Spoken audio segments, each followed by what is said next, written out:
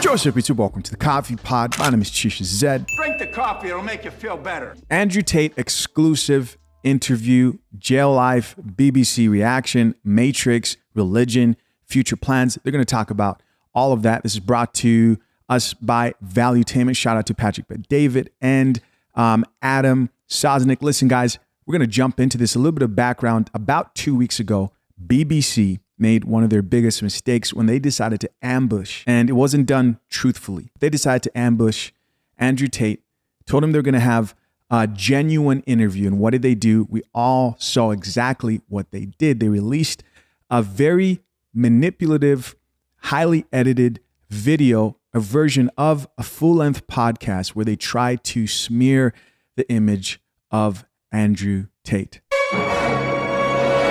So what happened? Well, what they didn't know is that Andrew Tate, and it's been confirmed without telling them, was secretly recording the whole podcast so that he could show just how dishonest a lot of these mainstream platforms are and just how much they want to push an agenda and are so far away, especially over there at BBC, from drinking coffee because, you know, they like tea over there. No, I'll have a tea, actually. Listen, man, we're about to get into this. No more wasting time. Let's go. Before you watch this exclusive interview with Andrew Tate, there are a few things you need to know. Andrew is taking a massive risk agreeing to do this 5-hour and 20-minute interview because he is still under house arrest and under investigation, which means anything he says can and will be held against him. Now, what did we talk about in this interview? We talked about his experience in jail with Tristan, untold stories, religion, how this impacted his life, how emotional was it? Was he scared? You're going to see a side of him you've never seen before. We definitely talked about BBC. BBC is not going to like this interview for many reasons. You'll see why. It's a total of 15 hours that we spent with Andrew and Tristan at his compound, so a lot was covered. Having said that, there's about 45 minutes of this interview that will be censored due to the topic of discussion being around his investigation in Romania. So if you want to see that 45-minute portion, you will need to text the word Tate to 310-340-1132 or click on a link below to subscribe to an email for that to be sent to you after his investigation or indictment is public. Having said that, brace for impact. You're about to be valuetained by the one and only Andrew Tate. Let's go. I'm winning too well. I'm scared by the incompetence of these clowns.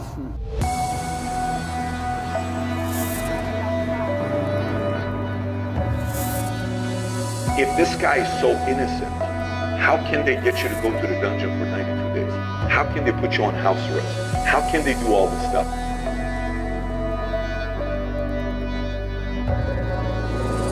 They could do this to you. They could do this to anyone. They could do it to you or me or any man watching this. Any man watching this. I wake up instinctually at 5 a.m. because that's when they raid your house. I wake up at like 4:59. I just shoot up. Empires have fallen so many times because they thought they can get away with murder, and then eventually people said, "Listen, stop. You're not gonna do this to me anymore. We're not gonna take a stand." When I destroyed the BBC, my brother was celebrating. I knew. I said, Tristan, no. You don't beat the British Broadcasting Corporation and make fools of them like this without some new bullshit. This is where their argument has leaks in it.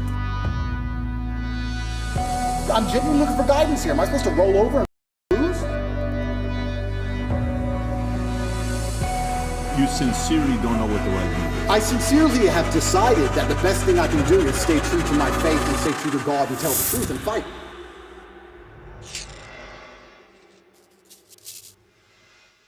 Man, shout out to that trailer, man. That trailer is so hard. Let's get it. Drink the coffee, it'll make you feel better. So a lot has changed since the last time we sat down with Andrew Tate. Last time we sat down with him, you were the most Googled man on earth. Today, effective last 2 days, you are now the most Googled woman on earth. Correct. According to your Twitter profile. Correct. And we wanted to make sure after the BBC interview, you made certain requests. Yeah. You said you want moving forward there to be a $50,000 fee when people sit down to do an interview.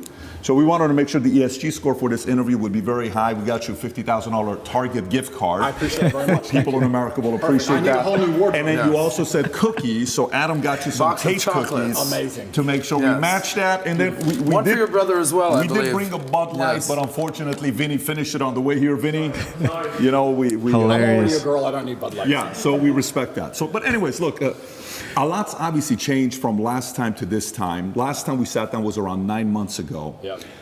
You had at the time been deplatformed from every social media platform. We came out here, we sat down, we spoke. The Matrix was attacking you. You were saying Matrix attacking me, Matrix attacking me. Yep. From then on, Musk buys Twitter in October. Yep. He then reinstates you. Correct. In one day, I believe you get 1 million followers on Twitter. You're upwards of 7 million today. Yep. Every other account's taken down. I think even Tristan was taken down off of Instagram. Yep. And then, you know, the arrest comes, the lover boy, all these articles, Yep. and Vice releases the hit piece on you guys. You know, they're saying what they're saying, and I'm sure we're going to get some comments on that. Yep. The initial 30-day lockup was extended twice, 92 days in the dungeon. Yep. We had a chance to speak with one of your lawyers, Tina Glandian, on February 24th. It was a great conversation we had with her. Then eventually you're released, you and your brother come out and you specifically make it clear that you did 7,417 push-ups. Correct. Very impressive. You received letters from thousands of fans. You read the Quran on a daily basis. Yep. At no point was any charges, anything official charge. It was all allegedly. Yep. And while you were away, a new star was born, Dylan Mulvaney, which I'm sure you're familiar with. From there on, a lot of comments were made. Comments of people that supported you, comments of people that didn't support you. Yep. Logan Paul said by 2023, he will not have a sliver of relevance, is what he said. KSI said Andrew Tate snitched on himself after getting racialed by Greta Thunberg. Yeah. Destiny said Andrew Tate has been arrested for in a country he specifically lives in to avoid charges because he was beefing with a autistic child on the internet. I think he's referencing the great Greta. Yep. Matt Bernstein advocated to get you kicked off of Instagram. Sure. And he's part of the Blue Pill community, a big famous makeup artist. Yep. Ethan Klein said, and that's why I call him Andrew, the human trafficker. He sent me a cease and desist threatening to sue me for defamation for saying he's a human trafficker. Yeah. What else am I supposed to call someone that buys and sells human beings after their will? Tate, the human trafficker. NBC in January 2023 said Andrew Tate said he broke a woman's jaw and that his business was a scam ahead of Romanian charges. Yeah. Rolling Stone said, meet Andrew Tate, ex-kickboxer, red pilling the angry young men of America. These are people that didn't support you. Now, these are the people that supported you. Tucker Carlson, he comes out and he says on Full Send podcast, first of all, he's really smart. Yeah. The spirit that animates Andrew Tate is very clear and very obvious, and it's not a malicious spirit at all. Andrew Tate's core message is respect for yourself, act like you're worth something, Yep. achieve something, do something, get the off the couch, put down the go do something with your life. That's the greatest message that anyone could give. It tells you everything about the people in charge who say that's threatening. What is that threatening? The same people who live on the island with Epstein and the same people that were friends with Harvey Weinstein were claiming to protect women by rebuking Tate. Yep. That's Tucker Carlson. Yep. Pierce Morgan, who originally, when he went on, it was very combative. Correct. It was a very good interview, entertaining, but it was also interesting to see him trying to push you. And then he flips and he says, this is getting ridiculous. Romanian authorities must either charge him Yep. and his brother if they have actual evidence of crimes or release them. Musk obviously supported by restoring your account like this. Jake Shields said people are freaking out about young boys looking up to Andrew Tate, but totally fine with young girls looking up to Cardi B and the Kardashians. And obviously, Aiden Ross, Red Pill community, Joe Rogan. I can go on and on and on about a lot of things that's being said. We watched the BBC interview, and we'll talk about BBC here in a minute because I have some questions on that as well. But the first thing I want to ask you is, Guys, I'm not going to pause it too many times just because I know how long this video actually is. But could you guys imagine just how angry BBC is right now? Just think how pissed off they are. That not only didn't they know that Tate was recording that interview that they were planning to chop up and paint him in a negative light, but also the fact that there's an independent media company like Valuetainment who's going there to assess their interview and get the truth. Oh, they're hot, right? They don't like that coffee. Let's keep listening. 9 months, where we were at then, September, to where we are today, a lot's changed. How do you feel with everything that's going on? And tell us a little bit about your current state today. Yeah, there's a very strange sense of terror that comes from knowing exactly what's going to happen to you. There's a strange sense of calm that comes from it also, but in the middle of the night when you can't sleep, sometimes you feel happy knowing what they're trying to do to you, and sometimes you feel terrified knowing what they're trying to do to you. I think I'm very happy. Every single podcast I did previous to this, I hammered the point home and I made it very clear that they had the intention of trying to put me in jail. I said, there's 3 lives. They try and cancel you and slander you and destroy your name. They don't just want you to disappear from the internet. They want you to disappear from the internet in a cloud of shame. They have to shame you, which is why they chose the crimes they did for me, and it's why they usually choose the crimes they choose, because it's heinous. They want to shame you, and they want you to disappear with your head facing the ground and never pop up again. Right. Obviously, they attempted to cancel me, and I became more famous than ever before. I even said to you on your podcast, and I said on other podcasts, I said, I think they made a mistake. I think when you have power and you overuse it, what happens is a rebellion. That's how a revolution starts. When you have power, you have to be very, very careful with how you use that power. The second you overuse it, there's a revolution, and we're in Romania, so they know all about that. That's exactly what happens. And I said at the time, I think I was a mistake. I think they made a big mistake canceling me the way they did. And then the second time, the second life, which I described as they try and put you in jail for no reason. Here we are in the current scenario. I knew it was going to happen. And the third one is they put a bullet in your head. So we're going to have to see how the second life plays out. And yeah, I mean, when this is all over and I win the court case and I get the not guilty, I won't be smiling. I'll be walking out the courtroom with my head on a swivel. That's the kind of life I'm living now. I'm going to be thinking, oh, okay, so their second attempt failed. Now what? Like, do I want to fly private anymore? Do I want to go that place anymore? You start to think about these things. Like, do I want to do these things? A lot of billionaires dying in plane crashes. It's strange. So it's scary, regardless of how it plays out. And I guess you just have to go with the punches and see where it lands. And God has a plan for me and for all of us, and we're just going to see how it ends up. Full disclosure, you don't have any thoughts. I want to make it very clear, and I make it clear on absolutely every single podcast I would never myself. I don't care what they say. I don't care what video they show you. Never under any circumstance would I it's haram. Never. I don't care if they put me back in the dungeon, solitary confinement by myself for the rest of my human years. I would never, ever, ever. So if that ever happens, God forbid, do not believe whatever garbage they tell you. The chance of me killing is precisely 0. And you had this complete level of certainty. Well, you guys heard it for yourself. You know, they can't use that excuse to get rid of Andrew Tate. He said it so many times, right? That this is exactly how it would play out. You've said this on umpteen podcasts that this is their agenda. They have to damage my influence. They have to damage my influence. They can't sit there and let me be influential because I'm saying things that they don't like me saying. And there are people sitting around going, he's saying things counter to our message and counter to our narrative. Get rid of him. And they have a pretty standardized playbook. And this is probably one of the first times in history where their playbook just isn't working. Cancel him. Well, he's still around. Oh, well, lie about him in the news. Just say he touches chicks. Well, no one believes it. Oh, all the comments are on his side. Everyone's calling us liars. Okay, then do it again. Then do it again. Make up a new girl. Then do it again. Find someone else. Yeah. And they keep attacking me with the same weapons, but the bullets are bouncing off. And that doesn't give me a sense of calm. That doesn't make me think, ha, ha, ha, I'm invincible. It makes me think, uh-oh. It makes me think, uh-oh, because human life is cheap at the top. It's very cheap. Does it make you want to sit on the sidelines and be quiet and just kind of live a life with your family, your kids? Does it make you want to do that? Maybe all these attention is actually not a good thing. It's interesting because sometimes I analyze myself and think, why don't I just do that? Why don't I just disappear? You know, I don't need money. I don't need fame. Why don't I just disappear? And then you have to, I was saying this to my brother, and he was like, well, Genghis Khan didn't need Vienna. Some people are just wired that way.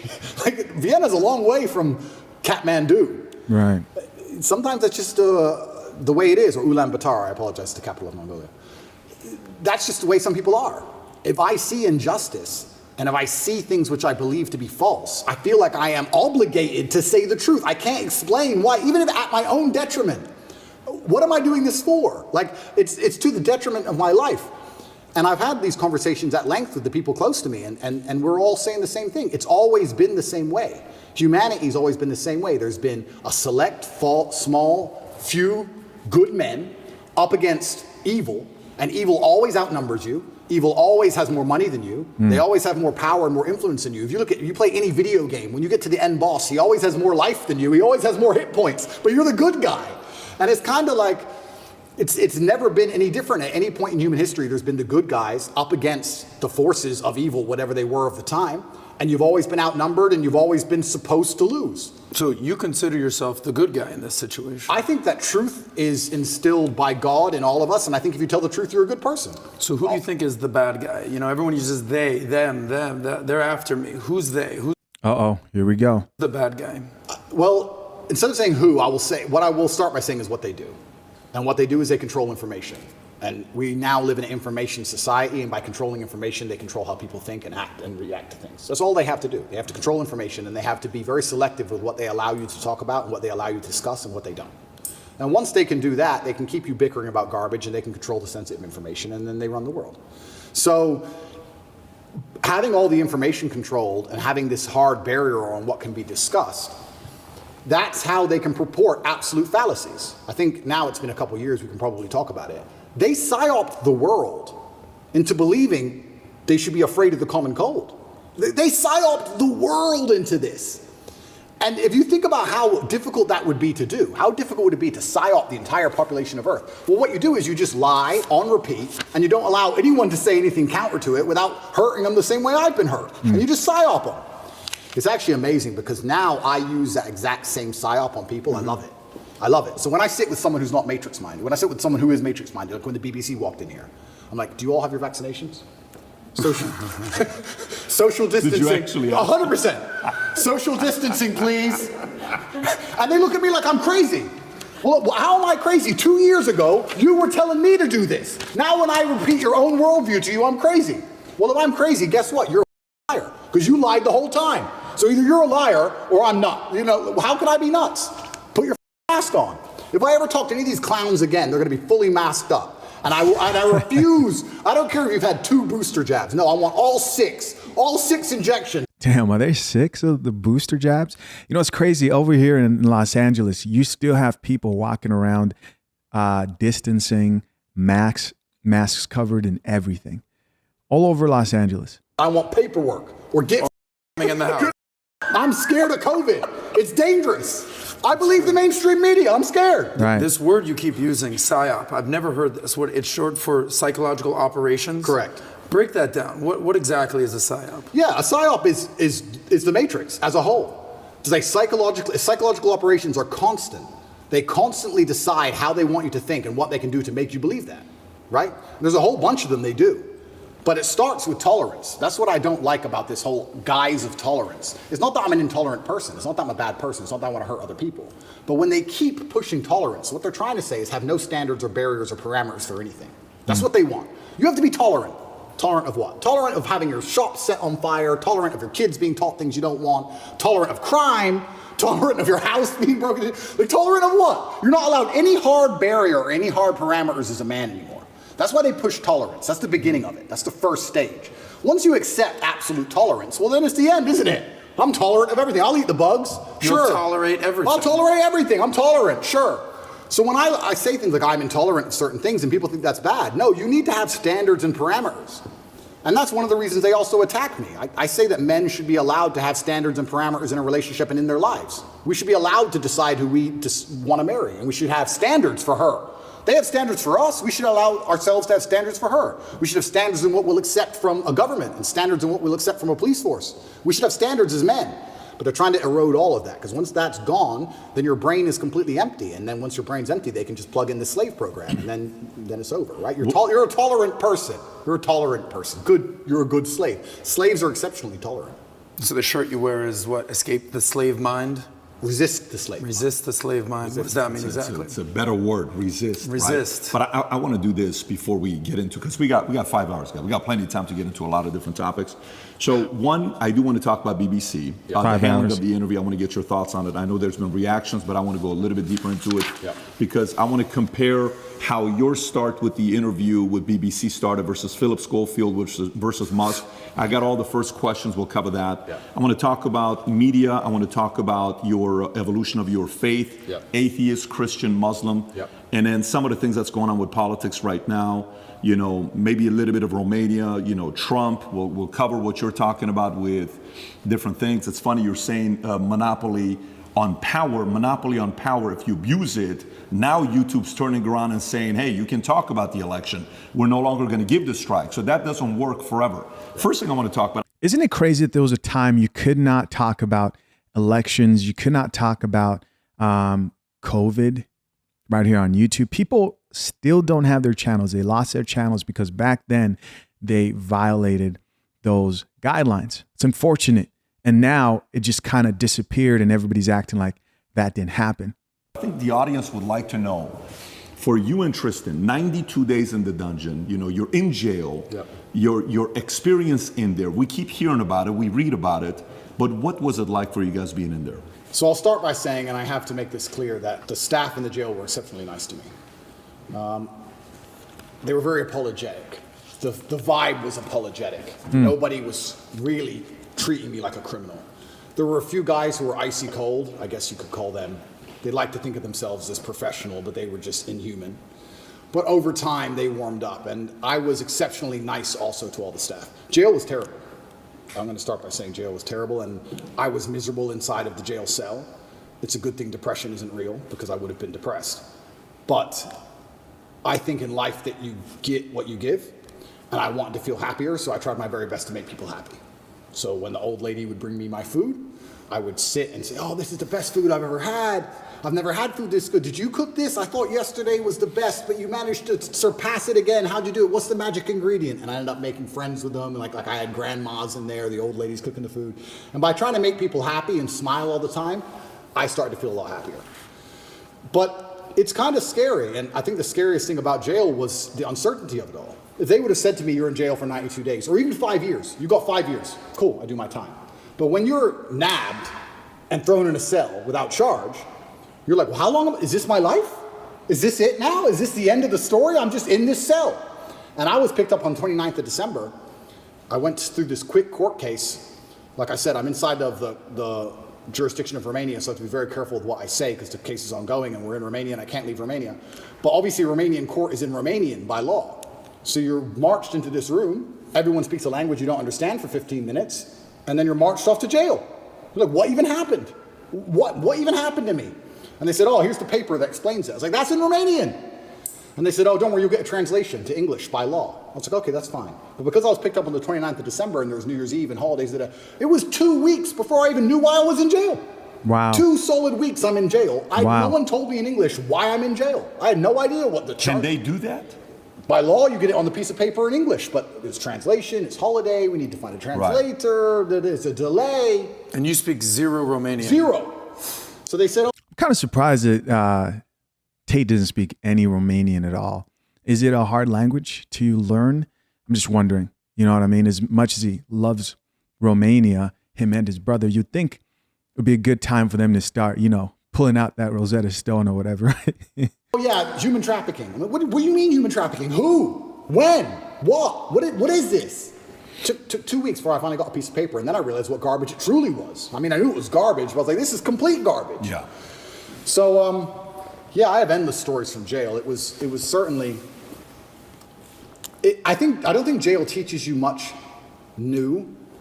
What it does is confirm everything you already know. It confirms everything you know about the reality of the outside world, that you need to be physically strong so that you're not attacked by others, and mentally strong so you're not attacked by yourself. You learn who's on your side and who isn't. You learn who's a coward and who's not. You learn who's an opportunist and who isn't. Your circle, you certainly learn a lot about the people around you when you go to a jail cell, that's for sure. Right. But I remember it was New Year's Eve. When I was first picked up on the 29th of December, I was very sure I'd be out in 24 hours. I was like, there's no way they're going to keep me. For what? Like, this doesn't make sense. So finally New Year's Eve rolls around, and I'm sitting in the jail cell by myself. And in Romanian jail, you don't leave the room. It's not like an American jail where there's a yard or anything. You're stuck in the room. It's 3x4, and that's your existence. You just stay in the room. Are you by yourself? 24 or are you with hours Tristan? a day. At the beginning, I was by myself. And you're stuck in this room, and I'm sitting there. It's New Year's Eve, and there's a very faint speaker maybe way down the hallway, the guards must have been having a little party for New Year's Eve. And there's this awful song. It's called the Ketchup Song. I don't know if you know what it is. I don't want to sing it, but it goes, hey, sing it. Hey, of course. That super annoying song. And I'm sitting there, and I know it's New Year's Eve because the fireworks start going off. And I'm looking out my tiny window, and I can just hear in the very long distance from the end of the hallway, hey, hey. And I'm sitting there looking out the window like, this can't be it. This can't be the end of my life. Even the cockroaches all over the walls didn't celebrate. There was maybe 15 cockroaches on the walls, right? Damn. And when it struck 12 and the fireworks went off, I kind of like, well, who's my friends in here? The cockroaches. I looked at them, even they didn't move. I was like, well, that's New Year's. It's funny because before that, a couple days before that, me and Tristan were discussing, do we want to do New Year's in Dubai? Do we want to go Courchevel? Shall we go Miami? We're all arguing, oh, that will be boring. That's too far. We had all these grandeur plans. Oh, finally we decided to go to Dubai. We were in Czech Republic at the time, and we decided to go to Dubai. And I said, let's stop in Romania so I can repack a suitcase. So That's it. That's the only reason. That's the only reason. So jet left Prague, landed in Romania. My jet was still on the runway. Are you telling me he stopped to pack a bag in Romania, and that's how he ended up getting locked up? On the way to Dubai for vacation. Yo, this is crazy, man. Imagine having millions of dollars, planning vacations, and then that being a reality. That's wild, man. Came here overnight to pack a suitcase, spent the night, spoke to Greta with the pizza box, and it's 5 a.m. they got me before I flew back to Dubai. Damn. So that was my The infamous Greta pizza box situation. Greta pizza box. How much you think there's anything linked to Greta? Is there anything, because the timing of it?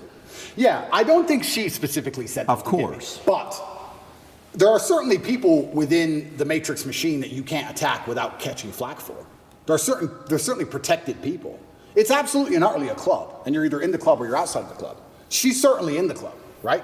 So if you say certain things about certain people, or you get a beef with X amount of people, or you discredit a certain person, they're going to try very hard to teach you a lesson for doing that.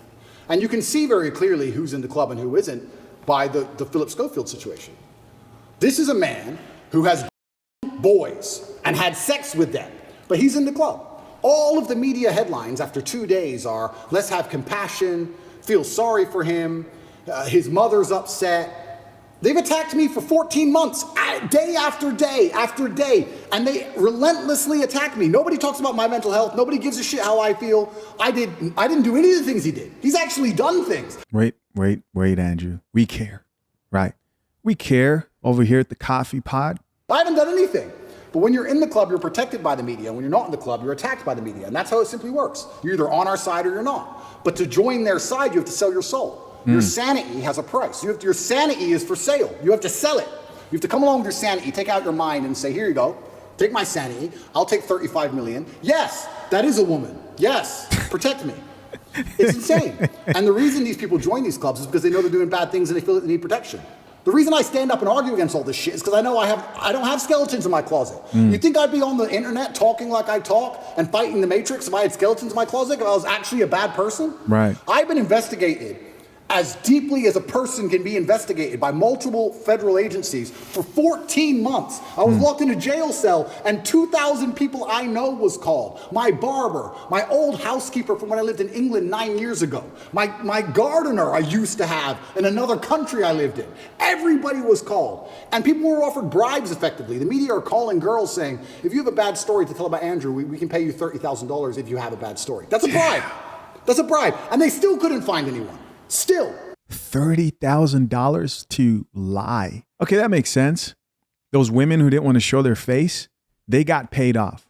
That's what I'm hearing right now. I mean, it's not confirmed, but that's what I'm getting, right? The chicks who don't want to show their face got paid something to get on there. And maybe these were even paid actors. Like, who knows at this point? But 30, could you guys imagine how many chicks, man, from your past would turn that down? Come on, man. 30 G's, bro. You think they're really turning that down? There's got to be one chick you're like, oh yeah, she's throwing me under the bus for sure. Let's keep listening. Wow. I've been investigated to a deeper level than 99.9% of people you'll cross on the street. And they're saying I'm guilty and I'm a bad person. You go get 20 men off the street and put them through what I've been through. You'll find more crimes than you've ever found with me. Absolute clown world. It's insane. And if I was part of the club, none of this would be happening. The media would be on my side. They wouldn't be hitting me this hard. They wouldn't be lying about me. All I had to do was sell my soul and sell my sanity, and I refused. And they're trying to punish me for it. That's what's happening. It's funny you say this. When we watched the BBC interview with Musk, right? And he goes up and the guy opens up the question with, why'd you agree to do this interview?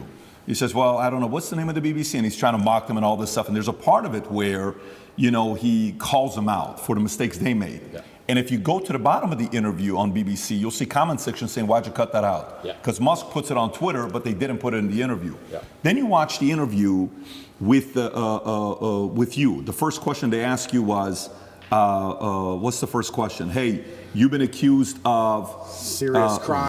Something like that, you know, right off the bat, they asked that question of you. And then you see the interview, Lucy Williamson, I believe, her first question was, you're facing some very serious allegations. Have you anybody? That's the open question that they ask you. And the video they put up, the first one, they take it down. The second video they put up, that's 12 minutes like the highlight one, they turn, the comment section is open. There's 80,000 plus comments there. Then you look at Philip Schofield, and you just brought up Philip Schofield. For people that don't know who Philip Schofield, do you mind explaining to people who he is? Yeah, he was a TV presenter in England. He was very famous. He ran the morning show, and he was children for a very long time, and all the staff knew about it, and the people who worked on the show with them were being by him, and everybody knew, and it was all a big ha-ha-ha joke. And now he's come out saying, oh, please don't pick on me, I feel sad, and the media is saying, I'll leave the guy alone. He is, when you go look up his Wikipedia, it says he rose to prominence as children's BBC continuity presenter from 85 to 87. Yep. Then went on to do programs on BBC and ITV for Going Live, This Morning, Dancing on Ice, All-Star Mr. and Mrs., The Cube, and a bunch of other things. And they interview him, okay? While he's going through the mess, you know, after 27 years of being married, this one guy that he since 10 years old, his name is McGreevy, I want to say, something McGreevy, that he's going through the process. Matthew McGreevy, they met at 10 years old at a theater group. At 15 years old, Philip follows him on Twitter. While the kid is 15, he follows him on Twitter. The guy celebrates it. Long story short, Ruth Langsford, they work together with. She files a complaint. Then right after filing the complaint, McGreevy gets fired. Then he has to take a break. Then he comes out after 27 years telling his wife, you know, and hey, I'm gay, I'm coming out of the closet. He's got 2 daughters. But there's a part of it where Matthew calls his wife and says, hey, your husband and I had an affair together when I was 19 the first time and 20 and all. Nobody knows if it was before or not. The interesting thing about him is his brother, Timothy Schofield, I don't know if you know about his brother. Oh, what, the one who's in jail for being... Was convicted of 11 offenses involving a child between October 2016 and 2019, including 2 sexual activity with a child. Here's how the interview started. First question, the guy asked him. He says, you've had quite a week. How are you? Opening question. Versus the question they ask you on the opening, right? And then he turns around and says, the media's interest in the affair was motivated partly because of homophobia, alleging that an affair with a much younger woman would have not generated such a scandal. So he gets protected. And he says, all those people who write those stuff, do they ever think that there's actually a person on the other end, right? This is proven. By the way, this is the part where even when somebody's watching you and saying, why are they taking him to court? Maybe he did something. Why are they taking Trump to court? Maybe he did something. Why are they taking this guy? He must have done something. There must have been something there, right? It's stuff like this BBC does. If BBC are watching this right now, I want to kind of remind you of your mission statement that you have on your website. We're going to put the link below to your mission statement. You can go find it. Here's what your mission statement is, BBC. This is why you've lost some credibility the last couple of years. Right. To act in public interest, serving all audiences through the provision of impartial, keyword impartial, high quality and distinctive output and services which inform, educate, and entertain. You say you inform, educate, you entertain, yet you conceal, misinform, and your content's quite frankly boring. You're cherry picking. Damn, not a shot. Yo, PBD talking his shit, man. He said, quite frankly, boring. Come on now. Drink the coffee, it'll make you feel better. Let's go. On people that you're talking to. So a message like that gets the average person to say, everything with you is allegedly, everything he did is proven. His brother is proven, yet let's leave him alone. Poor guy, let's target him. This is where their argument has leaks in it. And Oh, somebody like you can tear it up. Absolutely. Philip is part of the club, and I'm not. And this is the thing. I'm a mentally resilient person, right? 14 months they've attacked me. I'm not going to sit and complain about that because that's not how I operate as a man. 14 months they've complained about me. If you type Romania, human trafficking, you type in any of these things, my name comes up, my face, I'm a bad person. I've lost all my bank accounts. I've lost all my social media accounts. I've been vilified all across the matrix in every single possible way. They print my face every single day with something negative next to it daily. Nobody gives a shit about my mental health, right? Because I'm the enemy. And what's scary about this is Lucy Williamson herself, she was begging me for an interview. The BBC were begging me for an interview. I don't need any of these people. Right. The only reason I even sat down with the BBC is because they were begging me. I can go and just say my own words and get plenty of views, right? But the whole time I was in jail, they're begging me for an interview. Can we speak to him on the phone? Maybe you can give an interview from jail. Can we have an interview, please, please? And I was saying, why do I want to talk to the BBC? And the BBC were saying, no, we don't want to do a hit piece. We want to come across, we want to be impartial. This is what they're telling This is what they're telling me. We want to be impartial. We believe there's a side of the story that hasn't been told. We're really interested in some of the, let's say, what's the word? I don't want to get this wrong. Inconsistencies in the Romanian justice system. We're very interested in his side of the story. There's been enough hit pieces. We want to tell the other side. We want to hear Andrew Tate's story. And I said no, on repeat. Then they sent me a list of questions. I didn't even ask for a list of questions. That's not who I am. I don't have to script. I never ask for a list of questions. They sent me a list of questions. Here's what we're going to ask. It's about his mental health. It's about the Romanian justice system. It's about the fact he hasn't been charged. His liberty's been deprived. All this stuff. And I thought, well, that's kind of interesting. Maybe it's a bit interesting. And the Matrix is obviously printing lies about me. And these are some interesting questions from the Matrix for the first time ever. Okay. They walk in here all smiles and happy. All smiley faces trying to take me off guard. Snakes. I already had my list of questions, right? It's all going to be nice and easy. Right. I sit down, and they instantly attack me. They put the cameras on first, and they attack me, expecting me to stutter and make a fool of myself. It's kind of like they tried to sucker punch me. I'm in the club, and they're my friends shaking my hand, and they tried to hit me and knock me out. Try to snake them, yep. And this is the thing that's so amazing about it. Yes, I destroyed the BBC. But of course I did, because I'm smarter than all of them. But why should I have to rely on my wit and intellect to destroy BBC with their research team and their plan, their deliberate plan to try and annihilate not only my credibility, but my life. They are trying to put me back in jail, these people. They're not dishonest. They're genuinely evil, and they don't give a shit. And so why should I even sit there and entertain them? I believe I could slip every single sucker punch they throw at me for the rest of human time. I could sit with any of these clowns, and no matter who they sit with their research team, whatever garbage they come up with, I'll make a fool of all of them. But why am I even entertaining them anymore? What's the point? That was the last chance I gave mainstream media. They lied for months to get that interview with me. Completely dishonest, head to toe. And like you said, they sit with Philip. Are you okay? Are you okay? We heard your mom's upset, that poor old lady. Maybe everyone should stop talking about it because his mom's upset. Let's not talk about it anymore because his mother's old. Right. You're either part of the club or you're not. Guys, this confirms that these media companies are ruthless. That they are ruthless. From what Andrew's explaining right now, they literally lied to him through emails, through text discussions, and said, hey, this is going to be a genuine conversation, and immediately switched up. I'm talking, this is like snake shit to the utmost level. Think of the perception that they're building for the general public, right? Think of how people view the BBC after something like this. Crazy. Must be all that tea. You have to sell your sanity nowadays. If you sell your sanity, you're afforded protections. That's the reality of it, because if you're a sane thinking person, you don't buy their bullshit. Right. And that's what upsets them. They don't want anybody who thinks for themselves. They need you to they want you to believe exactly what's on the television screen. Believe in COVID. It's COVID now. It's COVID now. Oh, Putin's invaded Ukraine. Putin's cured COVID now. Now it's Ukraine. It's insane. Till the next thing comes. It's absolutely asinine. Did any of the questions that they sent you ahead of time? Zero. By the way, we didn't. There was no. No, that's not how we operate. Asked us ahead of time whatsoever. Did they ask you any of the questions they said they were going to ask you? Zero. They start with an attack and it became a battle instantly. Did they ask you at any point what jail was like? Zero. What your mental health was like? Zero. How, you completely missed the mark when everyone wants to know what was jail like. And they don't even ask you that question. But this is what's so interesting about it. These people are so detached from reality, because they are genuinely detached from reality. They think that finding a video I made 8 years ago, a 4-hour speech I made 8 years ago, and finding one line of it without context that can be misconstrued, they think that sitting down with me and saying that to me is an aha moment. Nobody cares. Right. Because you're taken out of context, one, And I said, you're taking things out of context. She goes, I'm not taking it out of context. I said, if you're presenting it without context, that's taking it out of context. That's what it is. You're lying by omission. I said that to her after the camera's off, and she looked at me because she didn't understand. When you omit details, when you refuse to put in all of the details, you can lie by including one detail which may happen to be true. You can tell the truth and miss all the details around the truth, and you are lying by omission. You're lying by omission. And you're sitting here saying, oh, you said this 8 years ago. Nobody cares, because they know me, and they know I didn't mean it in that way, and they know it's taken out of context, and they know that it's an old video on the internet, and it's not even an aha moment they think it is.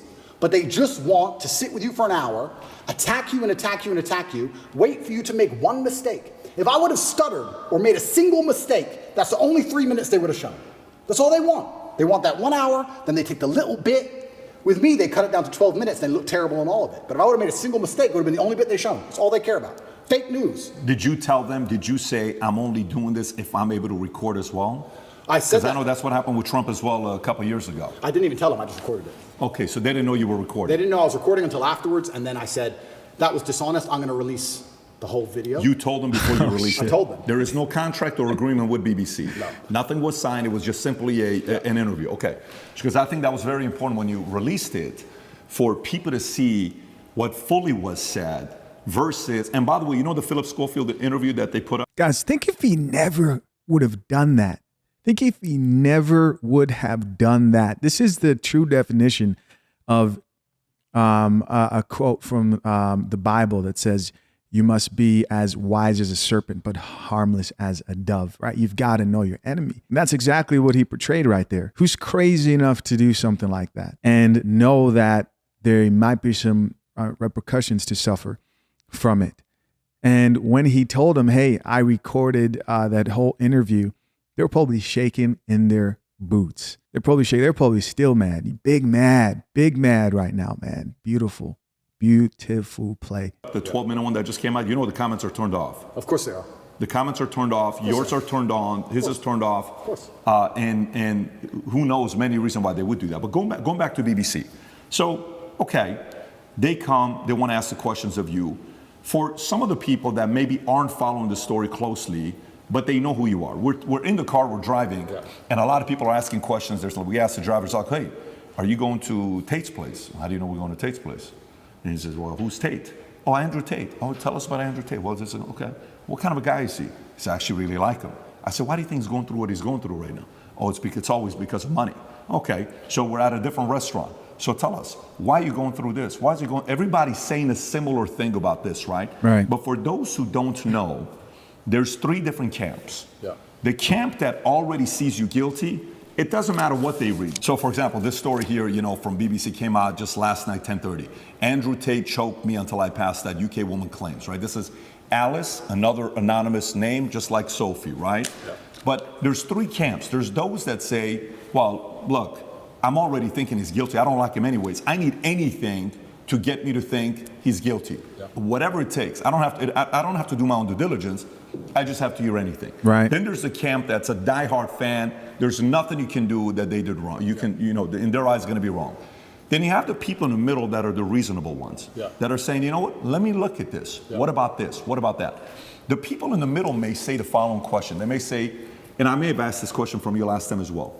They may say, Andrew, okay, if this guy is so innocent, how can they get you to go to the dungeon for 92 days? How can they put you on house arrest? How can they do all this stuff? Yeah. If you're somebody that was born in US, you lived in UK, how come somebody else isn't coming to bail you out? Mm-hmm. You got different lawyers. How is it that they can keep doing this to you if you're not guilty? What do you say to those people? Yeah, and once again, I have to be careful what I say because of the court case, but Romania has a law, or the law in Romania is basically, if you can prove to a judge that it might have happened, they're allowed to hold you up to 6 months during the investigation stage.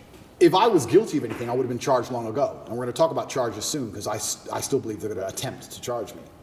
But we're now approaching the end of the 6 months they can keep me under a form of arrest for. 6 months is crazy. Typically in Romania, when I was first arrested, the guard said, within 2 weeks, you'll have your indictment. I was like, 2 weeks? He goes, yeah, everyone gets charged quickly. Nobody waits 6 months for a charge. If they arrest you, they charge you, like every other country, right? The fact they've waited 6 months and gone into my entire life and attempted to find something shows they don't have a case. Why I believe it happened is because they didn't have a case when they were trying to hit me with this garbage, and they thought, you know what? If we put him all over the news, if we slander his name completely, there was a hotline set up. If you're a girl who's been hurt by Andrew Tate, call this number in the UK. A hotline. Bro, so they were attempting to use the media to find what they wanted. Months go by, case file's empty, nothing's happening. My lawyer's saying, when are we gonna close this case file? Like, yeah, we're just waiting for some papers, we're gonna close it. Around the time I was canceled, things started appearing in the case file again. They started spying on me again. Very interesting that it happened around that time. I don't know if they understood that I wasn't protected by the political class of the USA. I don't know what happened. They started to build this case, and they spied on me for all of these months, spending millions of euros, spying on me everywhere I went, trying to find evidence of a crime. Eventually, they get to the end of their legal limit to spy on me, and they don't have any crime. They don't have anything. So in my current court case, we have two Americans who lied, the ones who we have the conversations between them saying they're going to get an Oscar for lying to the police. We have the CCTV of them coming and going. We have their Uber records showing they can travel the country freely. We have their phone calls with their mother where they're saying, yeah, he didn't hurt me, and my boyfriend caught me. We have all of it. We have all the evidence. We have those two, and then there's nobody else who could possibly even take the stand. I don't believe, as high level as this Matrix attack is, I still don't believe a Romanian judge is going to put me in jail with the dossiers. I've seen it. It's garbage. I don't think I'm going to end up in jail. But it's just taking years of my life, damaging my influence, having bad things to say about me, keeping me under control, keeping me locked in a house. That's all they want to do. They have no interest in the truth. There's no victims. There's no one to take the stand. Do you know who Sophie is or Alice is or no? Yeah, so the BBC, Ali? That's really interesting. So then the BBC says, well, we found victims, because the BBC have done enough investigative journalism to understand that the case is garbage and there's no victims. So they said, well, we found victims. They found one called Sophie first. That was a few months ago. I think I was still in jail when Sophie appeared. Is that her real name? No, that's her fake name. So they have a girl with a fake name called Sophie. They don't show her face. They ask me, what do you think about Sophie? How can I comment on Sophie when Sophie isn't real? Firstly, you've made her up. Secondly, I don't know who you're talking about. You're saying that 9 years ago, I was emotionally controlling? That is the most subjective garbage accusation. What does that mean? 9 years ago, I said you shouldn't party with those guys in the club. Is that what I said? Gosh, man. We are living in the time where you as a man, guys, think about this, man. You as a man can be approached about some chick somewhere back in the day, in the past, who felt some type of way because you told her she can't go out, because you told her she can't hang out with a certain group of girls or whatever, if you guys maintained and continued a relationship. And if she felt emotionally manipulated, then she can maybe come up and do some bullshit like this. The other thing to think about too is how many chicks has Andrew Tate been with, right? How many cheeks have been slayed? Probably a lot. So asking him about some chick from 10 years ago must be like, let's get back into it. I don't know what I said. I don't know who she is, if she exists at all. And they're saying 9 years ago you were emotionally controlling. Sophie said so. Who's Sophie? We're not telling you. What's emotionally controlling mean? We're not telling you. What comment do you want me to? If this person even exists, which they don't, then I destroy the BBC, make it very clear to them that Sophie doesn't exist on repeat because she doesn't. I'm sorry, man. That destroy the BBC just, my mind goes so. I'm like, well, hold on. Okay, pause. And 2 days later, Alice appears. What's interesting about this is that DCAUT, the federal agency inside of Romania, along with help from international partners, have tried so hard, spending millions of euros with federal level tools to find a victim so they can put me in jail. And they can't find anyone. But the BBC just pulls them out whenever they want. The BBC does. Right. Where do these people come from? And I say this every single time. If anybody believes they've been wronged, male or female, by me, go to the police. Go to the police. I encourage you to go to the police. All these people say, we don't want to go to the police. We just want to stay on the news. What, is that because you're not real? Is that why? That's pretty convenient. I mean, I thought I was a bad person. Why don't you go to the cops? Oh, because you have no evidence and it doesn't exist? That's why. Are all these accusers in the UK, not even in Romania? Not even in Romania. So Sophie and Alice are supposedly both from the UK. And Alice's story To correct, it's not Alice. I said Alice, it's Evie. Evie or Evie or something like that. Evie. It's all made up names. It's all made up names. Yes. So Evie, we could call whatever name we want. But yeah, Evie is saying 13 years ago I choked her or something. Yeah. By the way, when is the 6-month time limit? End of this month. Okay. And can we reference the tweet you just posted a couple days ago? I want to stay on the. She was commenting on Evie. You were going to say something about Evie, what she said 10. So she's claiming 10 years ago or 13 years ago You guys had the consensual sex the first time. She comes back for the second time around. According to the story, she says she was being, your hand was on her throat, strangled me. She was passed out for a minute. And then she came back and she said, I did not approve of the second time having sex after she was passed out. So these stories they're making, and then she says, the guy asked a question saying, how come you didn't do any police report back then?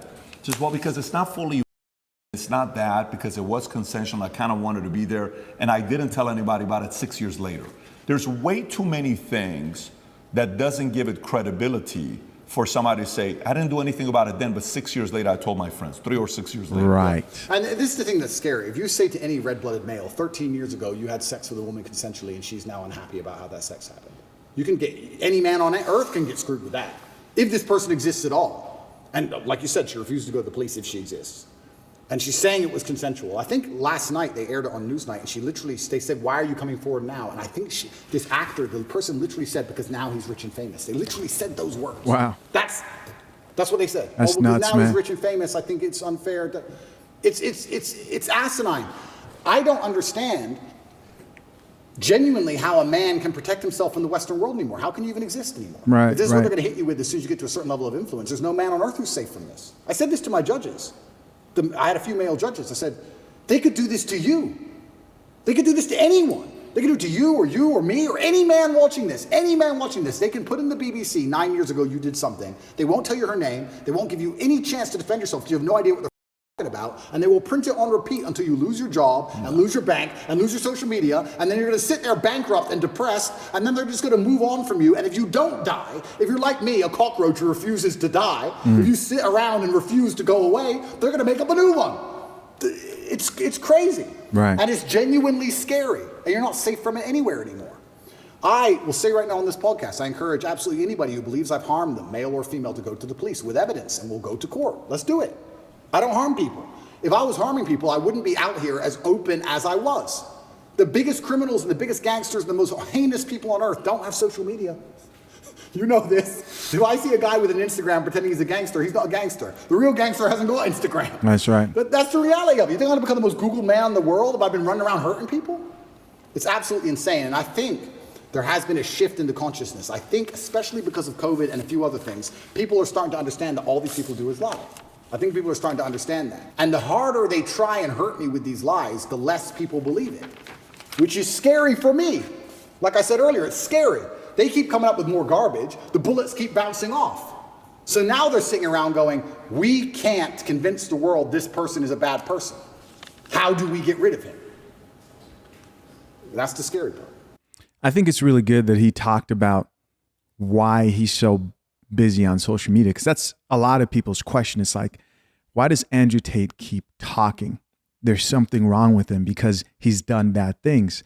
And these people are approaching the situation like he's guilty.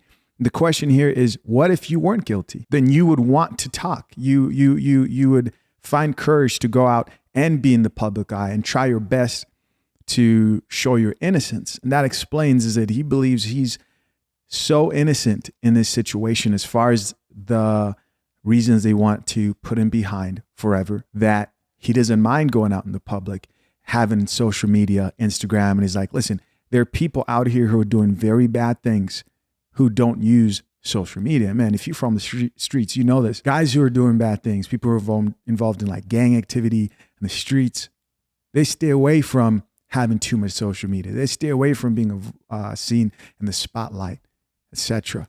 You were going to say something. Yeah, Follow-ups on that if you want to go 6 there. months, it's 6 months coming up right now. It's coming up Yeah. June 29th, I believe. Correct. Okay, you put out a tweet recently. You said the 6-month time limit is running out, right? There's zero evidence against me unless they invent something against me, right? Yeah.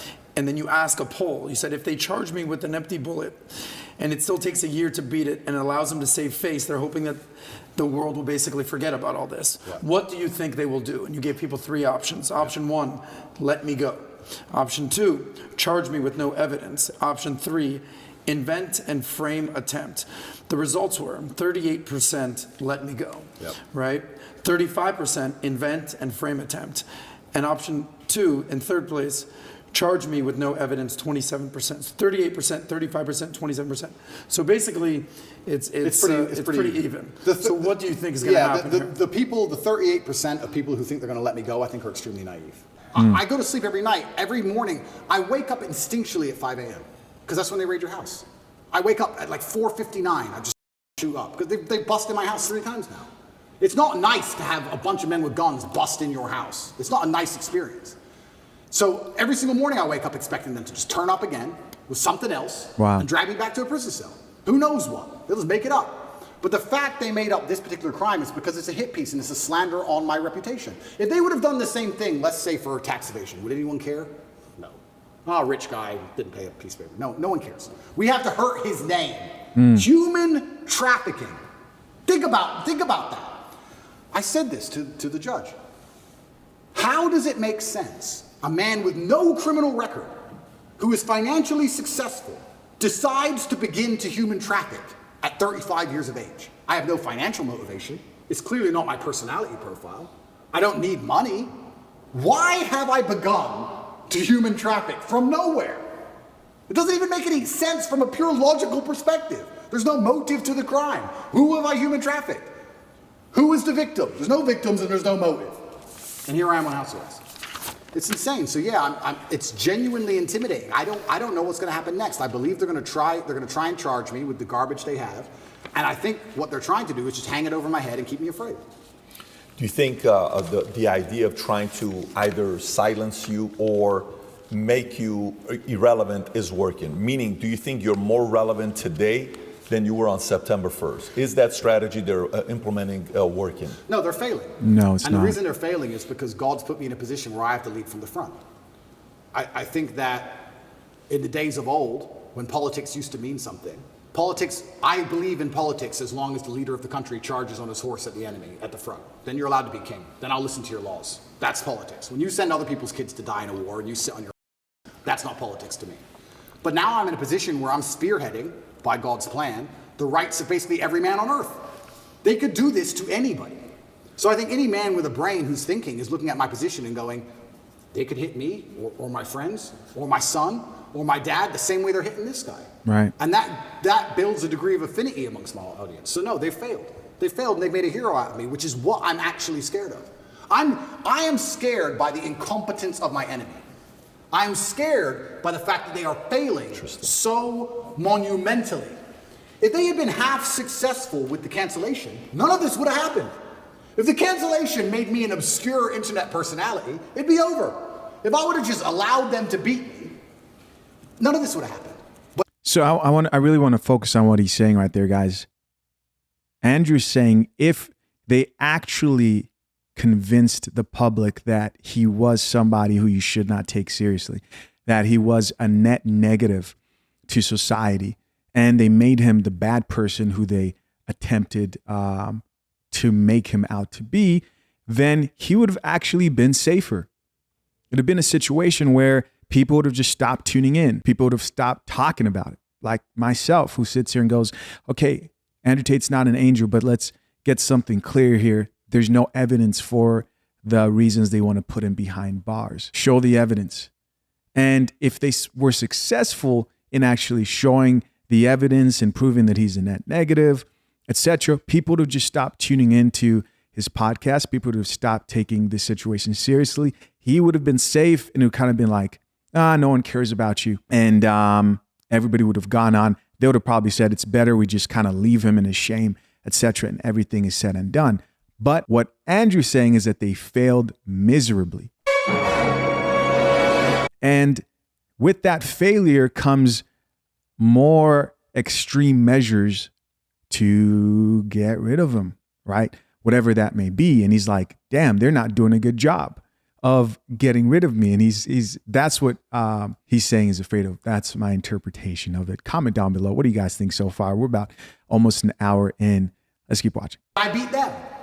And that's the problem. Now I'm sitting here going, okay, well, after I beat the BBC, after I destroyed the BBC, Tristan gave me a high five. He's like, oh, you wrecked them. They're going to look so stupid. I said, bro, we've sunk the HMS Hood. HMS Hood in World War II, HMS Hood was the British battleship. It was the flagship of the Royal Navy. And the Royal Navy was obviously renowned. It has been for hundreds of years. It was the best battleship. And it was up against German battlecruiser, the Bismarck. And the Hood should have outgunned the Bismarck. And it was the best German ship against the best British ship. By absolute fluke, the Bismarck, on its first volley or second volley, landed a shell perfectly through the top of the Hood and blew up the ammo magazine. And like in the first shot, within minutes, destroyed the entire HMS Hood. Killed like, I think it was like 3,000 people, 2 survivors. You can find the video on YouTube, the Hood blow into pieces. When Churchill found out the Hood was sunk, he said, sink the Bismarck, don't care what it costs. He sent every ship, every plane, every sub diverted from every other mission. Doesn't care if we lose every plane we have, don't care if we lose the RAF. We cannot lose the Hood without him losing the Bismarck. Sink the Bismarck. When the Bismarck sunk the Hood, all of the crew were celebrating, except the captain. The captain updated his will. He updated his will and telegraphed home to his wife and said goodbye, because he knew. When I destroyed the BBC, my brother was celebrating, I knew. I said, Tristan, no. You don't beat the British Broadcasting Corporation and make fools of them like this without some new bullshit. We sunk the Hood. And he's like, oh, we'll see. Oh, who's this? Evie? Evie. I'm winning too well. I'm scared by the incompetence of these clowns. Right. But I don't know what else I'm supposed to do. Am I supposed to lose? I'm genuinely looking for guidance here. Am I supposed to roll over and lose? Right. When they're lying about me and slandering my name and trying to put me back back with the cockroaches? All I could do is protest my innocence, but they're such idiots. I make them look so stupid, and then there's egos involved. You think Lucy Williamson hasn't been called into a meeting room with some BBC producer saying, you made a fool of us? Yes, she has. There's egos involved. Big businessmen with business interests have ego investment in hurting me now. And I keep winning. So I don't know, I'm in a very precarious scenario. Do I continue to win? Do I let them win a bit? Do I just roll over and shut up? What am I supposed to do? I don't know what the right move is. It's difficult. You sincerely don't know what the right move is. I sincerely have decided that the best thing I can do is stay true to my faith and stay true to God and tell the truth and fight. Wow. The right move for me, I believe, is to fight. Guys, that's such a, I think if you really think about that, that's such a odd place to be at. What do you do in this situation where they're trying to tarnish your name? Because if you don't speak up and fight for your innocence, then the media gets to discredit who you are as a person. And maybe family members believe it. And he's thinking of his children, right? Maybe they start to think that's who you really are. This stuff gets deep when you put yourself into Andrew Tate's shoes. And it almost sounds like, and I may be wrong here, guys, open conversation, comment down below. It almost sounds like he sort of wishes that the smear campaign was successful so that he could deny it and his core people would believe him and say, hey, at least we know he's not just quiet out of guilt. And people who truly, truly want to know about the situation could be like, you know what? I still don't believe the mainstream media, even though they've convinced most people. But the opposite has happened, is not only are they not believing mainstream media, he's actually winning these discussions and debates and popularity, which is making him an even bigger threat, right? He can't just disappear. Disappearing and being quiet would put him in the position of, oh, you're not talking or defending yourself because you are guilty, right? Let's keep listening. And fight to the end, because I think that is always the wrong option. I believe if you're put in a bad position, the best thing you should possibly do is fight to the best of your ability, which is what I'm going to do. However, if I was looking at it purely logically without any kind of ideological motivations, perhaps if I would have shut up when they wanted me to, I wouldn't be in this scenario. But that's just not who I am. Right. You know, Alexander the Great didn't have to keep conquering. Genghis Khan didn't need to take Vienna. He could have just chilled. He kept going. So I feel like when I'm in a position where I don't know what I'm supposed to do, the best thing I can do is just look to God and tell the truth. And that's what I'm doing. I want to ask you one more question regarding human trafficking, because this is a heinous charge, or Absolutely. allegedly. Absolutely. I mean, this is not lightweight stuff. You famously ran a webcam business. Correct. Perfectly legal. Yep. Nothing wrong with that. I mean, Yep. I can't tell you how many women are doing OnlyFans these days. Yep. Webcam business. Yep. How much of a reason was that a correlation for the human trafficking, the trafficking, the webcam business, how much did they correlate Yeah, they're that not- to? Well, he must be human trafficking. He's running a webcam business. There's no correlation. Zero correlation. So they haven't even charged any of the webcam business for any of this. Zero. And what's crazy is... It's crazy. His people assume that, right? It's crazy because one, it's not illegal. And two, you can go drive down the high street of Romania. There's webcam studios it's one of the most popular businesses in the country. That's what I It's hear. not illegal. And that was a past life. You're talking about something that happened 10 years ago. It was that long ago. It was about 10 years ago, yeah. It was at the very beginning of it. The very beginning of the whole idea of that industry. Connect is an application which allows you to take a minute to connect with influencers from all around the world. My name is Andrew Tate, and I'm available to speak directly to you on Connect. I think it's just perception. I understand I have this perception. And I think a lot of people who are also dislike me, a lot of the reason they dislike me so much is my perception. I've had people who say, I hate what you say. I say, what do I say? And after talking to them a while, they say, it's not what you say, it's how you say it. Of course. It's the perception of aggression. It's the perception of masculinity that they're afraid of. It's not even the words. They might like the words. It's my delivery. So I understand perception can be reality to a degree. I accepted that maybe the first month I was in jail. I understand when you have a message which is complicated, and masculinity as a whole is a very complicated tapestry. It's true. That the best way to instill it and teach it is to break it down to its core beliefs. So I've evolved way beyond Lamborghinis and chicks, right? But masculinity as a whole is a very complicated tapestry. You need to have the emotionality. You need to have the times you feel like crying and you don't. You need to have the times you can be aggressive. You need to have the times that you can be violent to protect your family. It's very complicated. And you can't teach that, especially to the young generation, in spite of the constant propaganda they have coming in their ears, very easily. So I break it down to a very core message. And the core message is that I have financial freedom, so it's hard to tell me what to do. And I have sexual access because I'm respected by women. And I have a good network because I'm respected by men. I break it down to those core things. And those core things are what I build that's how you build the tapestry of masculinity. Because if you don't have those three core things, you can never build the rest of it. Right. That's the beginning of it. If you don't have those three things, it's hard to build the rest. So anybody who doesn't look into my message properly, I mean, I'm sure these people who are after me have never listened to me speak at length, ever. Ever. They just look at a picture. He's on a boat. There's 3 girls on the boat. There's no way those girls are happy with that because my wife hates me. And there's 3 of them. So he has to go to jail. And that's what's happening. It's that baseline. I truly believe it's that baseline. Somebody has to go to jail. How else can I teach my message, as complicated as it is, without first breaking down and proving you have success in the most core levels of it, right? Before you learn to box, you jab and you cross. Before you do all the complicated stuff, you do the basic stuff. Right. So a lot of it is people looking at my message, not understanding how detailed it is, not understanding how positive it is, looking at the baseline instincts which I teach and which I use to advertise my success as a whole to people to show and say, look, I clearly know what I'm talking about to a degree because I have things that you want. And you're a man, so you can't tell me you don't want them. Every man wants this. Right. Every man wants one of these.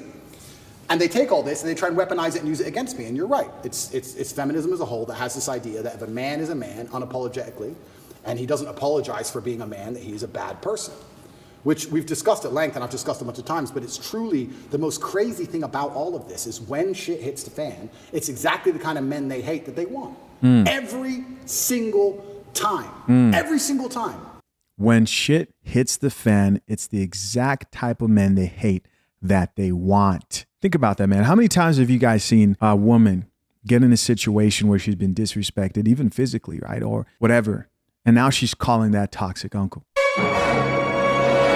Right? Now she's calling that toxic brother. Now she's looking for somebody. Now she's like, oh, how about this, right? In the black community, for example, we see a woman who gets attacked. And then the next thing is, well, where are all the black men at protecting black women? Or even if they are black men, then they decide not to get involved because maybe they're a couple or something like that. People run to, they're just going to stand there and watch. Well, yeah, because a lot of men today, they don't even get to the point where they decide who they would be or what they would do in a situation where a woman, a family member is attacked.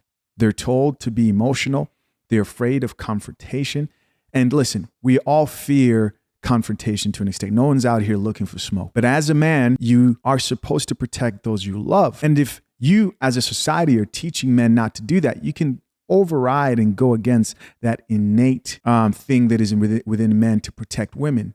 Yes, you can. You can do that. And we see that today where situations happen. And I'm not talking about the type of situation where a couple's fighting, because guys, those type of situations I've said in the past that, you want to be careful what you get involved in. But situations where a man should protect his family, a man should be strong, a man should maintain frame and emotional self-control. And we wonder, why hasn't he? Because the attributes that encourage men and create that type of a man who's going to control himself are shunned, right? People want to put a muzzle on the type of men who are encouraging men today to be exactly that. But when shit goes down, man, everybody's calling that toxic family member a male who will come and fix the problem, because sometimes there needs to be violence. And when a man says it, if I say it, you're like, oh, that's crazy. But if the cops do it, oh, it's okay. No.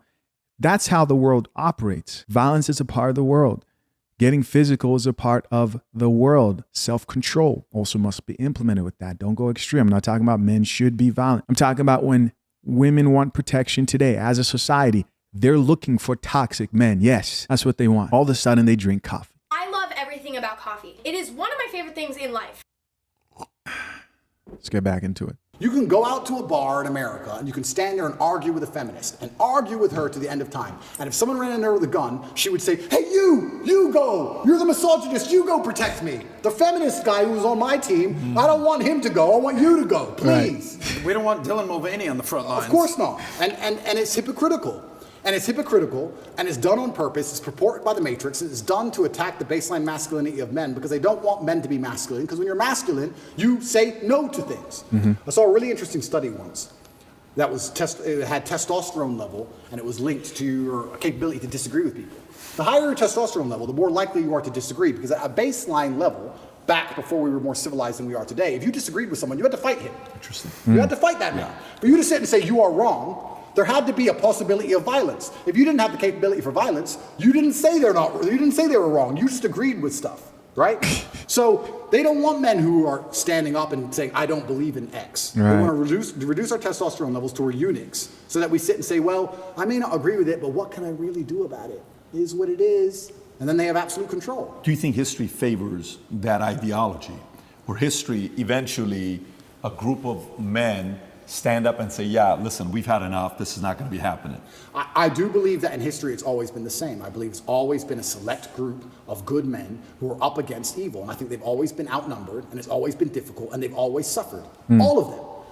When I was in jail, the amount of letters I got from people, and it was just names of, and I'm not comparing myself to these people. This is the letters I got of Nelson Mandela, Martin Luther King, Malcolm X, Muhammad Ali, everyone who was unjustly imprisoned. Everyone's gone to jail. Because when you stand up for something, they end up trying to put you in jail. When you're a good person trying to do good, the evil, the Matrix as a whole, is going to try and throw you in jail. That's what they do. That's the punishment for it. And history's always been the same. It's always been a small group of outgunned people who stand up, who are, to the detriment of themselves, too principled to allow injustice and evil to thrive. And they stand up and they're outgunned and they're outnumbered, but they're like, no, I have to tell the truth. If you play a video game and you're the good guy, when you get to the boss at the end, he has more life than you. He has more hit points and he moves faster, and he's a cheater. He cheats. The bad guy cheats, but you still win because you're good. And that's how the battle's always been. I would love for the world to be another way, but I don't think it's ever been that way. I think if you find any time in history, it's always been the same story. And now I'm in the position where, like I said earlier, what am I supposed to do? Do I have a life path in which I can genuinely help people? And do I have a life path in which I can genuinely do some damage to the evil to the world? Or am I just going to disappear like a coward and let them lie about me and do my time and shut up and delete my Twitter account and just go away? You know how sometimes, like, I've been in sales for quite a while. If a guy who doesn't have any responsibilities and he's single, he has a $30,000 a month, boom, he's going to Vegas, having a good time. Yeah. And then he doesn't work as hard until he runs out of his $30,000. 3 months later, I got to go make the $30,000 again. Oh my God, panic, I got to pay my bills. I'm behind on the phone. Yeah. Let me buy this watch and make 40 grand. I'm going out again. So it's very inconsistent, right? And then as you're in sales longer, you're like, okay, the profile of somebody that's going to be more consistent is not a single guy. It's a guy that's married, kids, homeowner, and all those three are signs of what? Married, commitment. Yep. Homeowner, commitment, responsibility. Kids, commitment, responsibility. Yep. Last time we didn't talk about your kids. Yep. At this point, I think it's public, video, your daughter running to me, give daddy a kiss, all this stuff. Everybody knows at this point. Yep. When you're in jail, sometimes I sit there and I got books on my desk. I'm like 50 books behind, and I like to read. I know you don't talk about reading a lot, but I like to. I'm 50 books behind. But I bet if you're in a place where you're in jail, you're forced to think.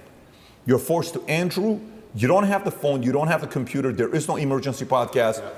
Go away and think. You're sitting there, you're like, okay, family, kids, you know, what it's really all about. Those decisions, when you think about your kids, does it influence you to say, oh, what are you doing this? You know, why are you going through all this stuff? Maybe you got to make some changes in your lifestyle. That's a good question. And if yes, in what areas? Or does it say, no, double down even more because I'm fighting for them?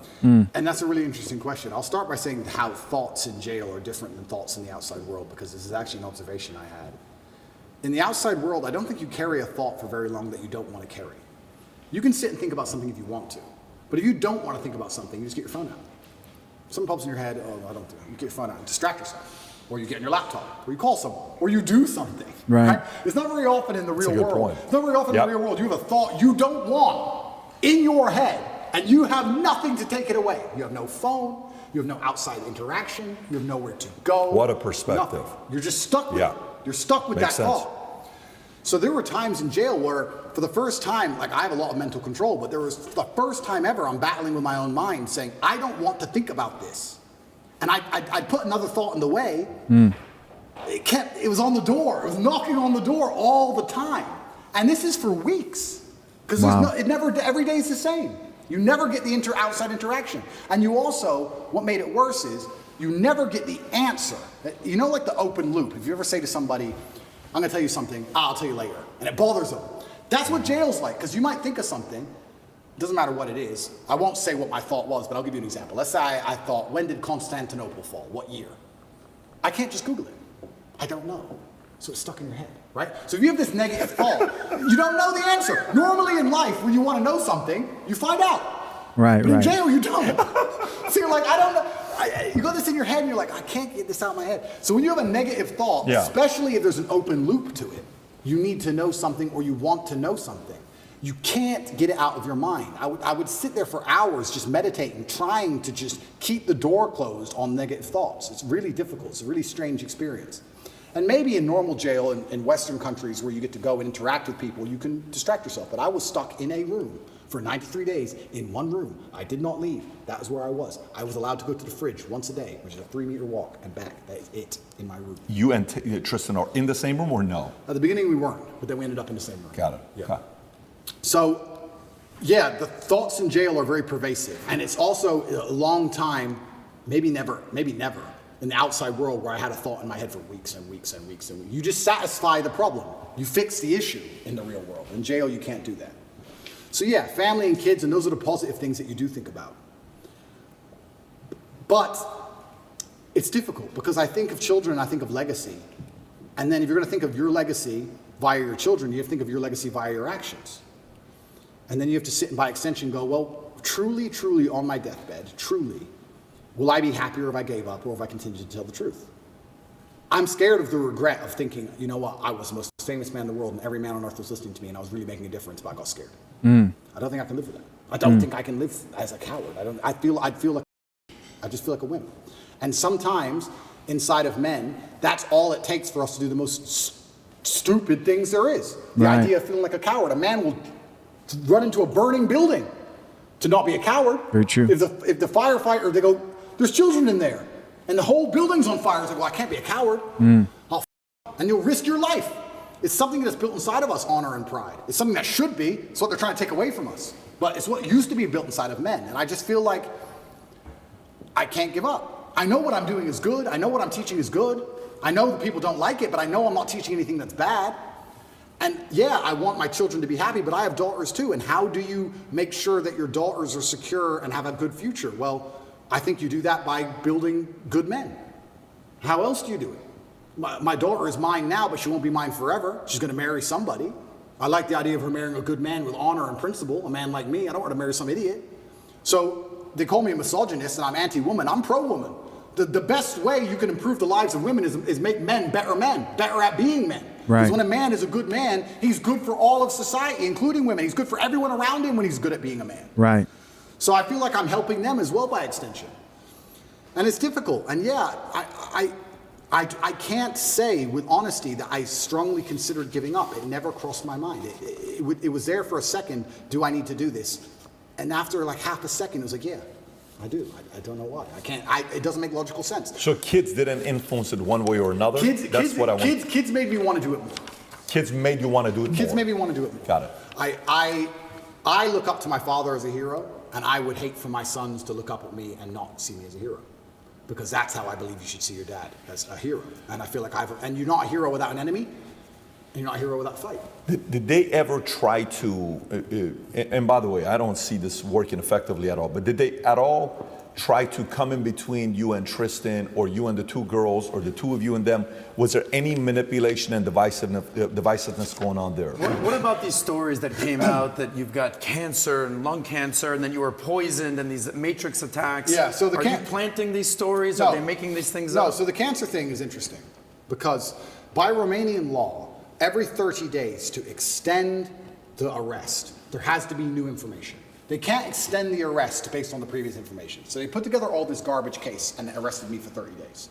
To keep me another 30 days, they have to find something during that 30-day arrest period to keep me for the second month. But of course, there's nothing to find. So when I was having medical scans in Dubai, a dark spot was identified on my lung. I was really curious about this part. I was really curious about the cancer thing, because I don't even know if I made a video about that, but in my mind, I was like, geesh, I thought it was real. I'm not going to lie, man. I mean, the countless videos of Andrew smoking the cigars and, you know, what we know about cigarettes, etc.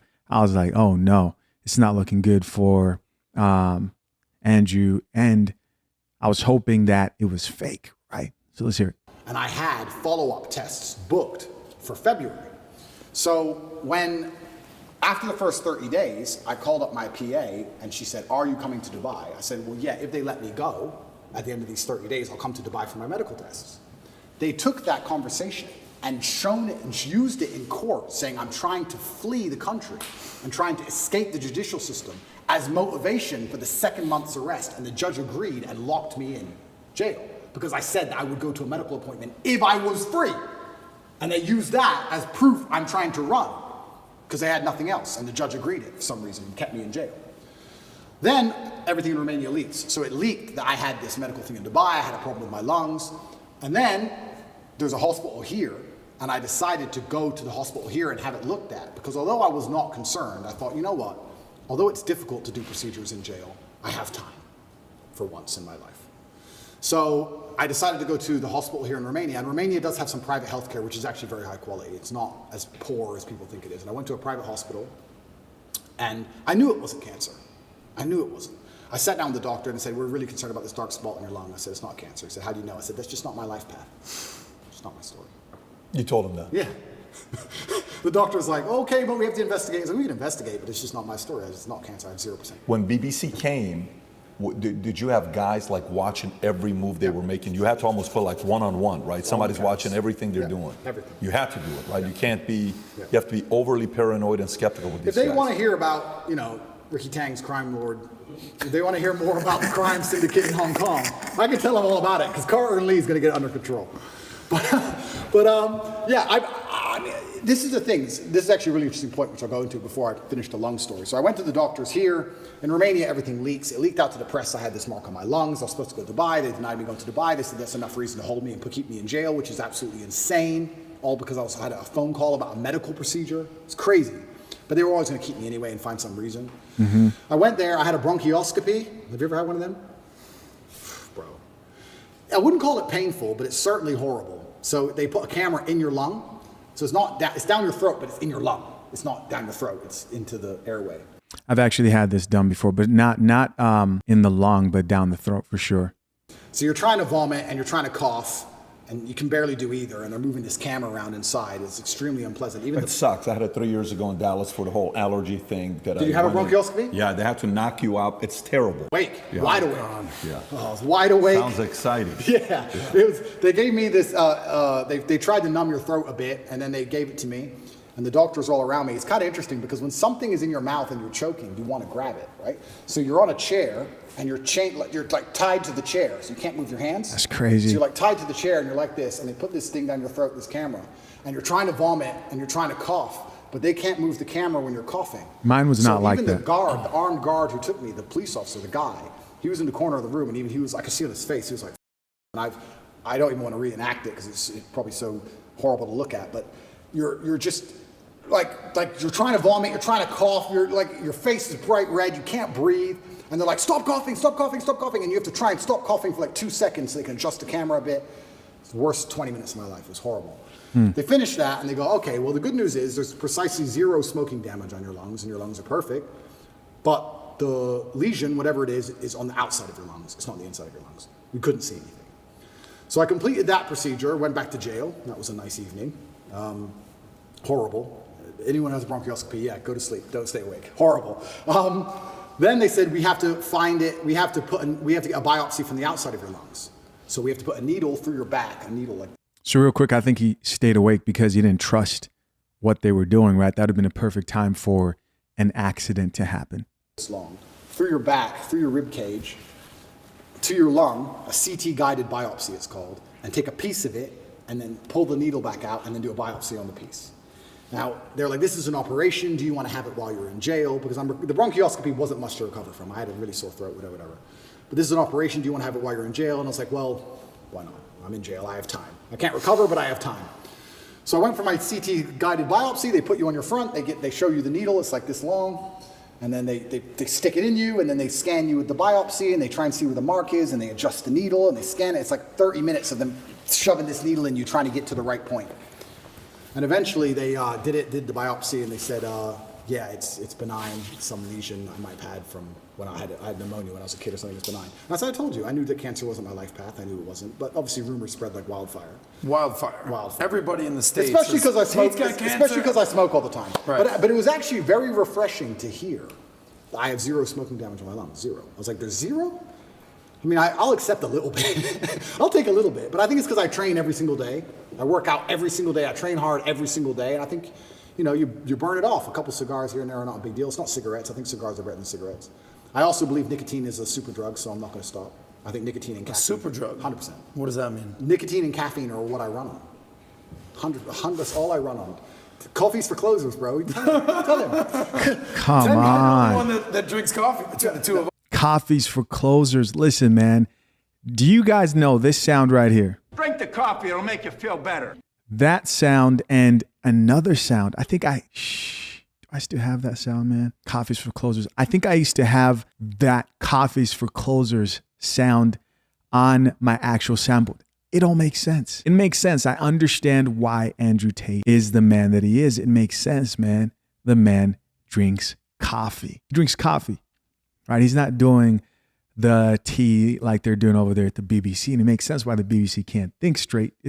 Everything makes sense. Oh, really? By the way, you know who talked about nicotine? Tucker Carlson talked about nicotine, right? Have you seen that when he talks about nicotine, where he starts his day off with nicotine?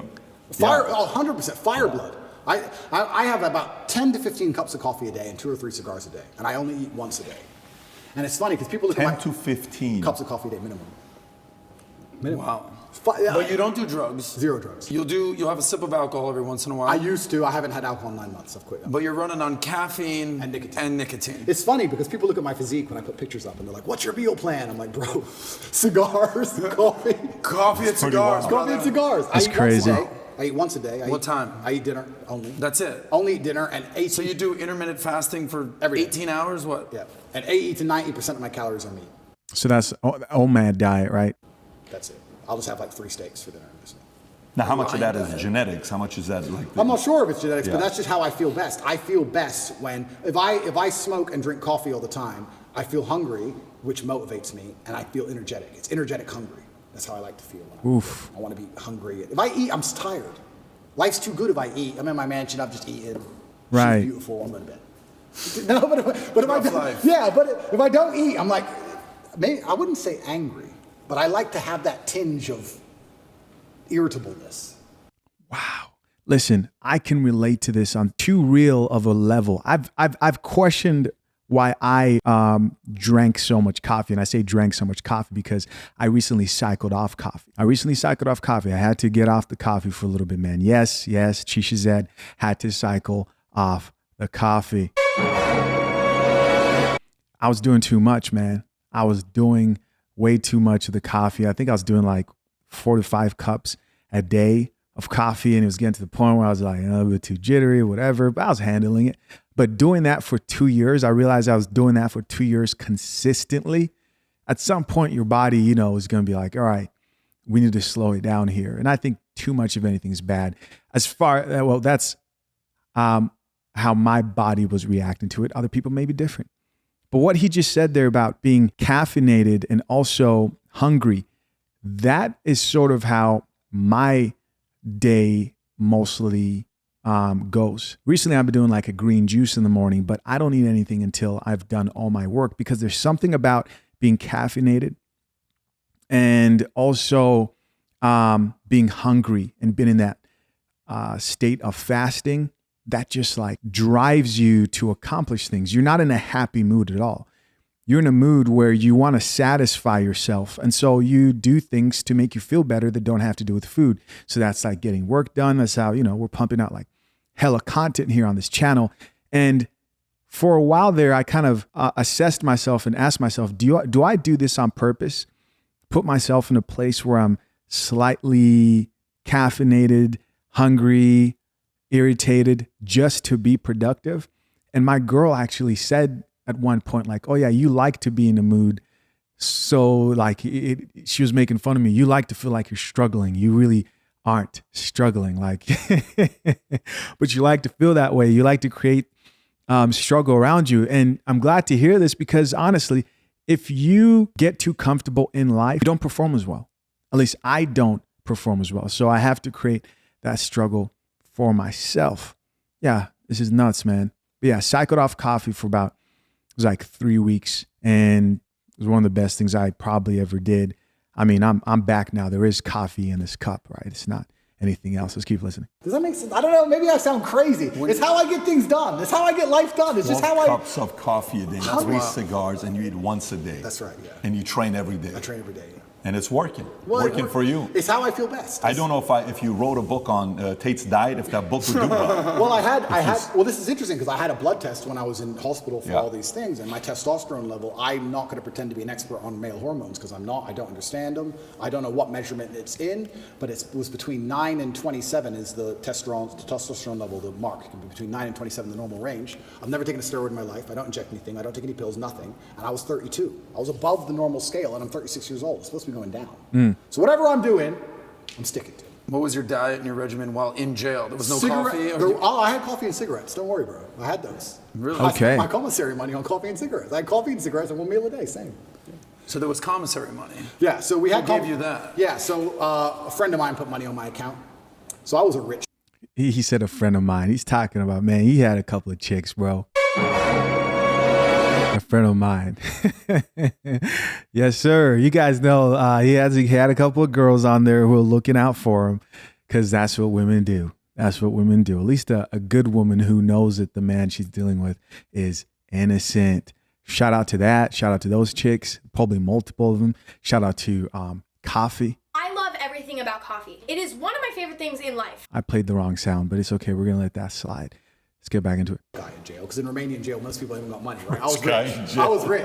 There's a limit to how much you can buy, but I was spending the maximum. So I had plenty of cigarettes, coffee. I actually quit coffee. Now we're talking about coffee, and then I want to go back to the point you made earlier, but I quit coffee for the first 30 days in jail. Really? Because I've never not been caffeinated. My experience of life is caffeinated. Come on now. Right? If I'm awake, it's caffeine. Okay. So I'm like, I don't need energy now. I'm in jail.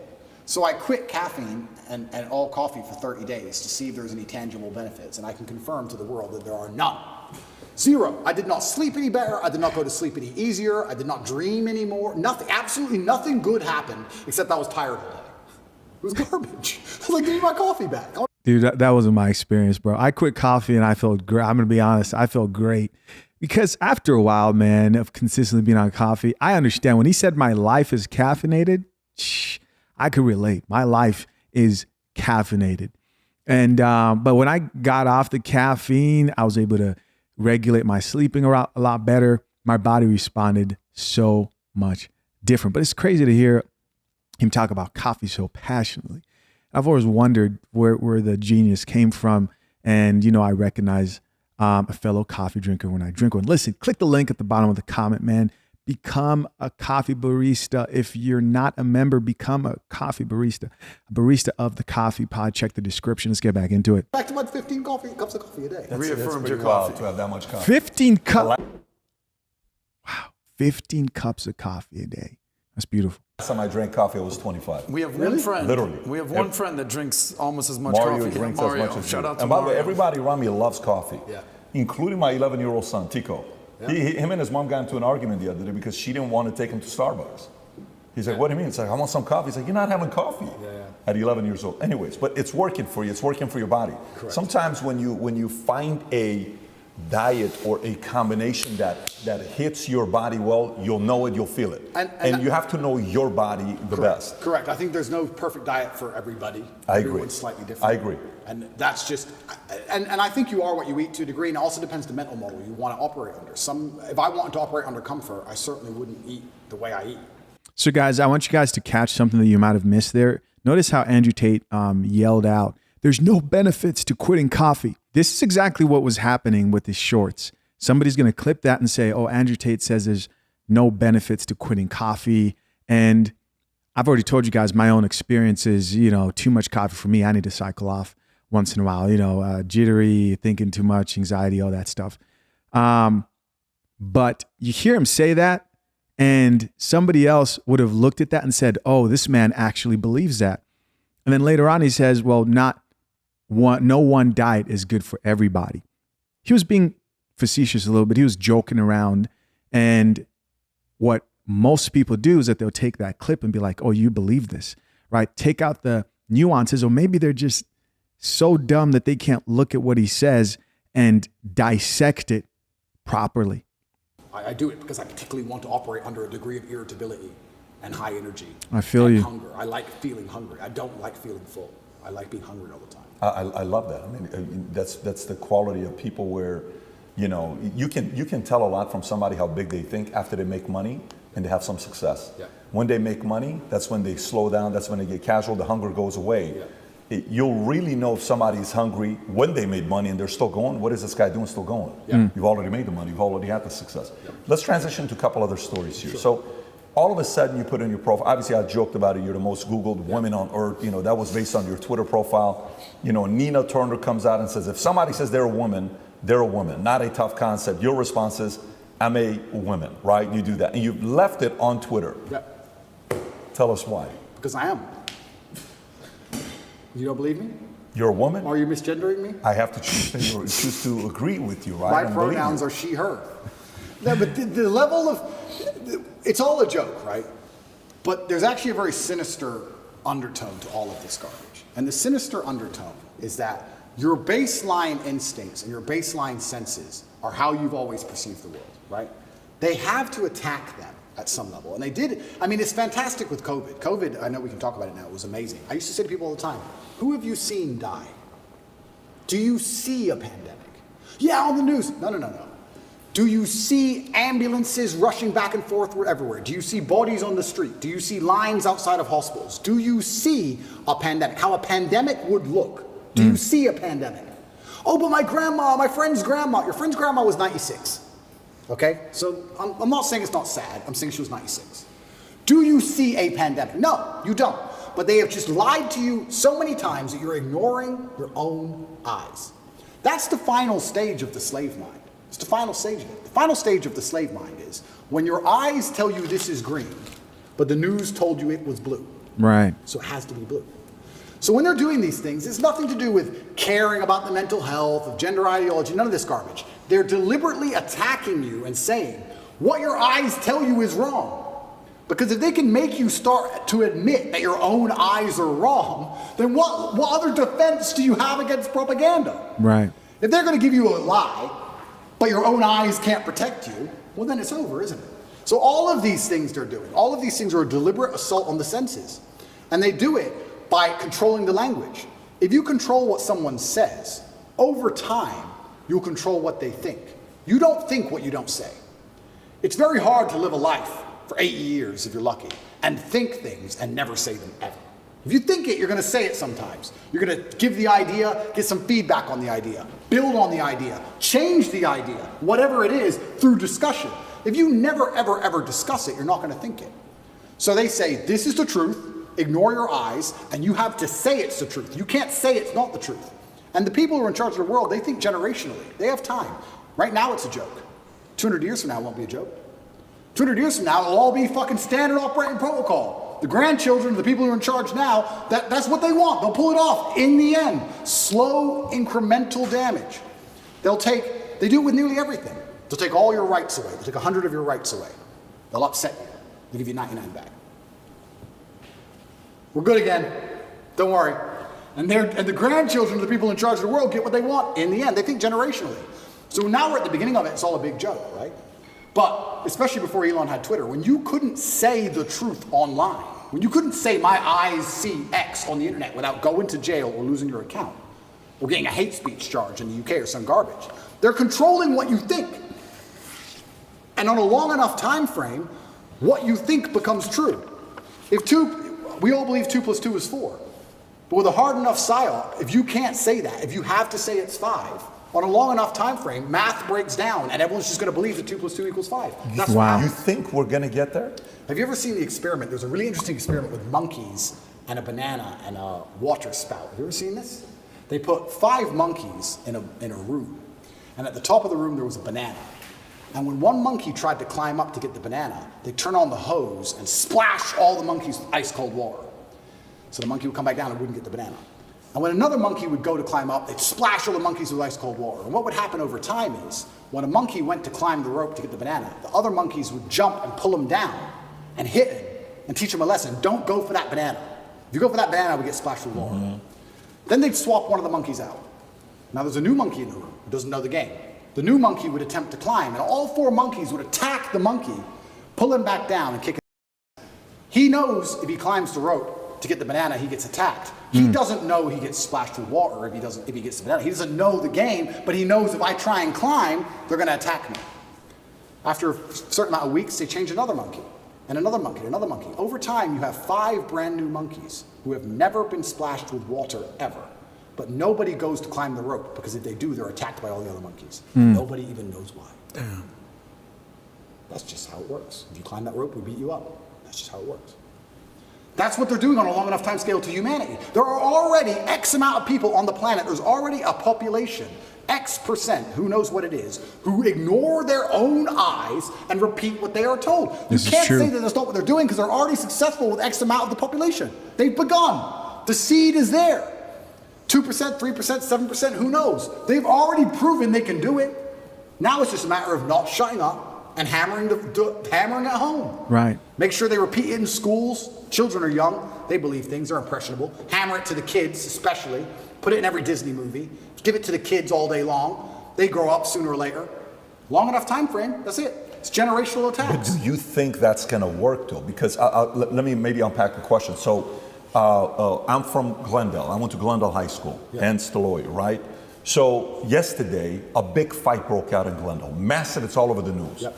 So the fight was over these parents, Armenian parents, who were for 4 years are like, listen, we don't mind if you're gay, but don't teach our 4-year-olds about transgender. Don't put these books in. Finally yesterday, big old brawl. It's all over the news. They're fighting. Armenian parents are like, we're not going to tolerate this. This is just not going to happen to us, right? Then you go to YouTube. YouTube comes back and says, hey, starting such and such, all the videos that were put up about, you know, the election and, you know, whether it was a fake election or not, we're no longer going to give a strike or take those videos down. They can stay up there, right? This is totally fine. Then you see the Surgeon General comes out, the attorney, I don't know if you saw this one here, he comes out with an article saying new Surgeon General advisory raises alarm about the devastating impact of the epidemic of loneliness and isolation in the United States. This is the same guy that was part of the camp, is now saying, hey, our epidemic of loneliness and isolation has been an underappreciated public health crisis that has harmed individuals and social health, our relationship, our source of healing, et cetera, et cetera. This is the same guy that said, wait a minute, lockdown, do this, do that. Yeah. So the more and more arguments are coming out against even ESG. I don't know how close you follow ESG, where why are we doing this? Did you see how much Target lost? $10 billion? Did you see how much Bud Light lost? 25%, 12%? This is no longer working. Well, if you want to, like even one of the insurance companies I work with closely, it's one of our biggest one we work with. Yesterday, I see their post on Instagram. Well, because of Pride Month, we're doing this. I know the people in that company, but they just raised a few $100 million. One of the companies they gave the money to was one of these bigger guys, the Vanguard, BlackRock, and State Street. So when you take money from those guys, you have to have a certain ESG score. But a lot of people are now saying this is not a proven formula that it works. Stop doing it. So and by the way, if you guys don't know what an ESG score, it's basically a score showing how compliant you are with what they call, hold on, let me make sure I look this up, ESG score meaning. And it's important I do this because I was going to give my version. It says, is a measure of how well a company addresses risks with respect to environmental, social, and governance issues in its day-to-day work and operations. And so let me make this make sense to you guys. For example, in Hollywood right now, they made a new rule that you can't win a nomination or win a medal for a movie if you don't have certain people who are discriminated against in society. So if 1/3, this is what they said, if 1/3 of your actors or the camera crew and the sound crew, etc., isn't either Black, LGBT, transgender, all those things, then you do not qualify to win. And so Target, while people celebrated that they lost a bunch of money and billions of dollars, well, they did that and knew that people would react in that way because that's exactly what they wanted. They wanted to publicize their stance because they knew that that would positively affect their ESG score. And why does it matter? Well, if they have a good ESG score, then these people who fund these companies are able to give them more money. And so they're going to make up everything that they lost because retaliation from the public is not as bad as retaliation from them, right? The powers that be. Let's keep watching. I think guys like you who are maybe in business, who are maybe in church, they're saying, Pope, what are you doing? What are you talking about? Who are maybe in the Christian church, who are maybe in different denominations. Yeah. They're in the military, sitting back saying, I didn't sign up for this. Yeah. So meaning successfully, do you think these guys will be able to manipulate their agendas down everybody's throat, or there's going to be certain people standing up? Well, certainly I'd like to believe that the tide is shifting and we're starting to get some degree of victory against the matrix as a whole. I do believe that the public sentiment is shifting. However, the fight is long and it's very, very difficult. Because I agree with what you're saying. Only a year ago, I would argue it completely and say it's basically over. I'm actually very impressed with the ground we've taken back with common sense. But these people operate so slowly. It's generational, these attacks. The attacks we're suffering now were started in the 70s and 80s. They take it over time. And yes, it's fantastic that those parents fought back against that school. That's fantastic. But there's a whole bunch of schools where they didn't. And who knows, okay, that particular book might be removed. A softer version will be implemented. Next year, maybe that book will come back. They have all the time in the world, all the money in the world, and they're insulated from these things. That's what's most scary. You talk about Vanguard and BlackRock and all these companies. What's actually scary about it is the people who are making these decisions are completely insulated from the consequences of their decisions. They're in Switzerland. They fly private. They don't care. You think they care about any of this crap? They'll say, oh, do this. Oh, it's caused a riot. They don't live there. They're nowhere near it. They have nothing to do with it. When is the last time you've even seen a politician? Do these people even exist? They're not even. They have nothing to do with where they operate. It's actually amazing. When I was in Dubai once, I think it was about 3 years ago, I saw the leader of Dubai walking through the mall. I was like, he's a person and he just walks through the mall. I was so impressed. Imagine a Western leader walking through the mall. Never in a million years. It's just pieces of paper, private jet, vanish. All these people who are in charge of everything don't even live in these communities. I do believe that, yes, we can win, because I don't think you can fight to the best of your ability if all hope is lost. I do believe we're winning and taking ground back, absolutely. And I believe that we're doing that by purely telling the truth. What our eyes see is what's real. And we're doing it in the name of God, because you're saying Armenians are strictly religious. I think God and religion is one of the best ways you can combat these things. However, the fight is never ending, because they're never ending going to try and implement. You talk about ESG scores, it's garbage they put together. That's not going to end. It's just going to get worse and worse and worse over time. Yeah. And it's kind of unfortunate and it's kind of upsetting that we still have this system where the people can be unhappy with something, the peasants can revolt to a degree, but does it even really matter at some point? You get to a point of power where you don't care about money. And then things are really difficult, right? When you control everything, you don't care about money. I mean, I'd like to actually argue, we talk about Bud Light, this Mulaney, whatever is it? Dylan Mulvaney. Whatever. Yeah. Yeah, Dylan Mulvaney. Sweetheart, yeah. And yeah, I know we've damaged their share price, et cetera, et cetera. I would believe people who own that company or are beyond that company, I don't think they truly give a both. I don't think they care.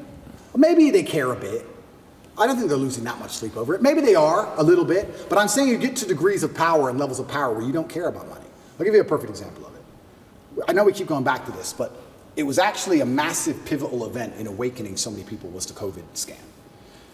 I said this multiple times in many different countries I visited. I said, if they cared about you, they would have left everything open, maybe put a tax on everything, extra tax percent, whatever, and built hospitals.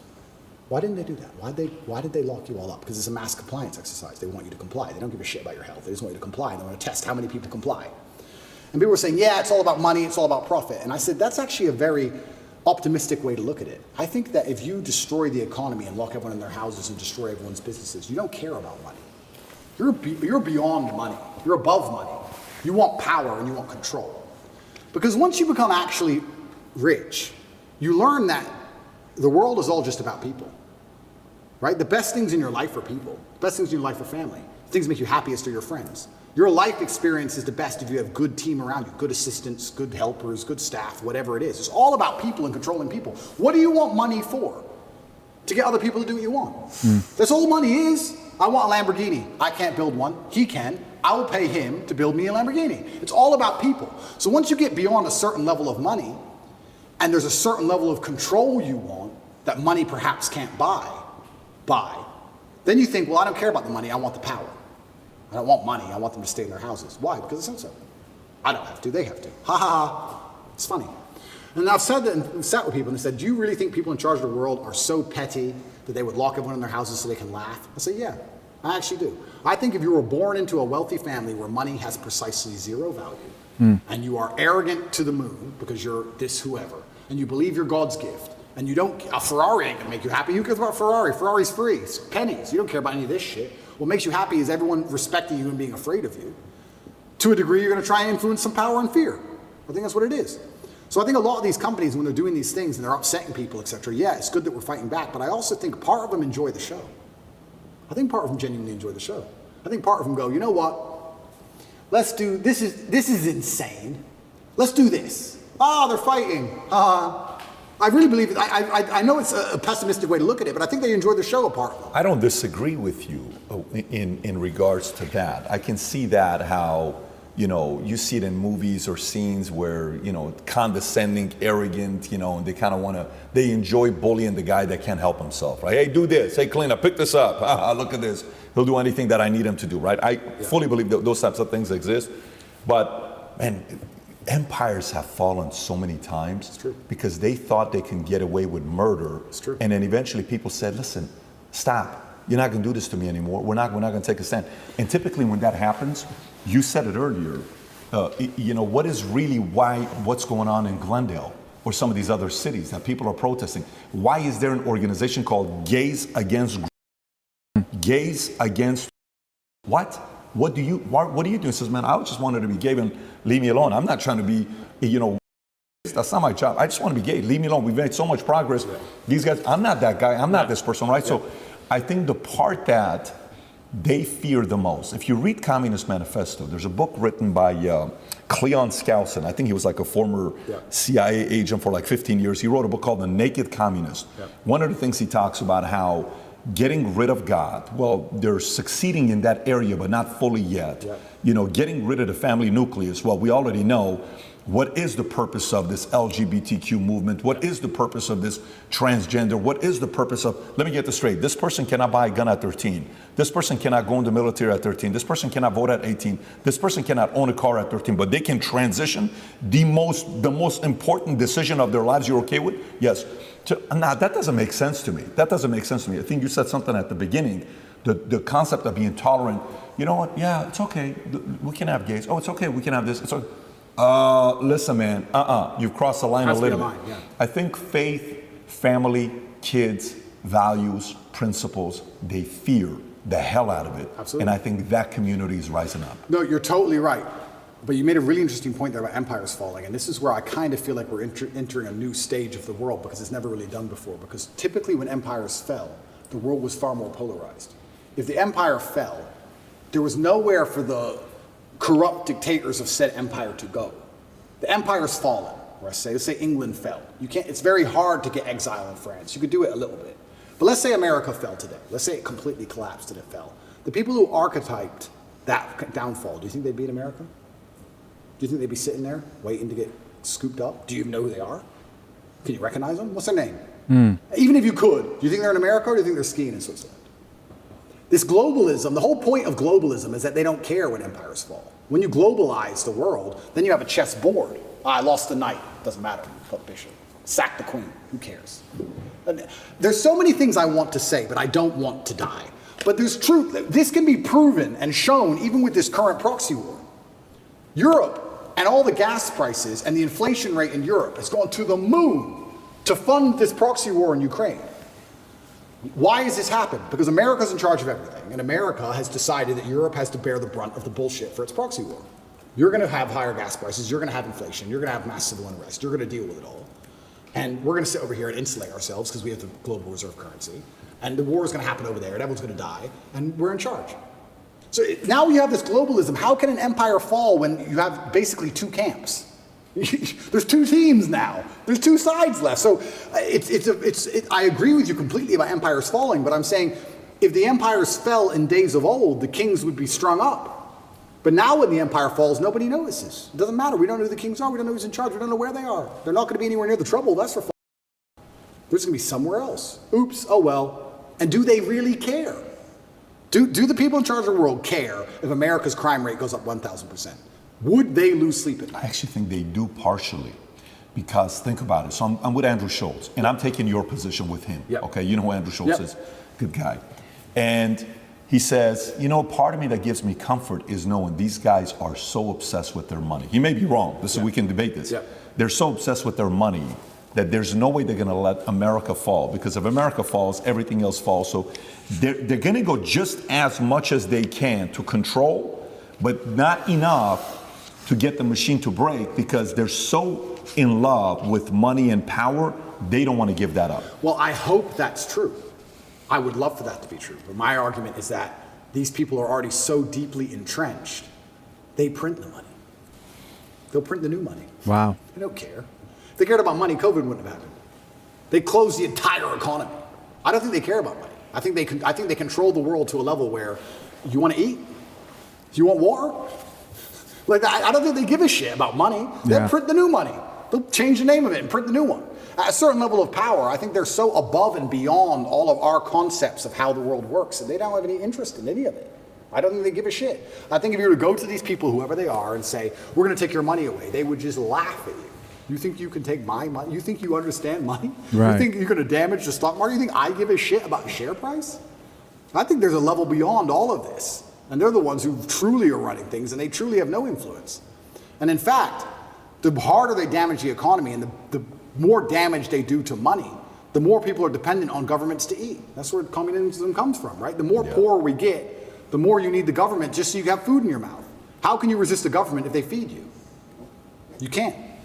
So yeah, and I sound pessimistic, and I'm not pessimistic. And I do believe the answer to all of these things is free thinking and truth and God and communities standing up for themselves and changing the general consensus. I do believe that. Because to a degree, although we talk about people who run the world, to a degree we run the world. Because our tolerance level is what runs the world. There's more of us than them. So to a degree you say, who's in charge of the world? Well, I like to say, well, we are. Because it's all about, we're the abused wife in this relationship. How much crap are we going to put up with? We set the limit. Right. They're going to come at us with everything they can, right? We set the limit.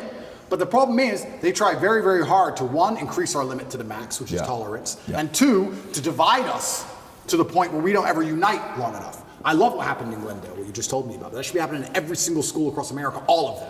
Oh, they would love it if you retweet the video for them and give more exposure. I will do. You know, when you're saying this, I'm reading a book right now, Robert Moses. I don't know if you know who he is or not, Power Broker. This is a guy, it would be a very interesting guy for you to study.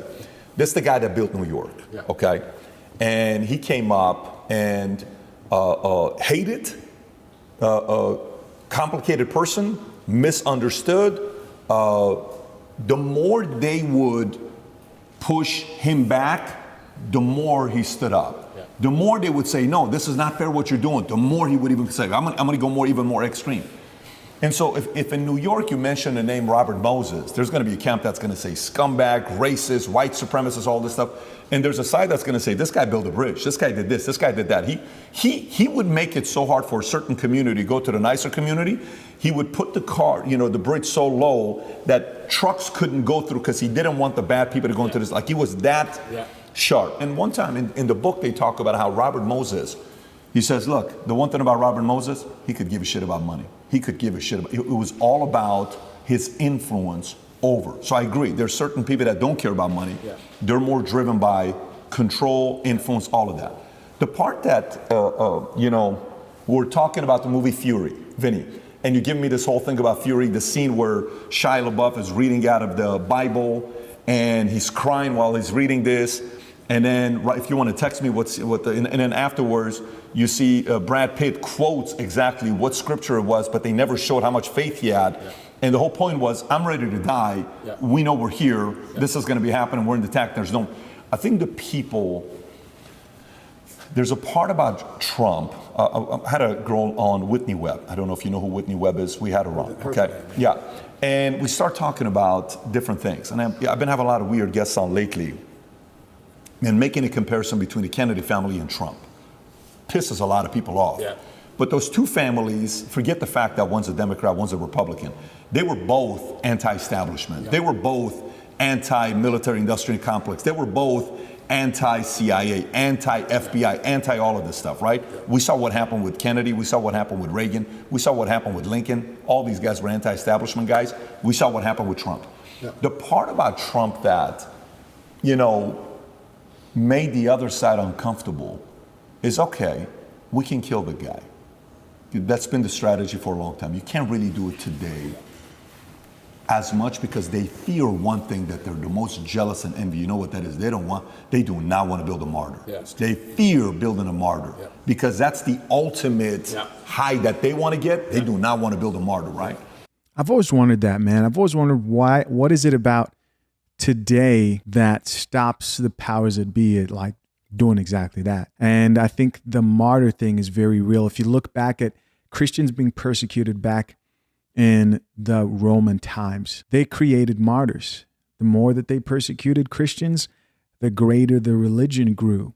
And so I think people learn from history and the past is there's nothing more dangerous than making a martyr out of somebody. You have to discredit them, but they're failing to discredit someone like Andrew Tate. So it's like, what's next? What can we do now?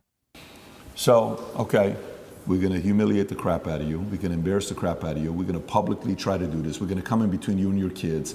We're going to go get your daughter to be more LGBT. We're going to get her to be on this side. And we're going to pin this. That's the strategy. We're going to put break the entire family apart, right? And he still stands up there. And to them, it's like, what the hell do we need to do for you to, just sit down and be quiet, not willing to do it? That's right. Do you think, again, going back to it, more of those types of men and women who are misunderstood and complicated stories, they're not perfect, far from it. More of those guys are the ones that are saying, it's just not going to happen on my watch, man. And that's what we need. And by the very nature of being the kind of person who's principled enough to risk his own personal situation in life, if you have principles that strong, you're going to be disliked by some people. You're never going to have a person who is principled enough to take risk to his public detriment for the good of what he believes in, who's liked by everybody. That's a logic fail, right? Because he has principles which are hard lines, and people exist across the entire spectrum. So there's going to be people who exist outside of those lines. That's what I liked about Trump. He's not perfect, of course not, but he says what he means what he says. I actually disagree with him on many things. But he says what he means what he says, and that's what they're afraid of. They're afraid of a man who says what he means and means what he says because he can't be bought, because he's principled. He can't be bought. Even now, if they were to come to me with $100 million and say, we'll sponsor you with this company, it's $100 million, you just have to shut up, I'd say, no, I don't want your money. I don't want the money. I don't need money. There's nothing else to buy. I bought everything. I don't need it. My principle's worth more. And that's what they're afraid of. They're afraid of principles, and it goes back to the original point. They're trying to remove all of our morality, all of our baseline understanding of things. Connect is an application which allows you to take a minute to connect with influencers from all around the world. My name is Andrew Tate, and I'm available to speak directly to you on Connect. That's how they inject you with the slave mind. That's exactly what it is. And you're right. History has always been that way. And now it's under conscious assault. I've never said this before. I've never even thought this before. This is a brand new thought for me. But I would like to think in times of old, in history, perhaps everybody was the same. Everybody was principled. Everybody had parameters, but they were different parameters. Perhaps they were competing ideas. But I think in the modern world, it's not so much competing parameters. It's just people who believe in things and people who don't believe in anything besides what they're told that changes every day. You have the empty brains, the slave minds, and the people who actually stand up for something. And the free thinkers. But the slave minds, you can't say, well, they believe in a different ideology, because they don't. They believe in what they're told to believe in on that particular day. It changes. They don't have any true core belief. They just repeat. I talk about the Matrix all the time, and people say, why did you choose that terminology? And I chose that terminology because it is perfectly accurate in describing exactly what is happening. The Matrix is a computer program which is designed to control your mind so that your body can be used to power the machines. That's exactly what happens when they make you watch the news. To control your minds, you continue to use your body to work some garbage job and suffer from inflation and power the machines. The machines being soulless people who are in charge of the world. But there's also a million other different ways you can compare the Matrix to the real world. In the Matrix, they say anybody can become an agent at any time. If their mind is not unplugged, they become an agent. If their mind is not freed, they turn into an agent. You can see that in real life. Mention COVID to an NPC.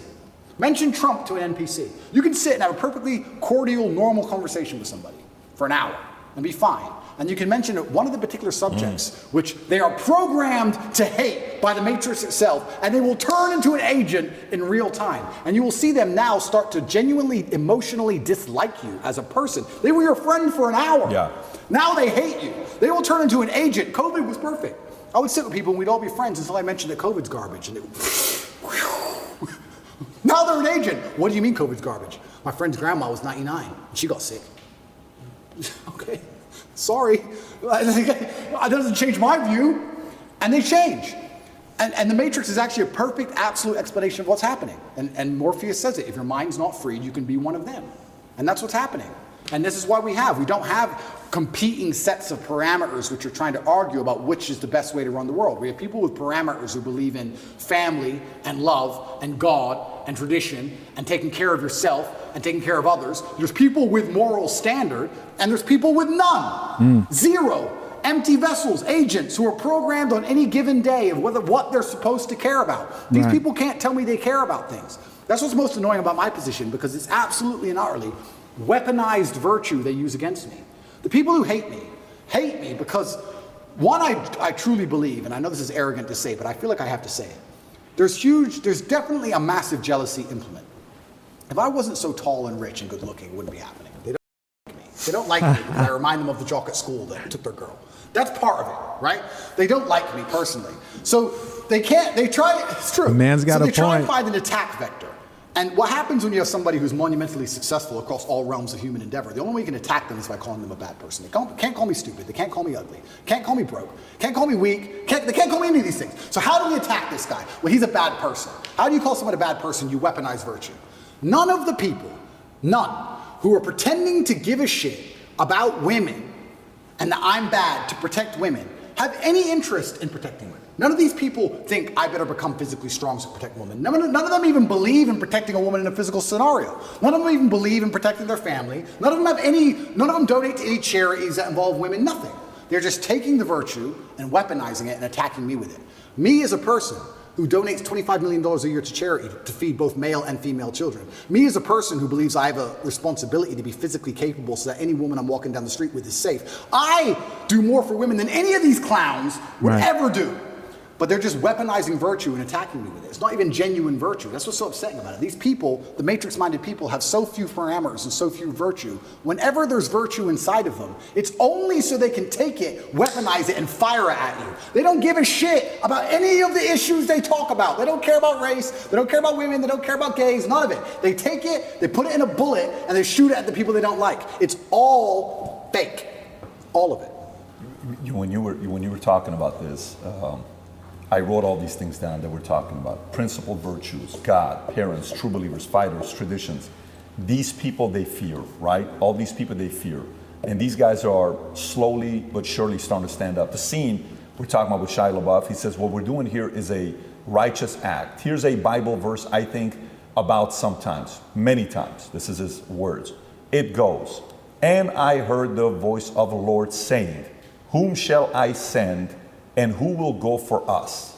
And he began crying and said, here I am, send me. Brad Pitt turns around and says, Book of Isaiah chapter 6. God is good. Drink the coffee, it'll make you feel better. Shout out to Patrick for speaking some scripture in this video and interview. Let's keep listening. For me, in own business, I asked this question the other day. I'm so curious to get your thoughts on this. For the longest time, when I got into business, I was, a younger guy, 21. I'm like, okay, very coachable. Tell me, what do I got to do? I'm a coachable guy. What do I got to do? I'm a coachable guy. Super coachable. I want to make money. I'm sick and tired of being broke. My dad's at the 99 cents. Too many heart attacks. I want to get out of this. So I'm like, hey, Patrick, basic stuff. When you're doing business and you're talking to rich people, I'm Morgan Stanley Dean Witter.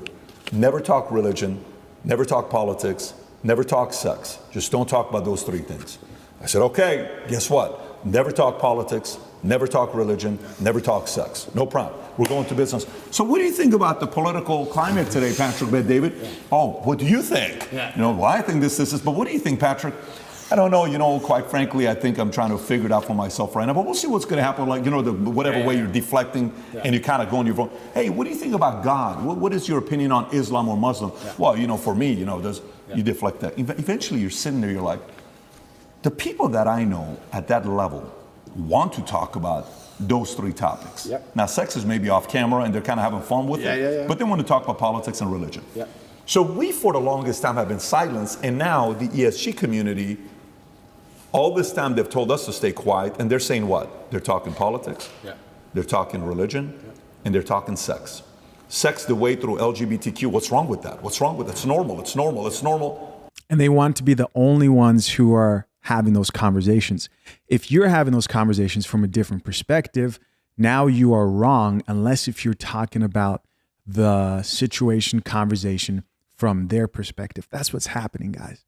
No, it's not normal. Well, listen, you guys shouldn't talk about politics and sex and religion. Shouldn't be doing that. And then you see this one, during COVID, one pastor, Australia, a Syrian man. I don't know what his name is, Vinny. What's his name? The Syrian pastor, priest from Australia. And he was fighting all the anti-COVID guidelines, and his stuff is going viral. He's doing this. And you've seen these messages. Some of the people that stood up, they stood up because they feared God, okay? And for you, with your life, it's been interesting watching you go through your evolution of your faith. Pre-2022, former atheist, couple of the things you've said in the past, God isn't real because you can't prove it. Okay, kind of like that was more the Malcolm X argument, right? Bad things happen to good people and good things happen to bad people far too often for God to exist. I'm the center of my universe. That's pre-2020. Then gradually you start talking about Christianity and, in 2020 you made a video announcing that you were wrong about what you had said previously about God, right?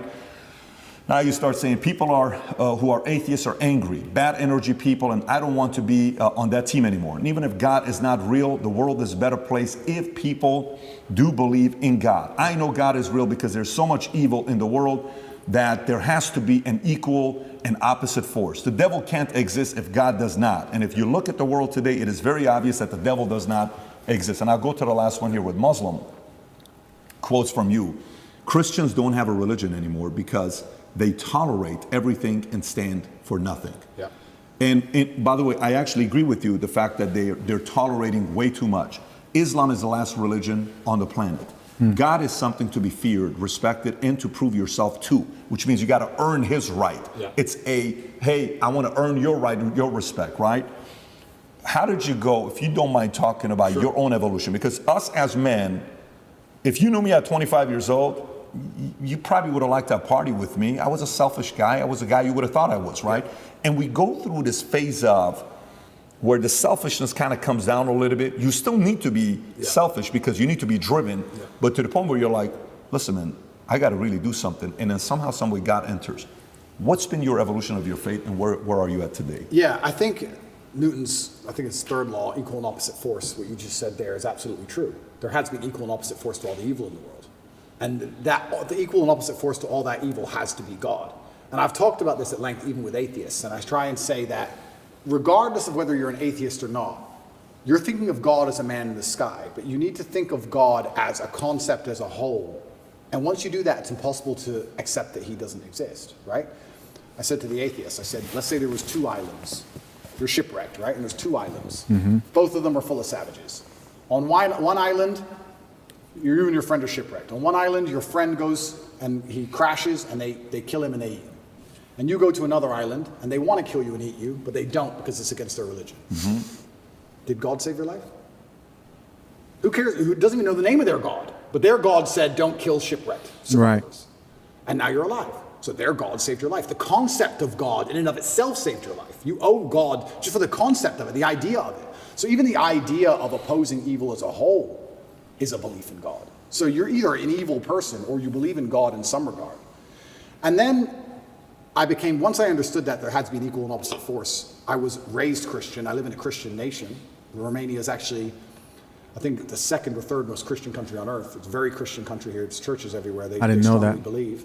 And that's where I began my journey, but I always had a very healthy respect for Islam because I understand that to a degree, to have a religion at all, you have to have an intolerance, to a degree. Because without an intolerance, you don't have rules. You don't have laws. You don't have any, like you said, you have to earn God's respect. If you're a religion which is tolerant of everything, then you don't have to earn God's respect. You can be a bad person and do bad things. God loves me, so it's fine. Well, no, it's not, because that's not the point of the religion. So then you extrapolate that out, and I was sitting and thinking, well, what's the primary function of a religion? And the primary function of a religion, I don't believe is the religion exists so I can live forever. I mean, that's a nice thought. But I think on a macro level, the primary objective of a religion is to restore and contain some degree of traditional value within the society. How do you judge, let me change the way I worded that. How do you judge the success of a religion?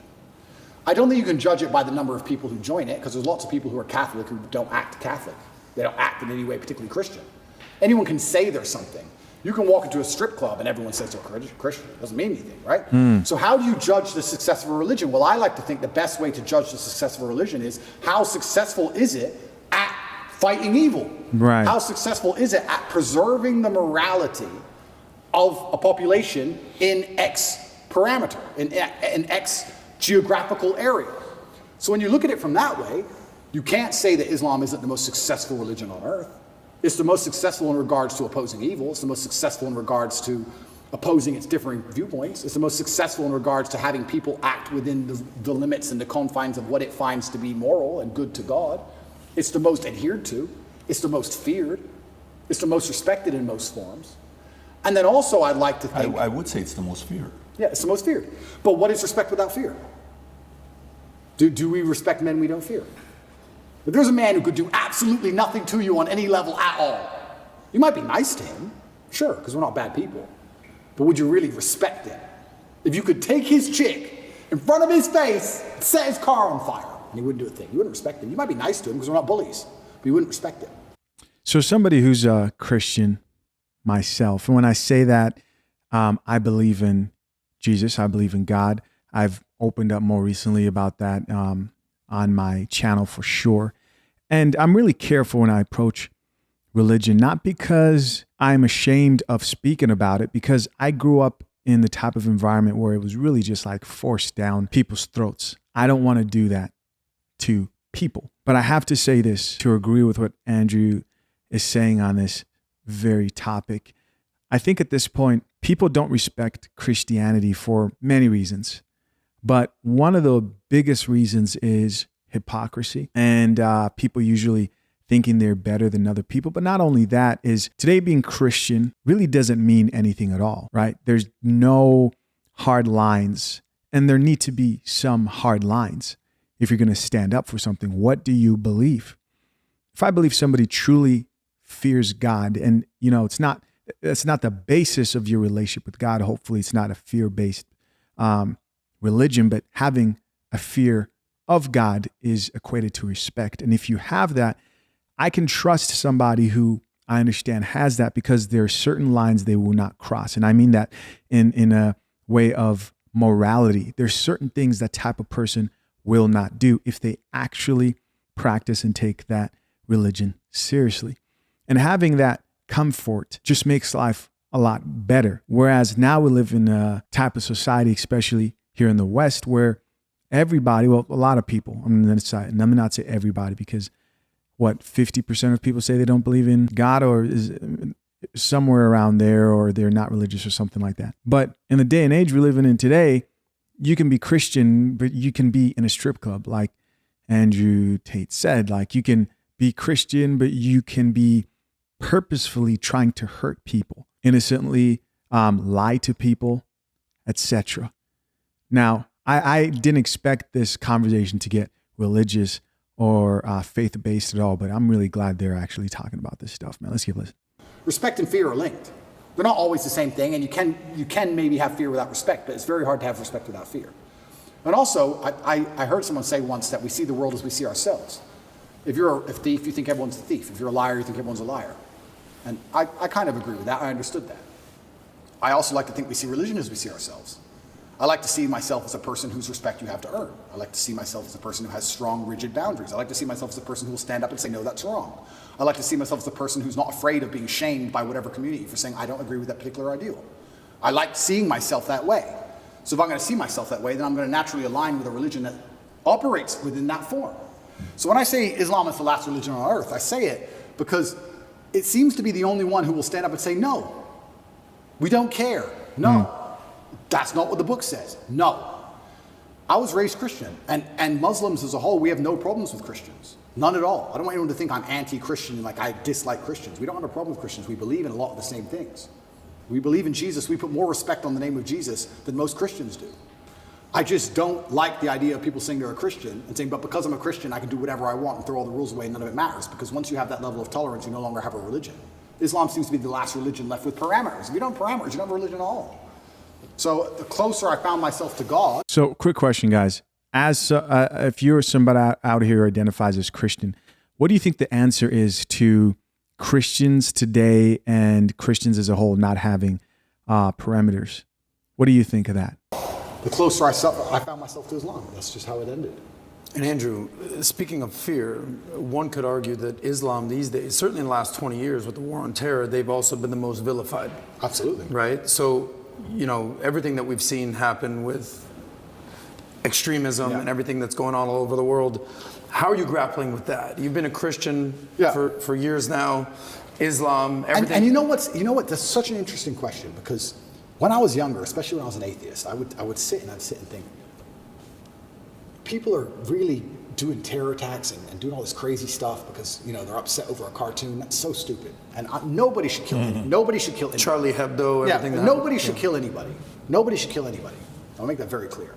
But also part of me is now saying, why would you want to insult the prophet for billions of people? Why would you want to do that? I don't even want to make the argument against free speech. I'm not even saying you couldn't be allowed to. This is a sensitive subject. I'm just saying, what kind of person wakes up and thinks, I want to do that? I don't know. I just don't think that's a healthy mindset. Like when I see these Satanists, and they're, especially in America, and they're doing, let's keep it on Christianity, these Satanists, and they're dressing up Jesus as gay and all this stuff, like, that's not done in any kind of good faith.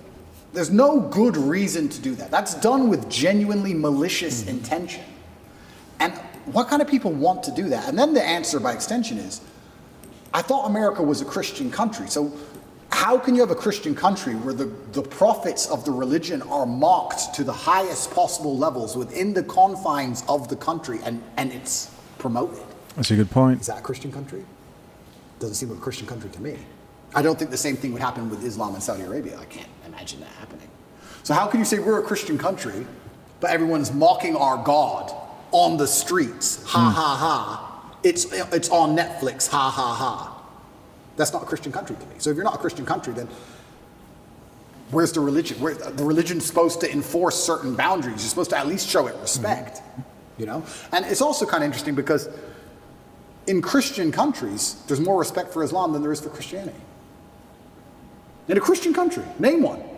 They still don't do it with the Islamic Prophet. Why do you think that is? It's too much smoke. It's just not worth the heat.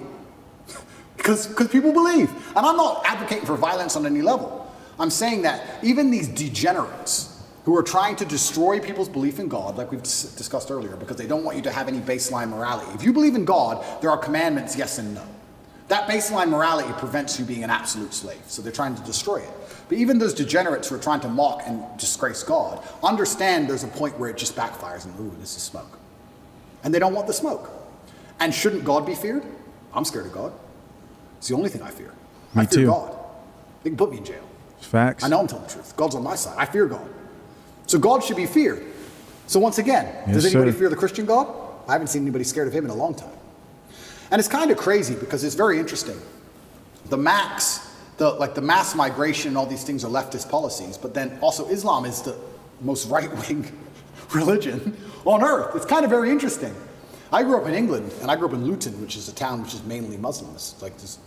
It's a huge Islamic community. And there was a bunch of English people who were complaining about there's too much immigration, we're losing our culture, and I understood their point absolutely. But these are the same people complaining about all the left-wing LGBT in schools and all these issues. And I was like, the only allies you have against this are the Muslims. They're the only allies you have in any of this. The Christians don't protest against any of this stuff. There's very few Christians who will get up off the rail. In fact, I saw on Twitter yesterday, one of the churches was lit up in rainbow. I have nothing against gay people. I don't care. And that's actually another point I want to make into about this thing. I think most people don't care, and I think that bothers them. Have you ever had an argument with a girl, and she's like stropping around the house, she's huffing and puffing, and you just don't give a shit? So Yes. you just keep upping the ante till you eventually go, what's the problem? Because she tried the low-level stuff, and you didn't care. That's I kind of feel hilarious. like this has a remnants of that. I'm gay, cool. I want to get married, fine. I want to wave my in your kid's face. Whoa, whoa, whoa, whoa, whoa. It's like, whoa, whoa, whoa, whoa.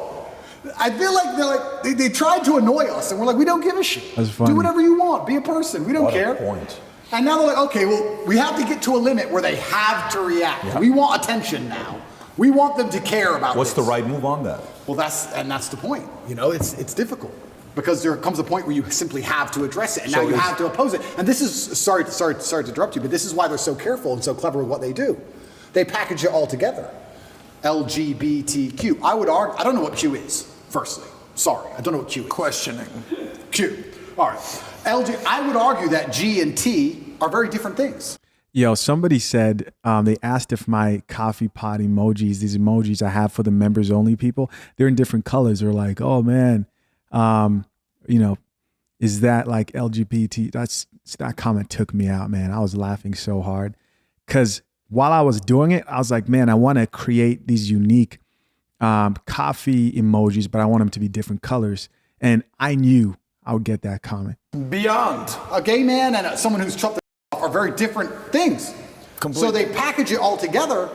So now, because the spectrum of your enemy is so large, you have people who are fully this way. You have people who we accept and are normal in society. We have no problem with gay people. And they put it all together. You're an enemy of all these people. And they complicate the argument and they mix it all together. And now you're a bigot. And really, you just want your kids to be left alone. Really, you just want to leave the children alone. So all you want to do is leave your kids alone. Right. And then it's like, okay, I'm now raising children. I have more children than most people would believe. How do I protect my children from this insanity? How many kids do you guys think Tate has? God. Which God can protect my children? Allah, Islam. I'll move them to Dubai or Saudi Arabia, and none of this will happen.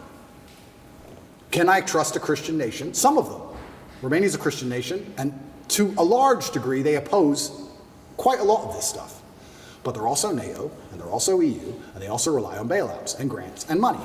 And on a long enough time frame, even in the 7 years I've lived here, I have watched certain attitudes change because money buys influence and power. So Andrew, not to cut you off, how much of you converting from Christianity to Islam is actually the belief in God versus the societal pressures that are facing children? Because it seems like it's a little bit of both. For you to believe in God, you have to respect him.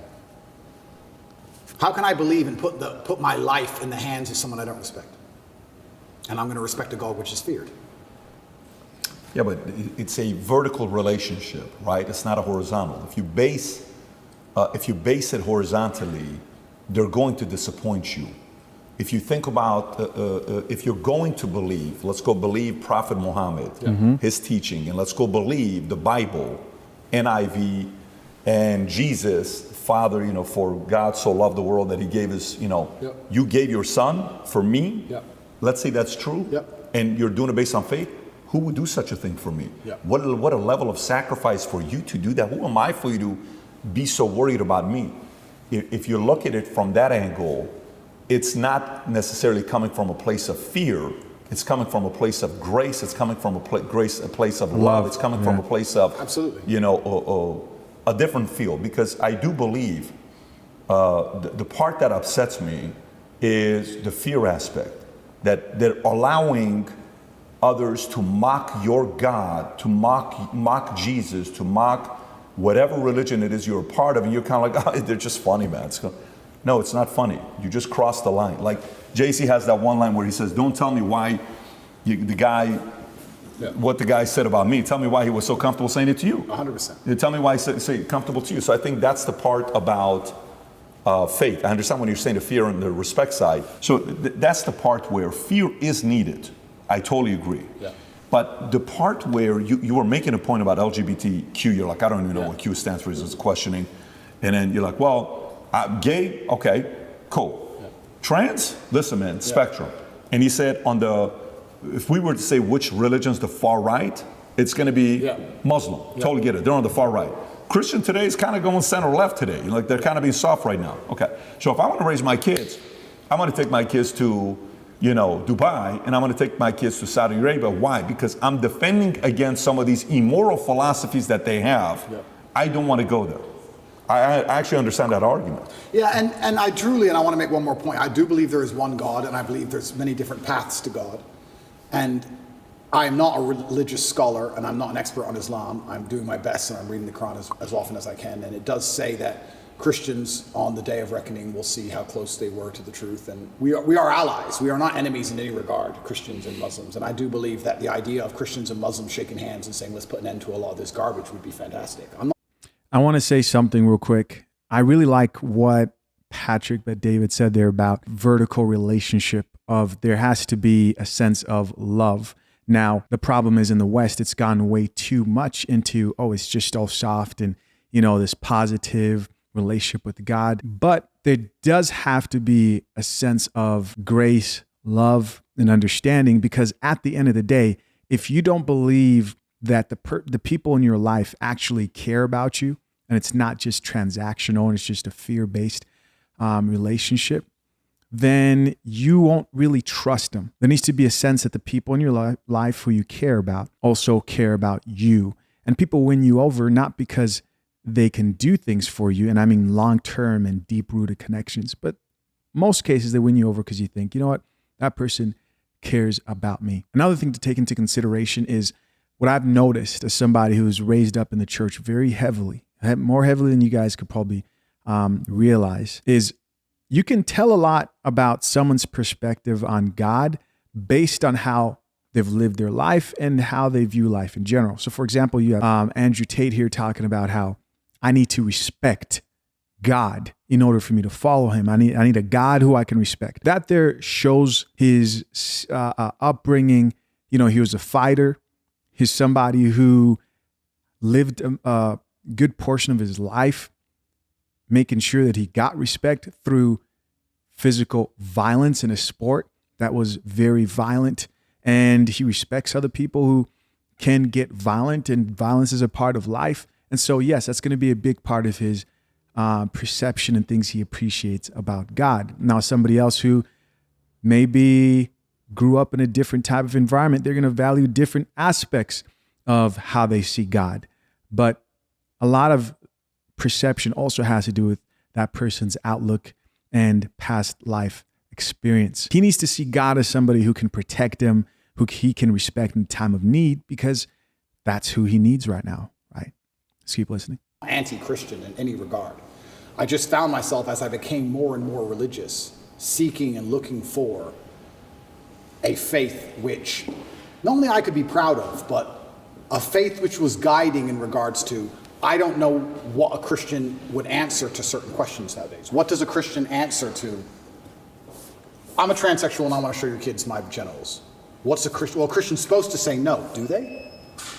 I know what my Muslim friends would say. I don't know. If you're a Christian, I don't know how you're supposed to act. I don't know what you're supposed to adult. I don't get it anymore. Right. True believer says the true no. believer. The true believer. Yeah. But how many are true believers? I don't know. I see all over Twitter, all these churches are losing their minds. It seems very complicated. Islam seems very, very simple.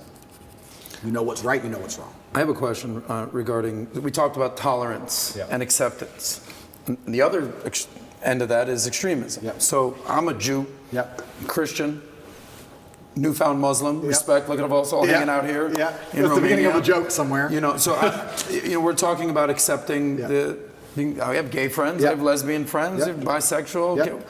The T stuff is what, it's kind of like, all right, what's actually even happening here? You know, I'm not a, this is not my wheelhouse nor any of our wheelhouses, but one could argue that, you know, on the opposite end of the acceptance and the tolerance is absolute extremism. And I'm sure the allies of the LGBT will point to Islam and point to the Middle Eastern countries and point to the North African countries that have Islam as their religion and say they are the most extreme when it comes to LGBT. They say that it should be illegal to be gay. And in some countries you should be if you are gay. This is just, I'm just pointing out stats. You're right, and it's a super interesting argument because I will sit here and say that I guarantee in most Islamic countries there are gay people, and I guarantee that they have gay relationships, and nobody cares as long as they're not trying to inflict on the children. It's illegal to walk down the street and do indecent things in front of children. But I guarantee if you were gay in a lot of these countries, privately, nobody would care because they're trying to preserve the family unit.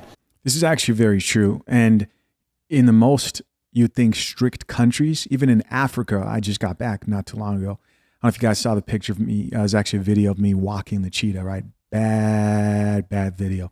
A good time, man. But there's people over there you will see and think they might be gay, and you're probably right. And to a degree, you have to always protect innocence.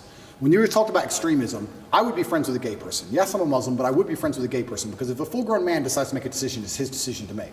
But I must protect innocence as a man, so I must protect children. If two full-grown men decide to have a fight, let them fight.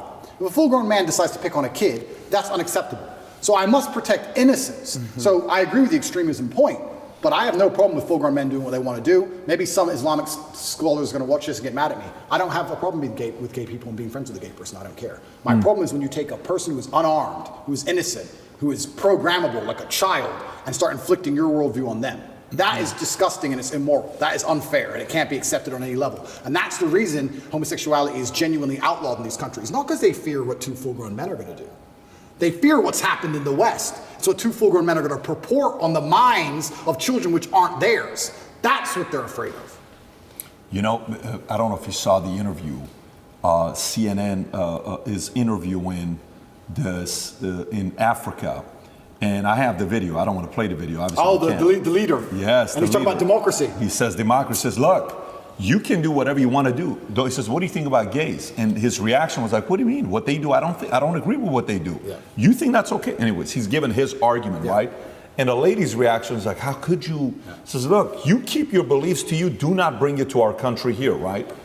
The challenge goes back to, remember how you're like the girl that you're dating was like, so what happened? I asked you to bring the oranges from the store. How come you didn't bring it? Yeah, I forgot. Hey, so how about this? And you know, that's why you love your mom more than you love me. And you're like, oh, shit, you're getting around them. And now there's a fight, right? Okay.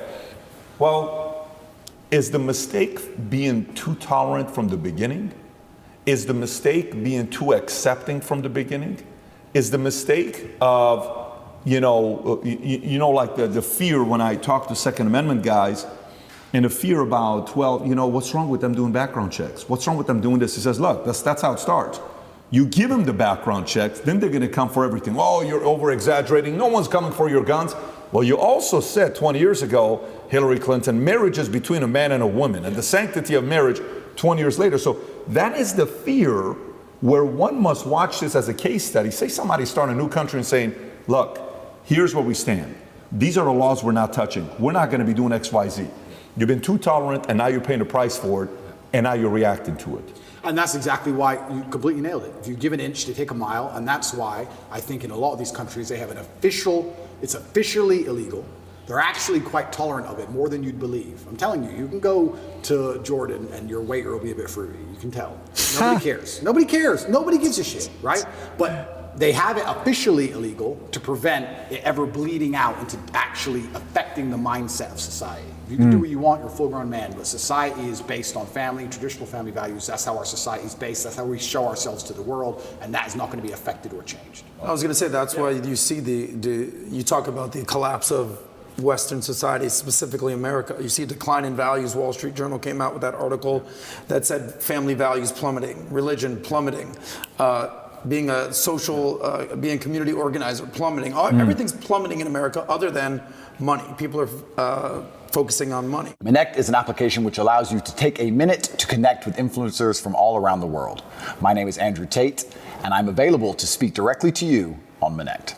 So it's interesting while you're talking about this whole religion thing, while you're in, who has reached out to want to support? We talked about this last time briefly. Yeah. Being a Muslim yourself, have some of the most powerful Muslims reached out, trying to help out, figuring out a way to get you out? Yeah, absolutely. They certainly have. And also the amount of mail I got from Muslims around the world was completely incredible. When I was in the cell with Tristan, he said, well, I'm Christian. Nobody's written to me. So it was kind of amazing the support that you have from the Brotherhood, and you certainly feel part of the family, and I've had a lot of support from them as a whole. Man, none of the Christians have written to Tristan.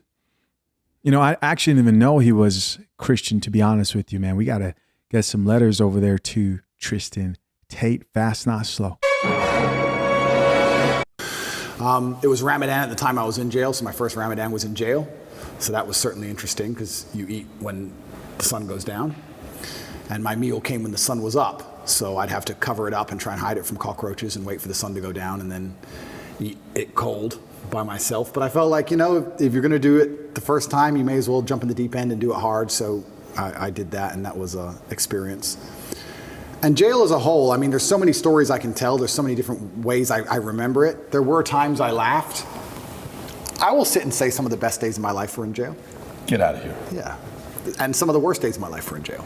But there were days where me and Tristan, when we were finally in the same cell, there's times we laughed like we've never laughed before. I'll sit and admit that's absolutely not really true. I feel like if you're going to be the kind of person who strives for an exceptional life, which is what I am, I think I'd be a coward if I said I want an exceptional life, but I only want it to be exceptional in a good way. Right. I don't think that's genuine. I want an exceptional life. And exceptional means away from the norm. And away from the norm means flying your Bugatti on a jet to Dubai and taking your own plane to meet it there. And it also means a Romanian dungeon with cockroaches on New Year's Eve. They're both exceptional experiences. That's so deep, man. I'm going to touch on that real quick.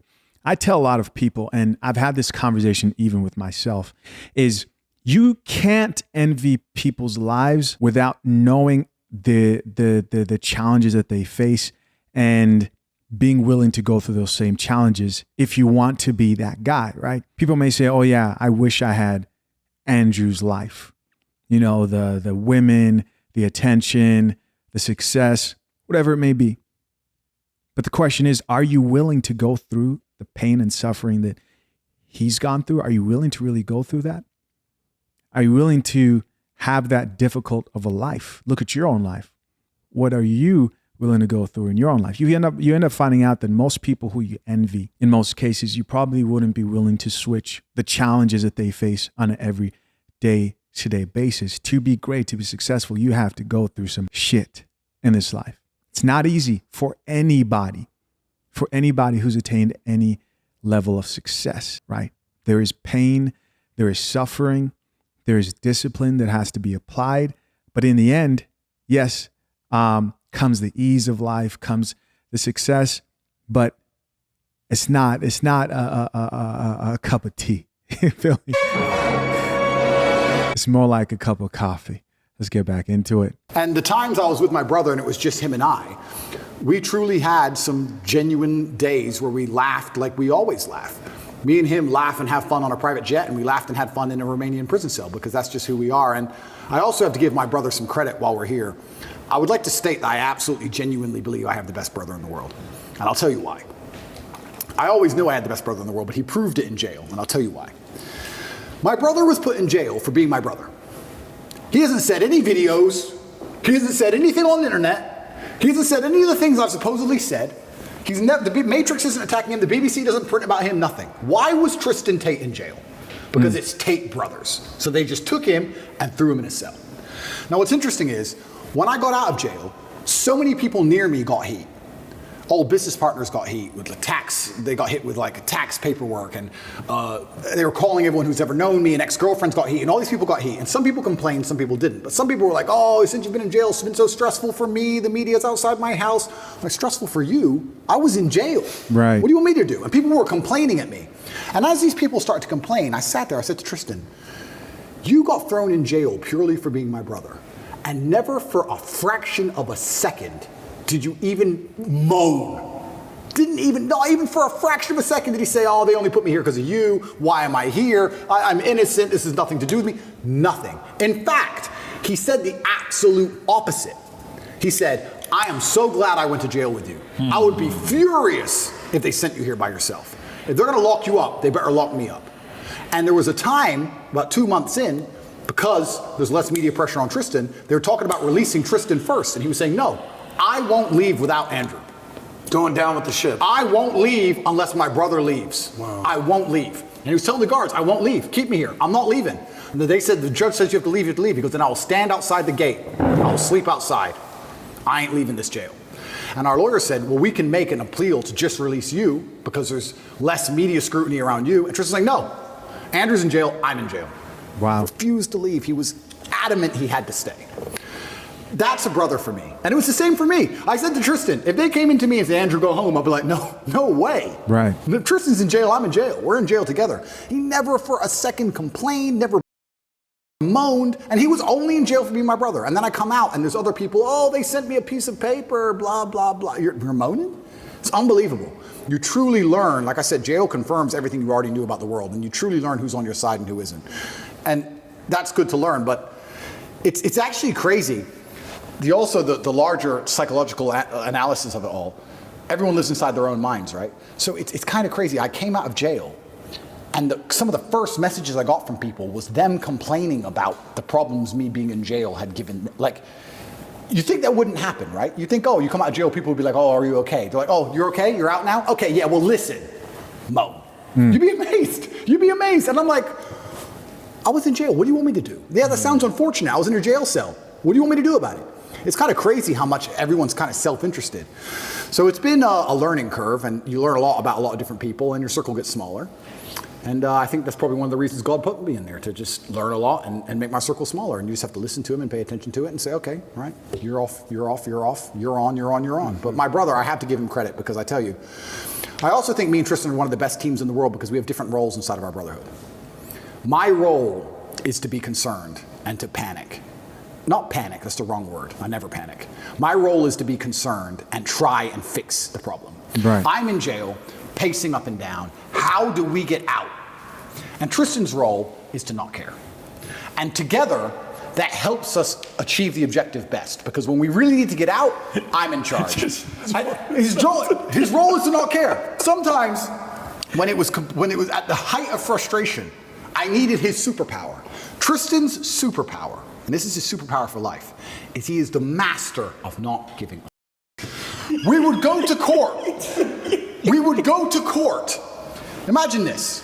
You're in jail, right? Weekends were the worst, because the TV was worse on weekends for some reason. Like you had like 3 channels, and the weekends were the worst, and you could hear out the window everyone having fun. I hated weekends.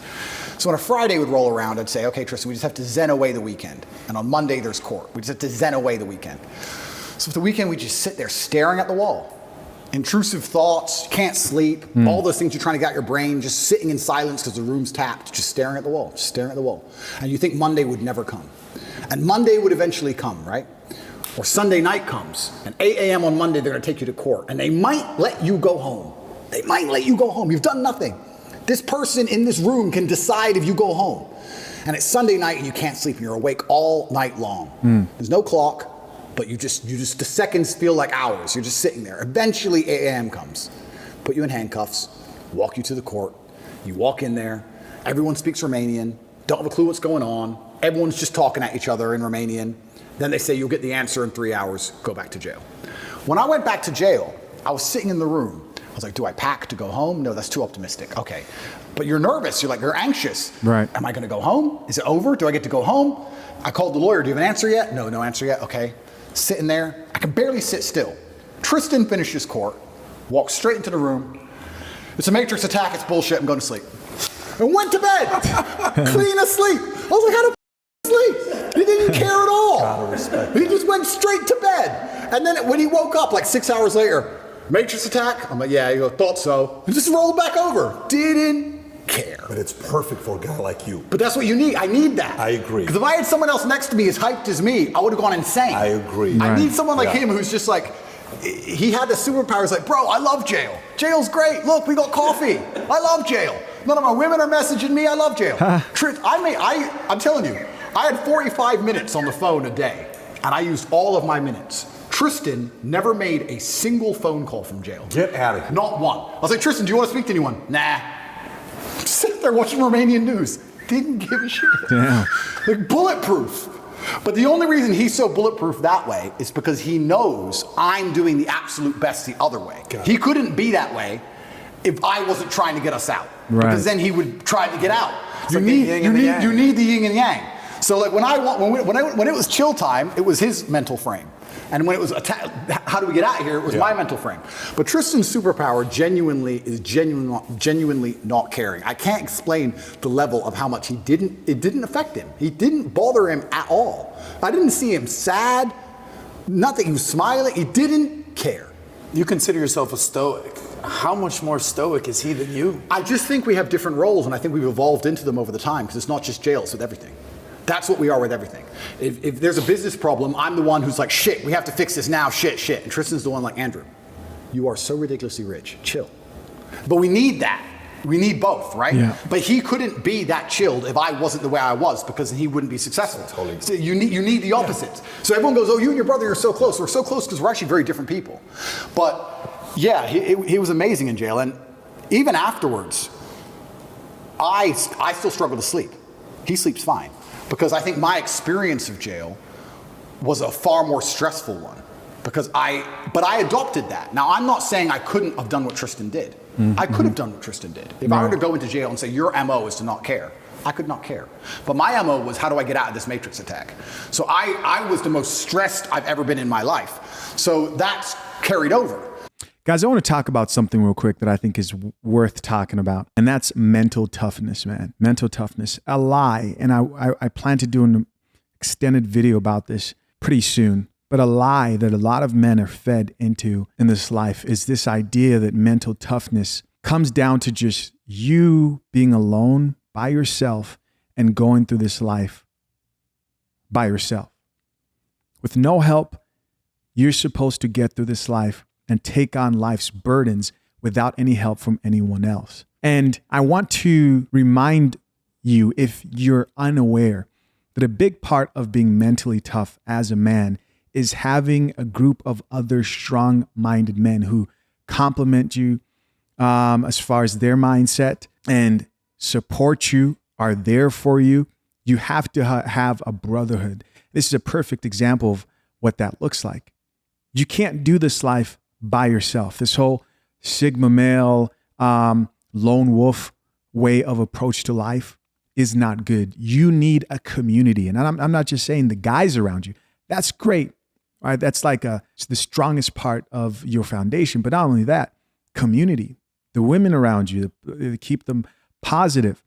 You cannot do this life by yourself. So if you're somebody who's struggling out here, especially if you are a man, you're wondering, how can I have the same type of mental toughness that I see other men with? Then part of that journey of becoming mentally strong is having a strong community around you. A lot of guys like to distance themselves, isolate themselves. I've been guilty of this in the past, and it weakens your mind. You need a group of people around you who support you. You need relationships in your life. It's part of building a strong mind. And you may say, well, I'll never be as strong as this person or that person. Yeah, okay, cool. But why are you worried about that? You can be stronger than you are today. You can have a stronger mind than you have today. And that comes through, of course, working out and all the other things. But a lot of things that people don't talk about are the importance of relationships. And men usually sacrifice these things when they're dating a chick. They make her the sole focus of his investments. And guys, I don't mean you simping and pandering, because you can not simp and pander, but you're not spending time investing in yourself, and you're in a place of relational poverty, right? That old friend who you used to hang out with, you stop hanging out with them as much because you can't afford maybe to take that plane flight. Why? Because that payment's going towards investing for your kid or your woman, and you want to show that I'm this provider for you. And guys, really F up here, because you need to invest in yourself. Make sure you're investing in yourself. This idea of loving yourself that men don't like to use because they think it's somehow feminine, it really puts men at a disadvantage to see investing in yourself, loving yourself in that way as a negative. Invest in yourself. Take time. It's not all about providing for everyone else. You also have to feed yourself with relationships, connections, because when you're weak, you need those people to lean on. When you're not your strongest, they will help you. So relationships are important. This is a great example. And you notice men who are usually mentally tough, people like to think like, oh, that man is mentally tough just based on his own mind. But no, a lot of that also has to do with the people he has around him, along with not letting life's problems worry you. Something my father always told me and still does till this day is keep in mind as you go through this life is 95% of the things in this life that you worry about, that trouble you, will never happen. They won't happen. Your worst fears in this life never actually come to fruition. A lot of the time is spent you just kind of worrying about these things. Let's keep listening. So I don't sleep. He sleeps fine, but he slept fine in jail. So why wouldn't you sleep fine now, right? So yeah, it was interesting, but I have to give him props because it's amazing to have that level of clarity. And he said things which were absolutely and utterly true, things I already knew, but it was nice to hear. I want to ask you a question on this. So I have two boys, right? And one day they're going to watch this. They're not going to watch it right now. They're 11, 9, but they're going to watch this, right? And in school, I'll go and the kids that are, 11, 12, 13, they're like, you Andrew Tate, how was that interview? Oh my God. So 11-year-old kids are watching these types of content, by the way. That's pretty wild where they're at. But here's a question about brothers. There's a lot of brothers out there. As a father, there's certain principles I'm teaching them, okay? One, if you can speak from the idea of how your bond was built based on a man, your father, Emery, injecting certain values and principles in the two of you.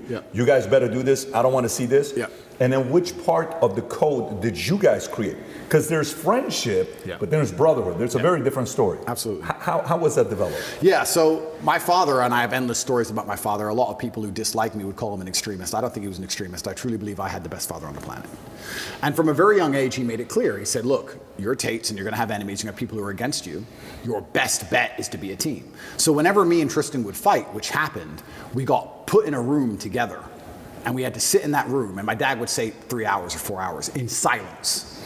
He'd sit us down in the room, here, looking at each other, and say, if I hear a noise, I'm starting the time again. And we'd have to just, imagine when you're a kid and you fight and you're furious and you're so mad, and then you end up sitting across from the person you hate. Silent. Because if you make a noise, Dad gets mad. And Dad's outside, right? So just sit there, 2 hours, don't make a noise. We'd stare at each other. And over time, we thought every time Dad was home, we just stopped fighting because it wasn't worth it sitting in this isolation, weird, silent stare thing. Because that's what happened on repeat. It happened like 5 times and we just stopped fighting. We'd fight all the time when Mom was home. And when Dad would come home, we'd literally just look at each other like truce. Like, we don't want to sit and do this thing we had to do. Yeah. So we became a team, and then I think it evolved from there because there's always been a hierarchy. I am the older brother, I'm the bigger brother. He does respect me for that. We both have opinions, but it can be vetoed by me in the end. And we have our specific roles. My specific role is I'm the one who takes the most action. I'm the one who over worries. I believe, especially in business and many other things, I say it to all my staff. I said react fast, react early. Like panic early. Like panic now. I don't believe in waiting for things. It's just not who I am. I can give you a million different examples. If my email processor, this happened just before my cancellation, said, oh, we'll put your account under review. You'll have an answer in 72 hours. As soon as I get that email, within 3 minutes, I'm like, get a new one. Get a new one. I've never waited for anything in my life and it worked. I've never waited and it worked out fine. Ever. Every time it's your canceled, every time it's your deleted, every time so I'm like, no, get a new one now. Just get a new one. I need today's email out, get a new one. We can't get a new one, no one will accept us. Build one. So within a day, we built our own. Like I'm the panic fast and early guy. Tristan's the complete opposite, and that makes us a perfect synergy. And I super need him, and I need his energy, especially in jail. Man, he was fantastic in jail. He was like, Andrew, I'm like, what? He goes, if when you were 18, they told you could be one of the richest, most famous men on earth, with street cred in every single city that knows how to speak English, all you had to do was sit in jail for 2 months. Would you have taken it? I was like, yeah. He goes, and what do you care for? It's like, true. I would have taken that. He goes, I know, he used to say that, what kind of man hasn't been to jail? That's what he's saying. He used to say, what kind of man hasn't been to jail? He loved jail. He was loving it all the time. He goes, what kind of man hasn't been to jail? Of course I've been to jail. Yo, Tristan's nuts, man. Like he didn't care. And his energy was amazing to tap into. But we both understand that neither of us could be us without the other one's polar. Right. And that's why we live together. That's why we'll always live together. I've had a lot of like women try and say, why do you still live with your brother? Why don't you want to live with me? Da-da-da. And I try and explain to them that, 1, I don't think I can be my most competitive without him. 2, I'm most emotionally stable with him. I like the idea. I'm most competitive with him. I'm my best version of me. If it doesn't matter if I have to go into a fight, doesn't matter if I have to run a business, I'm better with Tristan by my side than I would be by myself. And 3, my ideal family life, even my ideal family, the way I live my life now, is very much more like a clan than a nuclear family. I like me, my girl, my kids, Tristan, his girl, his kids, my cousin, his girl, his kids. I like this idea of lots of people. I like that. I like that feeling. So girls say to me, well, you don't want a family. Like, no, I want a family bigger than you want. I just don't want to just sit with you. I want a lot of people around me, and I think it's better for that, and I think it's better for the children especially also. I think they enjoy it more. But yeah, I've got the best brother on the planet. I truly do. And this is why I'm saying some of our best days of our lives were in jail. I was going to ask you that. You guys live here in this compound. It's an amazing place. I was going to ask you, you kind of just answered it, but you foresee yourself living with your brother the rest of your life? 1,000%. 1,000%. I can't imagine not wanting to live with Tristan. If you want privacy, you have privacy, right? We have a big house. So it is what it is. You're on one wing, yeah, he's on the other wing. It is what it is. But I can't imagine him not being around. If there's a problem, I just shout his name, or I just can't imagine it. And I know I'm my best self. Also, there's the overall male competition, the masculine competition that exists between us and between all men. So we live currently here. We got me, my brother's personal trainers here. We got camera guys here. We got war room guys here.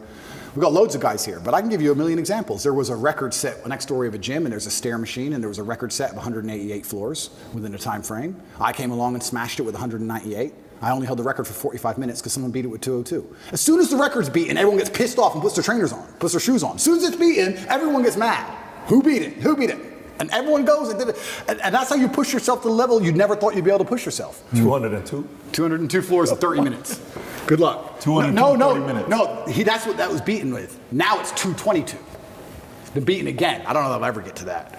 But I'm still 198. I've got to try again. But the point is, when you have men around you, there's that natural masculine competition, and that's what drives you. If you're going to be the best version of yourself, even if you're a boxer training for a fight, you train with a team. You train with other boxers. You train with other boxers or other trainers. If you're on a football team, you're pushed by your team. I think life should be the same, right? Imagine you took the normal average man and you moved him into a house of 5 people, and you had a philosopher and fitness expert and hypnotist, whatever it was. That will make him a more competitive person overall because he's trying to compete with all the other people who are on his level. You don't want to take competition. So I don't like the idea of my life without masculine competition. That's why I'll always live with my brother. And if you met a girl one day who says, Tate, I want to have your babies, live with you, but it's kind of weird that your brother's here, what would you say to her? Yeah, a few of them have said that. I offer some degree of compromise. I'm like, look, we can have our own house separate if you really want, but I'm going to be spending a lot of time at that other house, including nights over. I want to stay with where my brother is. So you would compromise a little bit, but he's going to be living next door or with you. 100%. And I don't think, and that may be unusual in the Western world. I don't think that's unusual in many places. I love That's very true. Well, you talk about this all the time. Oh, you don't even know how much I love that. Yeah, I love that. To me, as a kid, that was a dream. Like if you could, right next to each other, there's a family in our community, billionaire family. They live right next to each other. The oldest son has the biggest house, 12,000 square feet. Then the youngest son has the second biggest house, 8,000 square feet. And the parents live in a 6,000 square foot house right next to each other. Absolutely. Okay. The 2 boys have 4 kids. The 8 kids are always together. Absolutely. What a great environment. That's how a lot of people in Zambia, Africa grow up, especially if they grew up like traditionally from the village. My parents grew up that way, very close-knit, living close together, some of them not too far away from each other. I think like Indians do that a lot too, right? It's a dream environment. Absolutely. I can't see how a person wouldn't buy into that, the benefits of it. And there's also benefits to the relationship because I think you have a better relationship with your woman if she can go and talk with other women and be with women and I'm with guys and then you're together sometimes and you can split it out. It's better for everybody. Yeah. This whole idea of just man, woman, boom, child, bang, I understand where it's come from. I'm not saying it's all typically bad, but I do think that in those scenarios, there's a lot of men who are particularly miserable, particularly men especially. Yes. And the idea of a clan and having that team around you, I love that. I wouldn't live any other way. I love living that way. Well, being born and raised in Miami, there's a lot of Latin culture there. Yep. And, the American friends, they just move out, move on their own. That's what they do. But in Latin culture, the abuela's living in the house, the family's living in there, the women are all kind of congregated together. It's a different world. We can also discuss it financially, right? If you're a man and a woman and you have 3 boys and they're, let's say, traditional, Western, whatever, they all go and pay 3 different rents and they all move in with their girlfriends and everyone's getting wrecked, right? If you all stay together and combine your income, you also do much better financially. This is how a lot of immigrants even survived, especially Muslim immigrants in England. I've heard you tell the story about that. Absolutely, yeah, they all stay together in one big house, they all pool their incomes. You have a bunch of people with average jobs and Ferraris on the drive. And then they buy the house they're in, then they buy another. You pool the incomes. If you all split and separate and just spread out, you're just paying all different rents, all different electricity bills, and you just go broke. You have to think of the last name and the generation and the clan as a whole. Right. So yeah, I love the idea of living with my brother. I'll never live without him. And his woman can move in, of course. His kids can be around me, of course. I'm uncle. Why not? I have no problem with that. That's a dream. Let's transition to a couple other topics. So,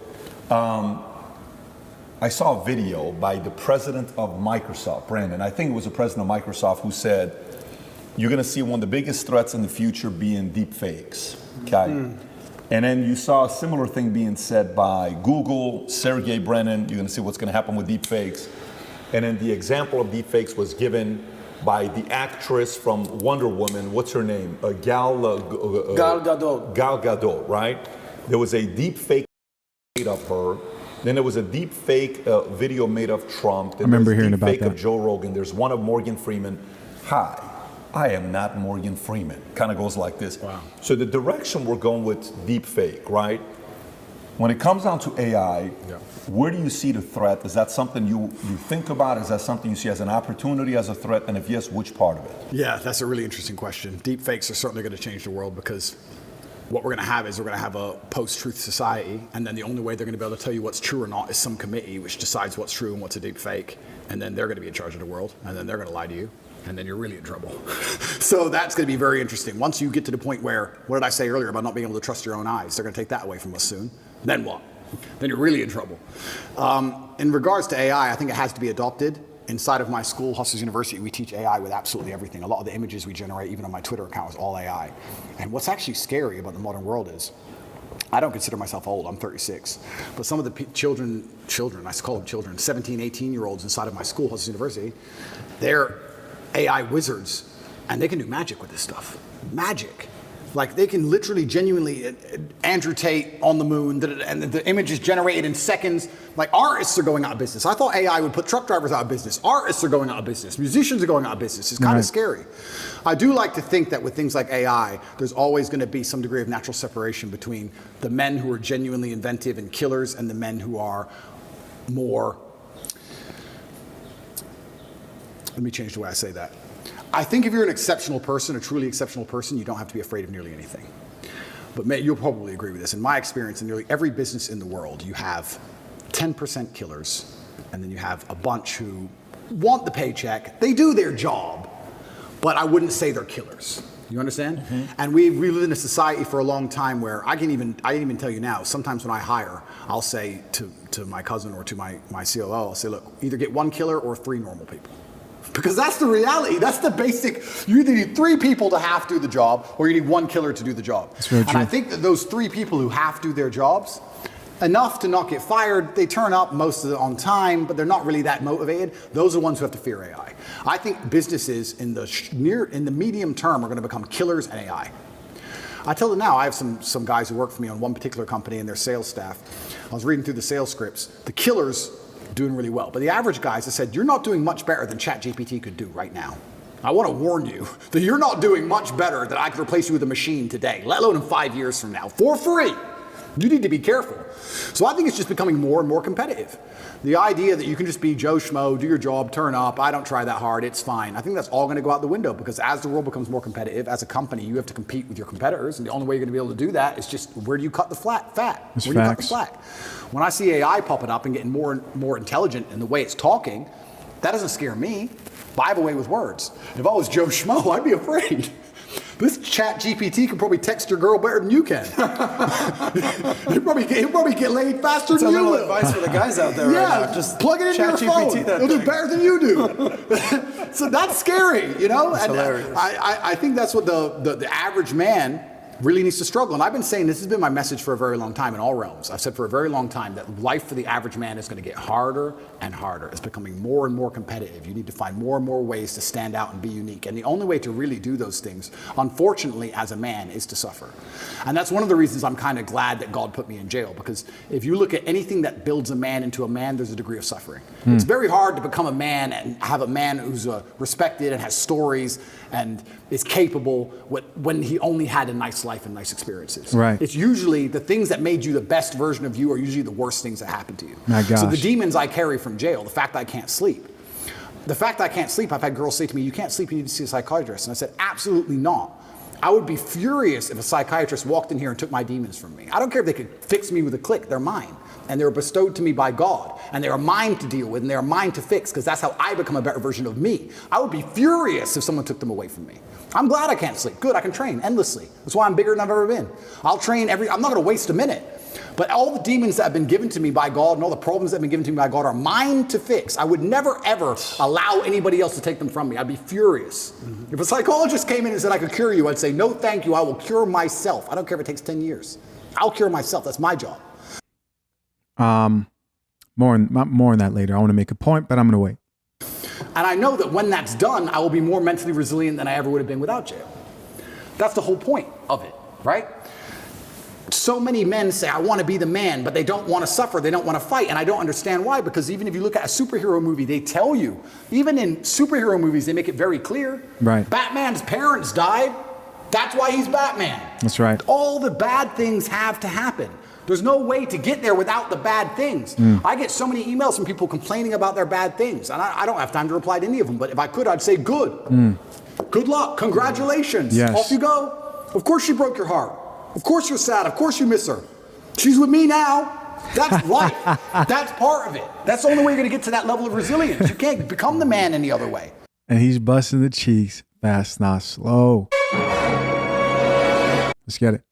So yeah, I thank God for everything bad that's ever happened to me and all the demons. And I trust that he's not going to give me anything I cannot, in the end, decipher and deal with. In the end, I think it's a puzzle, and you decipher it and you work out the best way to deal with it, and you internalize the good parts, and you become a better and stronger and more resilient person for it. 1 Corinthians 10:13. And if you know, you know. So I have to thank God for every single one of them. Well, I mean, You got to go through shit to be the shit. That's basically what it is. And by the way, what you're saying is not a hypothetical. You talk about being the average man. You see this play out on dating apps these days. Have you seen what's happened, especially on Instagram and on all the dating apps, Hinge, Bumble, and out there? The top guys out there are getting 90% of the women, whereas the bottom guys, I think the stats are a third of men under 30 have not been laid in a year. If being average is not acceptable anymore. At all. It's not acceptable anymore. And it's not acceptable in the sexual marketplace, but it's also just not acceptable, I don't think, even in life anymore. Period. You have to diversify now so much to even protect yourself. The idea that you can just be a law-abiding citizen in a country and just work your job and be okay is gone. It's gone. If COVID doesn't prove that, I don't know what will. Yeah. Look at my situation. You have to diversify. You have to be smart enough that you have assets and friends and capability and lawyers and whatever all over the world now. Right, It's the only way to protect yourself. You can't just sit within one jurisdiction and go, oh, well, but I don't speed, so it's going to be okay. I don't think it is. I think it's coming to a point where it's not going to be okay. And AI is going to make it harder and harder, again, for those average men. It's going to be harder and harder. I don't think the exceptional men are ever going to suffer from AI. I think we're going to use AI. Do you think this whole Neuralink that Elon Musk just got the approval for the patent?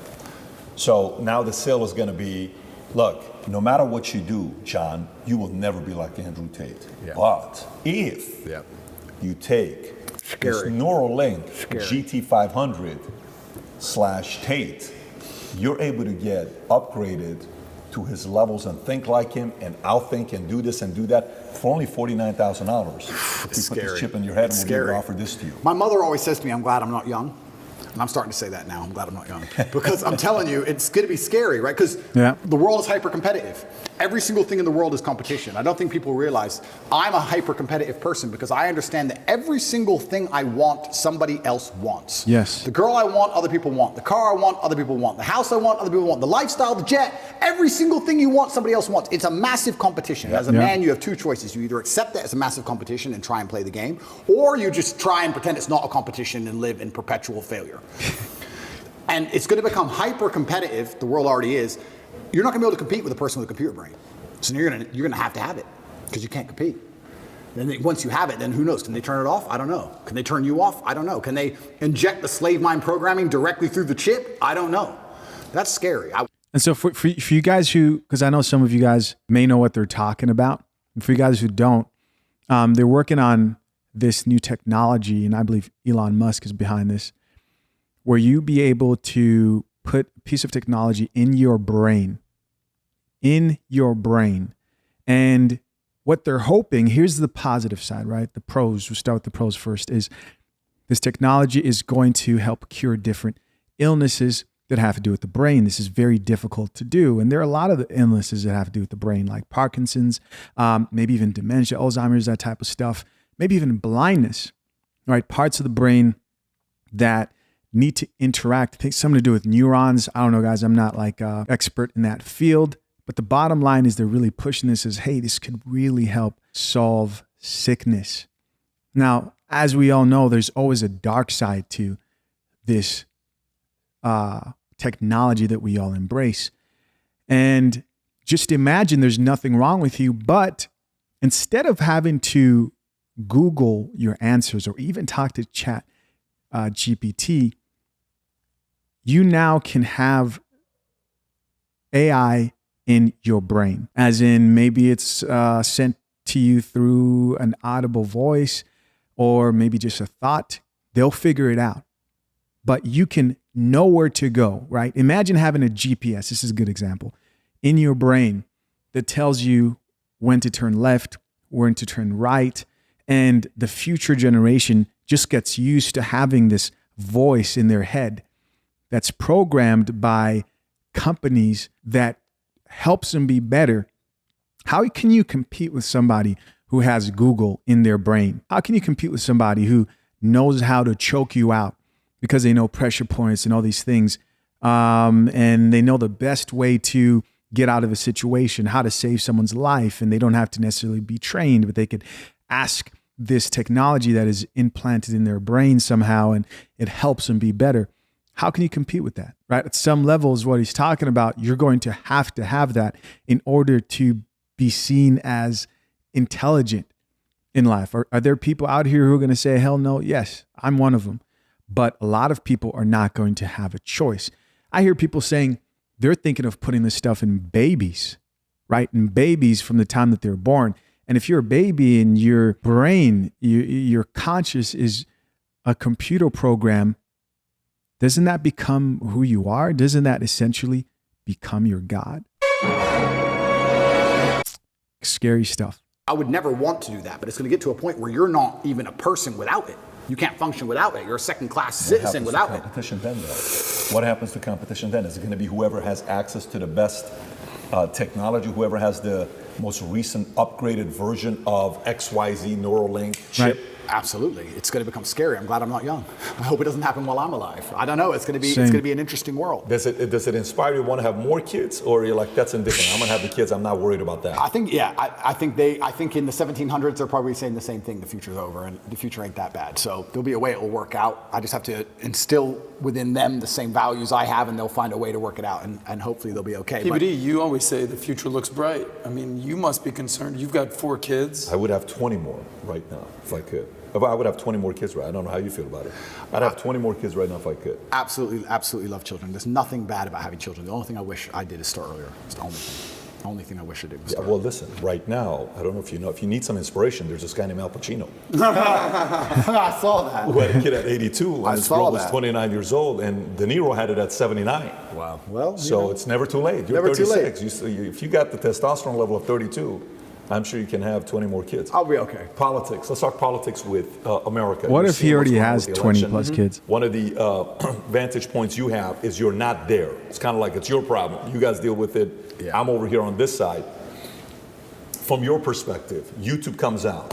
Hey, all the election stuff you guys talked about, that we would ban it and take it down, you guys can talk about it now because we want a balanced argument from both sides. Okay, no problem.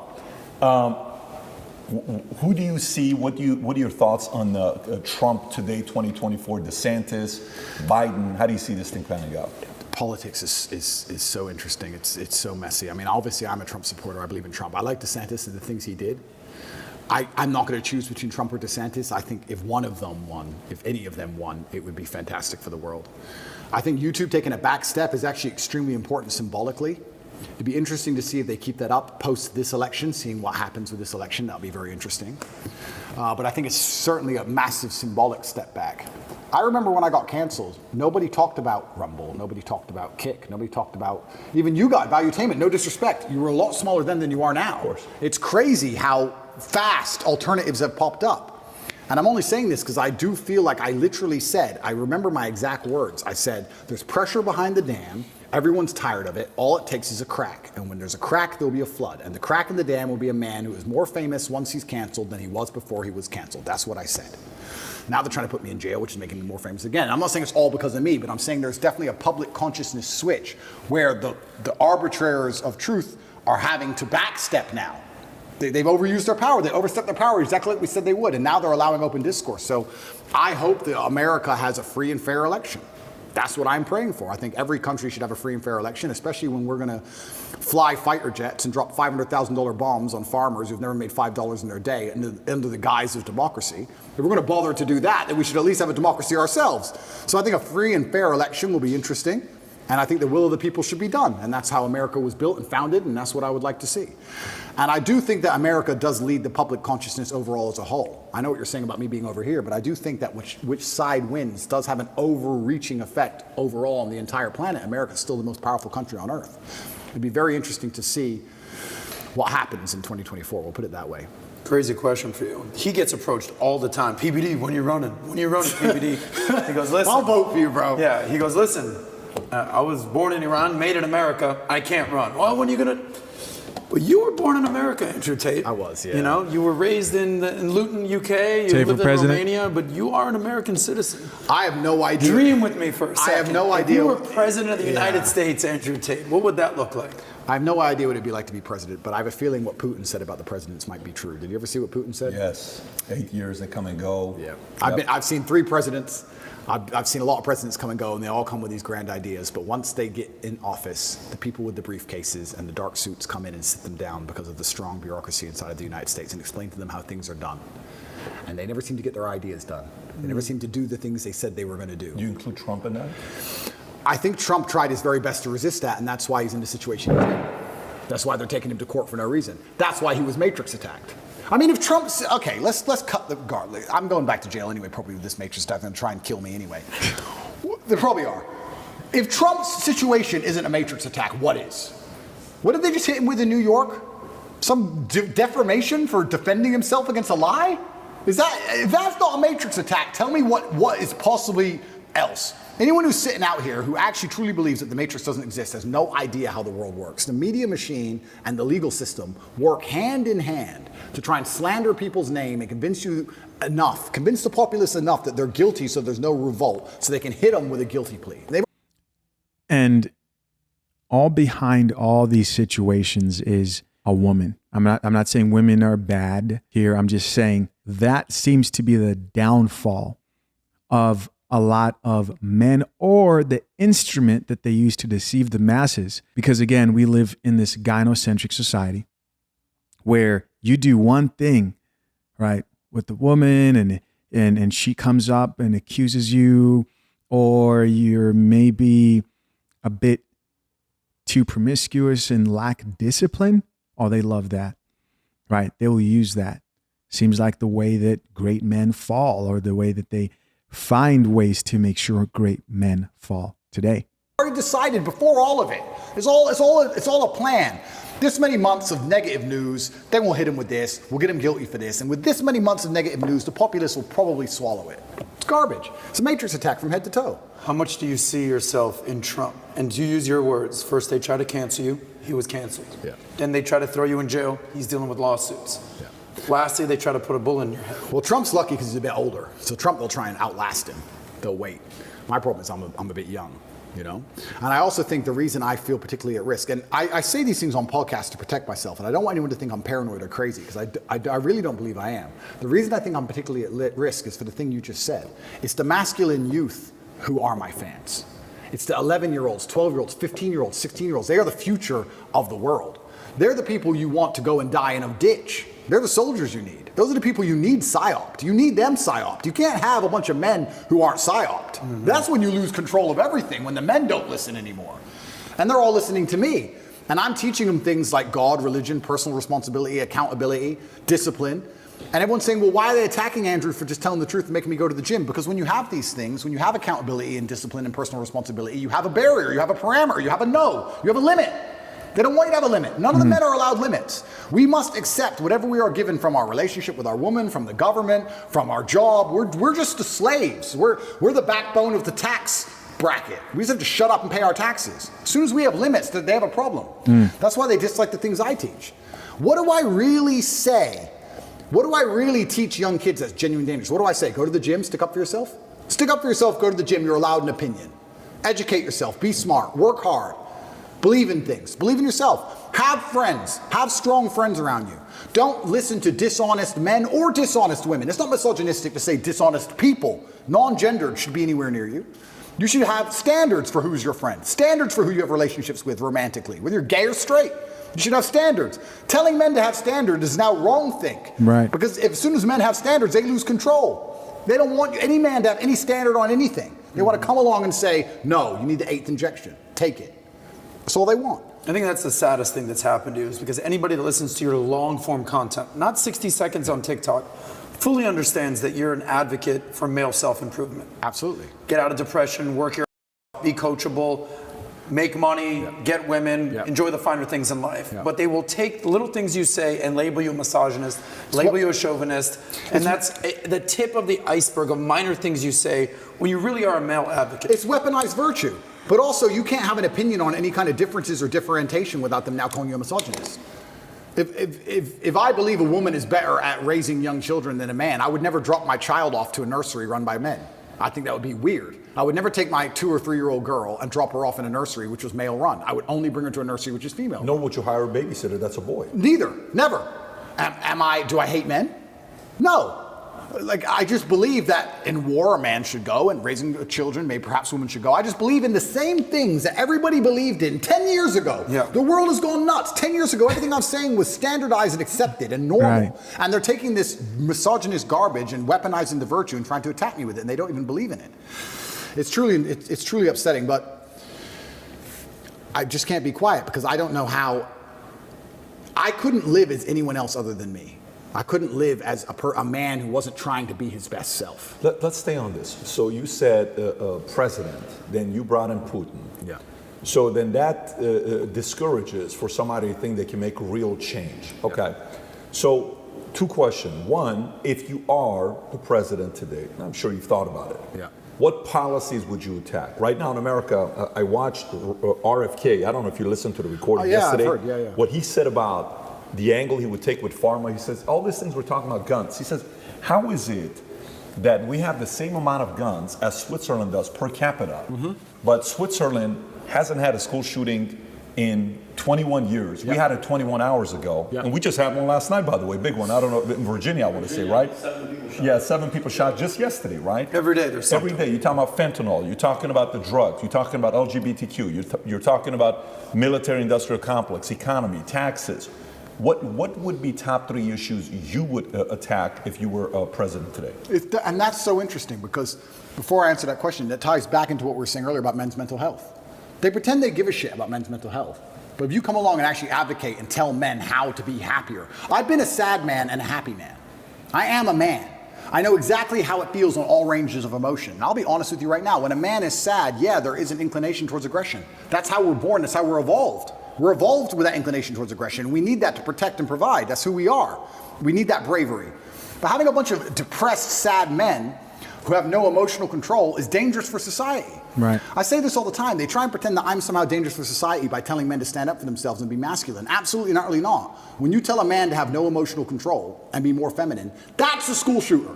A school shooter is not a man with masculine accountability. He's a man who's told, act how you feel all the time. Then he gets picked on for long enough.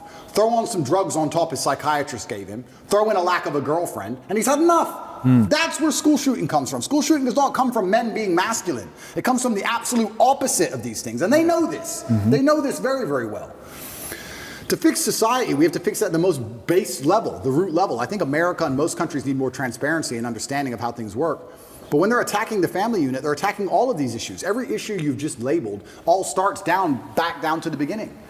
I really think the reason I would like to argue, and I don't know any of the statistics on this, in the 1950s, I'm sure there was prevalence of guns all around America, but there just wasn't the school shooting. Why?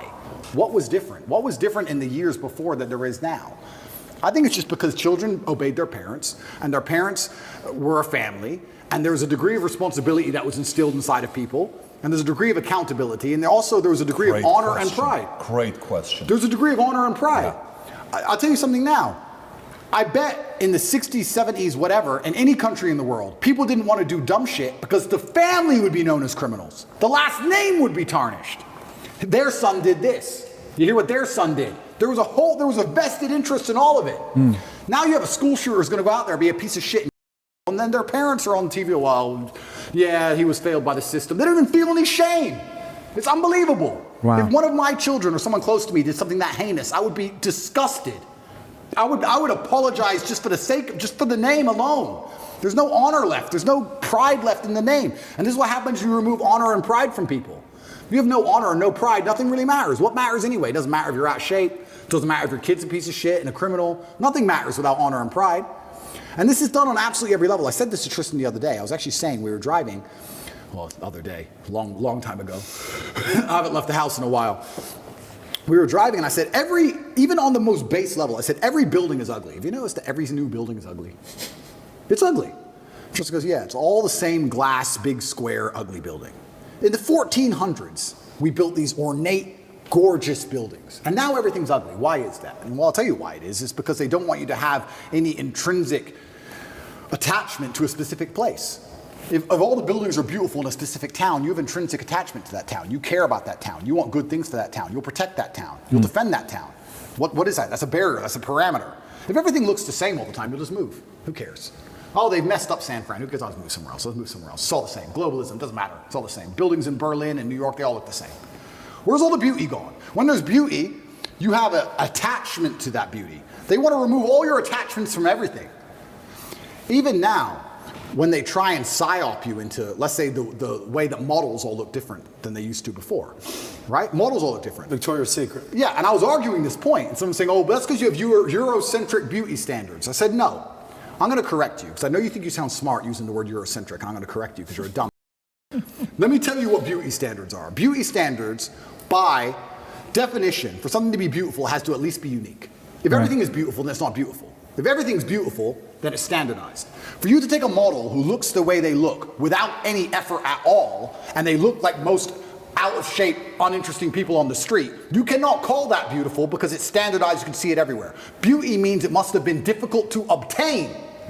Whether it's a building, it's difficult to make because it's ornate, or a woman who's trained really hard to have a beautiful figure, that is difficult. Difficulty and beauty are linked. You can't have beauty without difficulty. You cannot show me another model and tell me that my Eurocentric beauty standards are saying she isn't hot, because that's not why. She isn't hot because she's made no effort. She hasn't tried.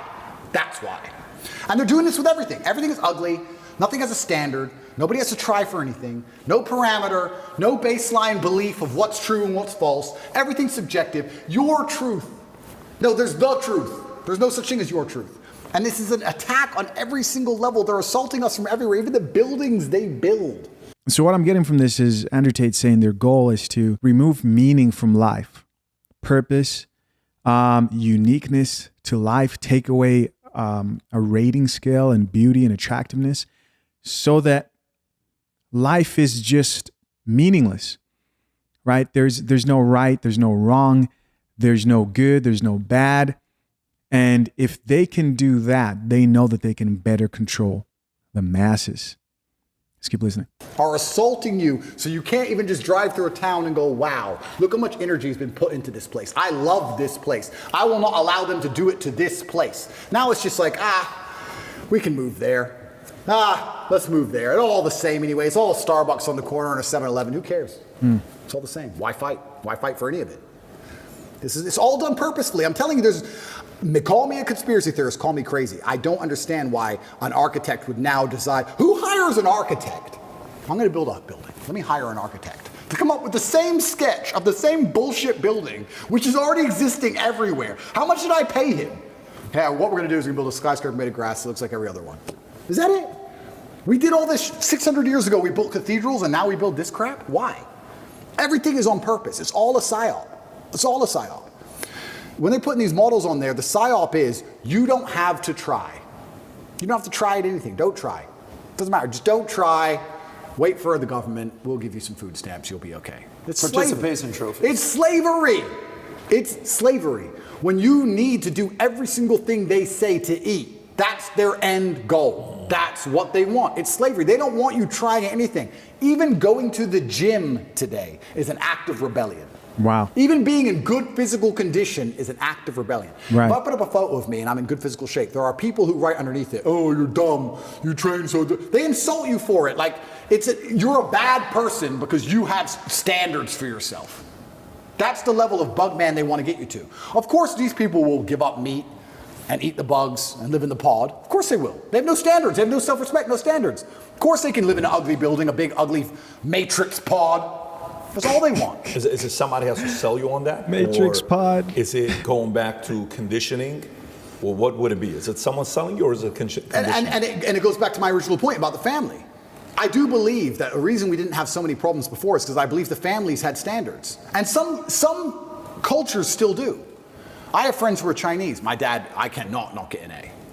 That's just their culture. When my dad was still alive and he was teaching chess, my dad would charge $400 or $500 an hour for chess lessons.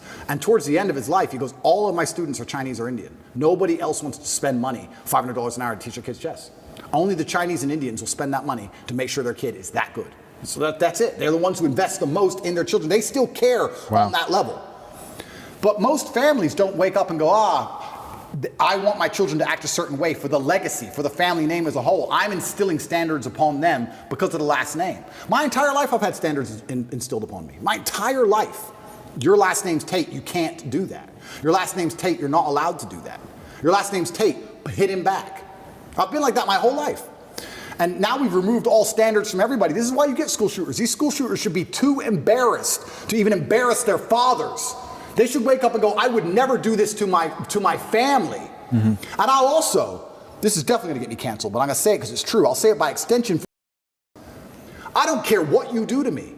I'm Andrew Tate. I cannot myself. I can't. I'm not allowed. It's against the creed of my last name. I didn't have ancestors who suffered how they suffered, who went through what they went through for me to be born myself. That's not the end of my story. I refuse. I absolutely refuse. No matter how bad it gets or what bad situation I'm in, I refuse to do it because I have too much respect for my last name. I won't do it. And I think that a lot of things, a lot of men's mental health, a lot of crises can actually just come back to the old adages of honor. And you can fix a lot of it. Your girl left you, you miss her. I get it. We've all been heartbroken. She's with a new guy. You're upset. She doesn't care. You care. I get all of it. But there has to be a point where you get to a level of pride and you just go, that's not who I am. I lost her. That's life.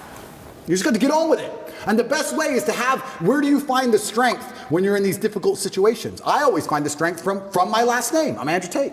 I'm Andrew Tate, so I just have to do it. I'm in a Romanian jail cell. I wake up, there's cockroaches in my bed. They're all over my face. What am I going to do, cry? Well, am I out? Am I going to go and sign a piece of paper and say I'm guilty? I'm going to sell my brother out? No. Is that what I'm going to do? No. Am I going to go fucking lie and put these and sell the girls out like they want me to? Am I going to stand up and say I'm sorry for saying go to the gym like a? No, I'm going to take the cockroaches off my mouth. I'm going to do some push-ups because I'm Andrew Tate. When shit really gets hard, honor and courage and bravery and your last name is all you've ever had. It's all you're gonna have. And it used to be like that in the olden days. That's why no one did this dumb shit. They were just too embarrassed to even do it. And this is why you're saying, how do we fix the country?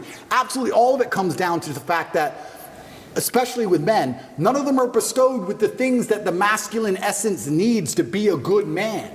Wow. You need pride, you need honor. You need a healthy level of ego. You need all of these things. We're taking it all from boys, and what are we giving them instead? Video games, weed, and what do you expect of these people? What do you expect of these shit versions of men besides trash output?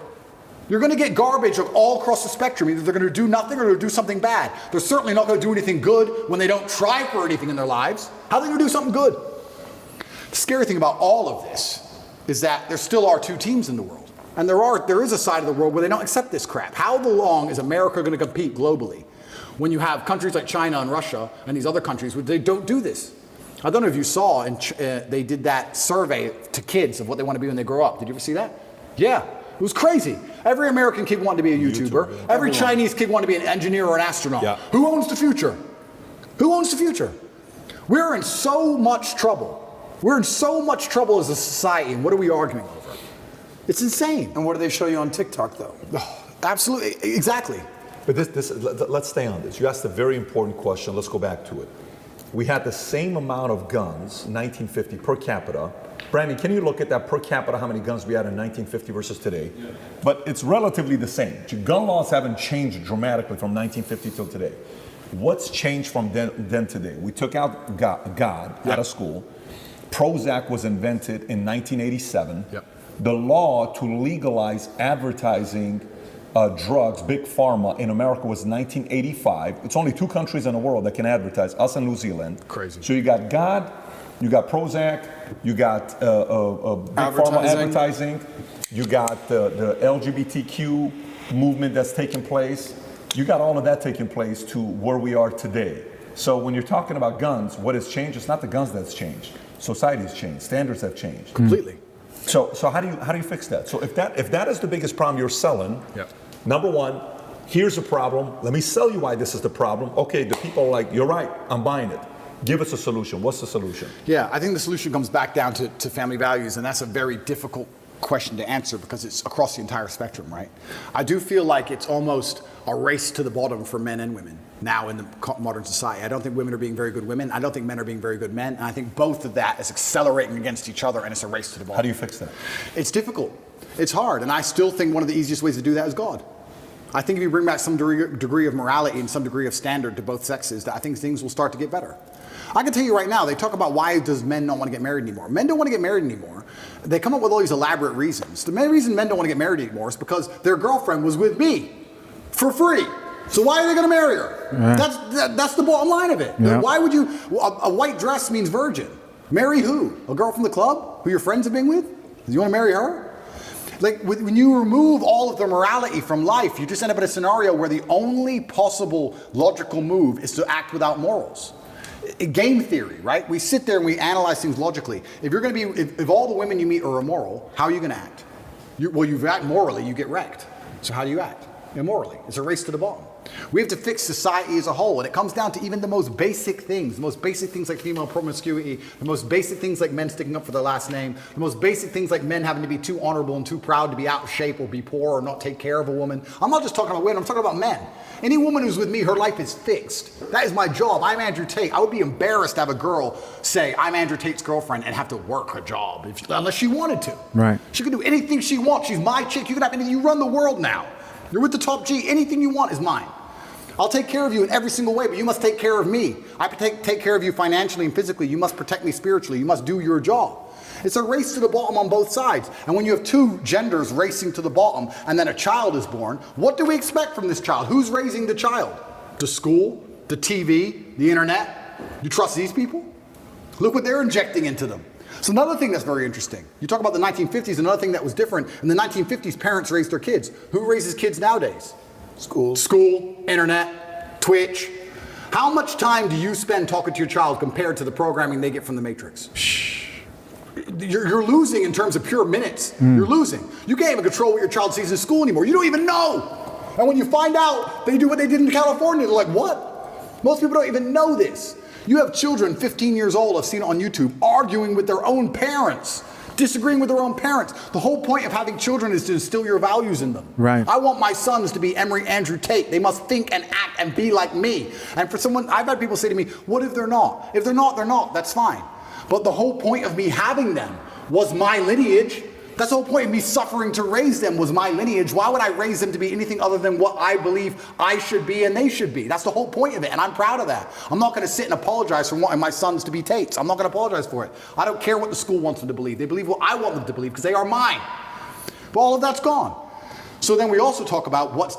So you may be listening to that and thinking to yourself, oh, why are you so territorial over your kids? Think about that question real quick. At what point did it become okay to not want parents to have control of their children and be okay with the government having control of their children? Because they belong to somebody. Minors belong to somebody because they're not adults, right? That's why they need supervision. That's why they need guidance. That's why they need parents. And if they're not yours, then whose are they? Who do your children belong to? Now, I don't 100% agree with Tate there saying, I want my kids to be exactly what I am. I've thought about that myself as somebody who's engaged and wants a two-parent household, family, etc. And I think the biggest thing I want my children to have is a peaceful life. I want them to wake up proud of who they are and not hold guilt. I don't want them to question life.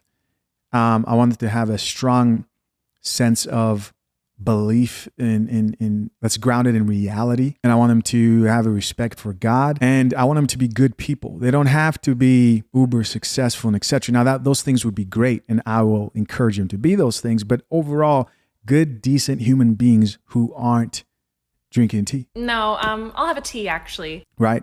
Who aren't losing their shit. Who are not, like Andrew Tate says, out of their mind. Calling something what it's not, being honest about reality in life, not denying observable reality, understanding that masculinity is good, femininity is good, they work well together. That is a man, that is a woman, and all these other things that they're trying to force your young people, our young people, to believe in today's day and age. Just keep listening. From between the 1950s and today, these kids are being raised by people who aren't their parents, and whoever's raising them clearly ain't teaching them anything good. Teaching them, if you feel, act how you feel. You can't tell men that. It's dangerous. You can't tell men to act how they feel. You can't tell men to not have emotional control. You can't tell men to cry anytime they want. Right. Because men don't just cry sad. They cry angry. They cry very angry. You don't want that. You have to teach them stoicism. You have to teach them all of these things. Mm-hmm. And it's all gone. So, okay, so let's stay on this. This is actually a very interesting topic we're in, from 1950s till today. So you're saying, if somebody is a Tate, if somebody is my wife, if somebody is my son, you're going to be doing this. I'm not going to let a teacher X, Y, Z. Okay. Well, 85, 90% of America doesn't have the money to be able to Correct. put them in a private school. Correct. Where right now is June. If you go on YouTube or Twitter and look at Pride Month, everywhere kids are coming to school, parents, teachers got these pride stuff going on all over the place. Parents are like, look, I'd love to put him in a private school, but even some private schools are doing it right now. In Florida, there is a private school. It's known one of the best private schools out there. You know which one I'm talking about? I won't mention it. Starts with the letter P. People should know what it is, but they all know what I'm talking about. We have a party at our house, okay? And baseball. My son, so he's got a baseball. All the players are their parents. I'm talking to the parents. So, hey, meet one of the girls. So, what school do you go to? Oh, well, I was going to such and such school, but now I'm going to such and such school. Oh, really? Tell me why. The dad's like, yeah, it's just, reasons. He gets uncomfortable. Yeah. I said, no, really, tell me why. I'm curious. Well, I don't really want to get into it. I said, are you uncomfortable because it's political reasons? Well, yes. I said, well, let's just say you're safe to say it here. Yeah. He says, am I fully safe? I said, what do I need to tell you for you to know you're fully safe? You're fully safe with us because you know my position. Yeah. He says, fair.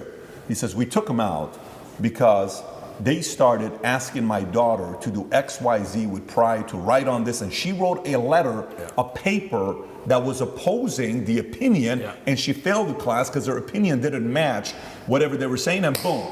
Now, so I said, what's going on with that private school? That school's $50,000 a year per kid. The one that's $50,000 a year per kid. Wow. There's an exodus from this school to go to other schools. So one, some parents don't have the option, Andrew, to say, you and I are not worried about it. I'm not worried about it, but the people I'm leading, they're worried about it. Absolutely. How do you fix it if you're that person without the resources you got? And that's another thing that's difficult, because I have two answers to this question. I have the arrogant answer, not the answer that I believe is helpful. I know the arrogant one, but give both of them. I'll give both. Yeah. The one I actually believe is helpful. This is where I think things like we discussed earlier, like the Klan comes into effect, right?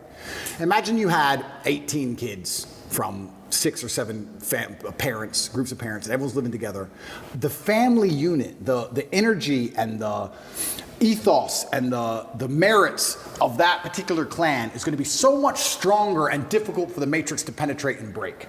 Their best friends are the people they live with. The kids live with the other kids who believe the same as them. The parents all agree. When you're a clan, you're far more difficult to attack and assault. Right. So I would say the first thing I would do if I was a parent of normal income, I would try and find other parents who agree with me and try and find other people who are ideologically sound. And I'd make sure that our children are friends and they spend the most time with each other. And I would try for us all to go on holidays together. And I would also put in conscious effort to try and deprogram. I don't think many parents say to their kids, what did you learn today? I'd be doing that not to check on the kid. I'd be doing that to check on the school. But let me challenge you. What's going on? Sure. So let's role play. Go ahead. Ask me the question. What did you learn at school today? So today we learned that Dylan Mulvaney had the courage to stand up for her beliefs, and she's a hero because she's out there and she's helping a lot of other people that are going through challenging times be able to stand up for themselves. Okay. What are you going to tell me? I would say, why do you think they want you to believe that?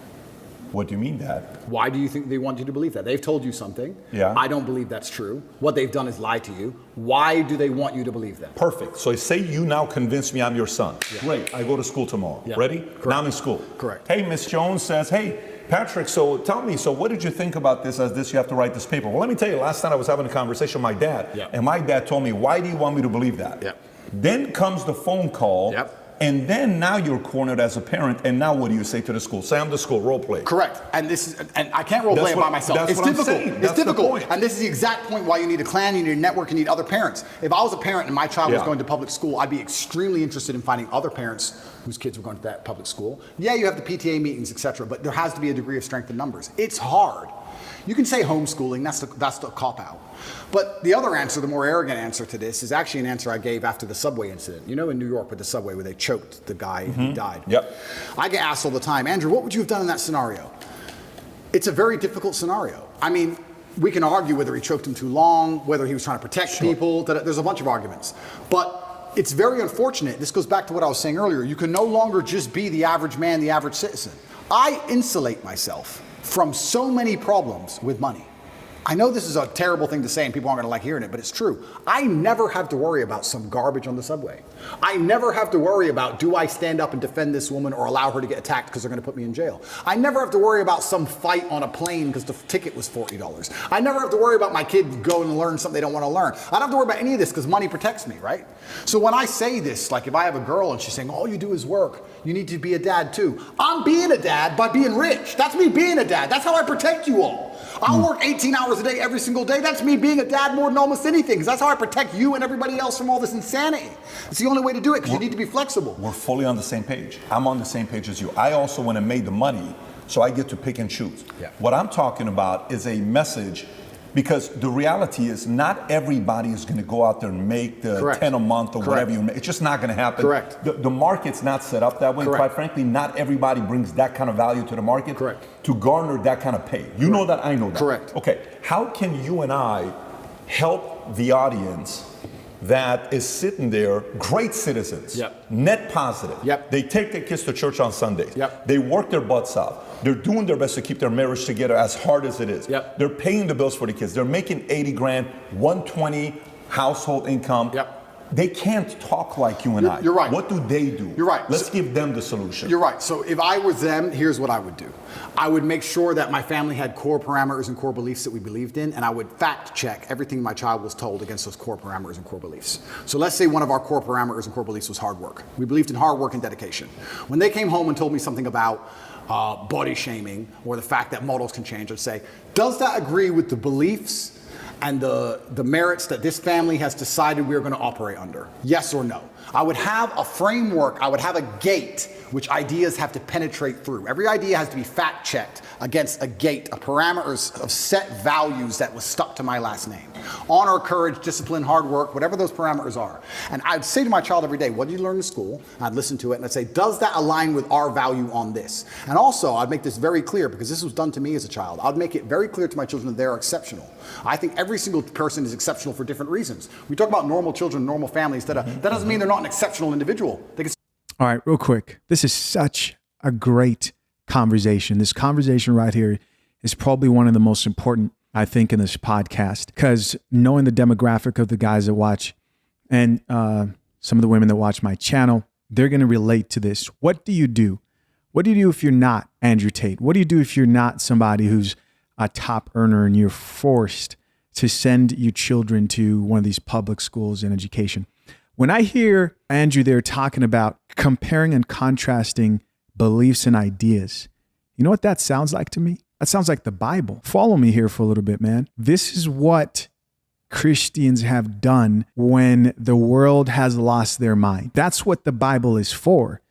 It's a guide to live life meaningfully, but not only that, to remind you and keep you grounded about the balance of life and the laws of nature that provide us a better quality life. Because what the world is doing right now, you know, it sounds like a pastor. These guys talking right now sound like a group of religious people who are trying to figure out how to raise their kids outside of the world. And even if you're not spiritual, even as a conservative, a Christian mentality will have to be adopted. And this is such a great example, man. A Christian mentality will have to be adopted. I'm just talking about the mentality here of how to go through life. And basically, it's simple. It's us against them, with God leading. It's us against them. That's the mentality that Muslims have, that Christians have. And I mean people who take the religion seriously. And they don't approach it, if they're doing it right, they don't approach it in a way of they are evil people who need to die and perish. No. They looked at as like, hey, these people have kind of lost it. They're kind of crazy out here, right?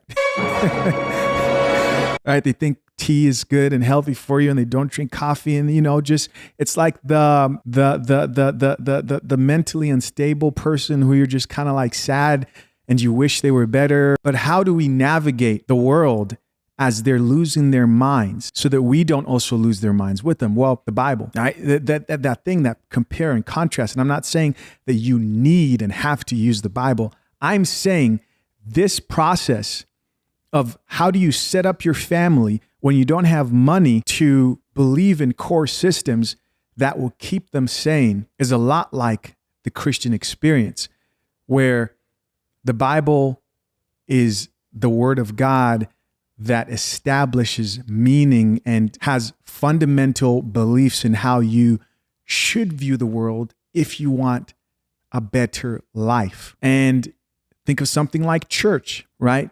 Every week, that people go to. What is that? It's a community of people who have the same belief system. Same thing that Andrew Tate right there was talking about. Think of the pastor who gets up there and shares the word of God, right? Don't worship the pastor. It's not about him, but it's about the reconditioning of sanity and the undoing of whatever happened in that week to remind you that like those people out there are losing it right now. So what am I getting to? You might want to look at that system and that process and figure out how to implement that sort of system and process in your life. And if you're not doing it right now for yourself, you might want to do that. And there are reasons these religions and belief systems set things up in that way, because maybe they understood, or as history repeats itself, they see that when people lose their minds, when a group of people are still trying to ground their beliefs in reality, well, they need systems that are going to reaffirm their beliefs so that we don't all go mad in this world.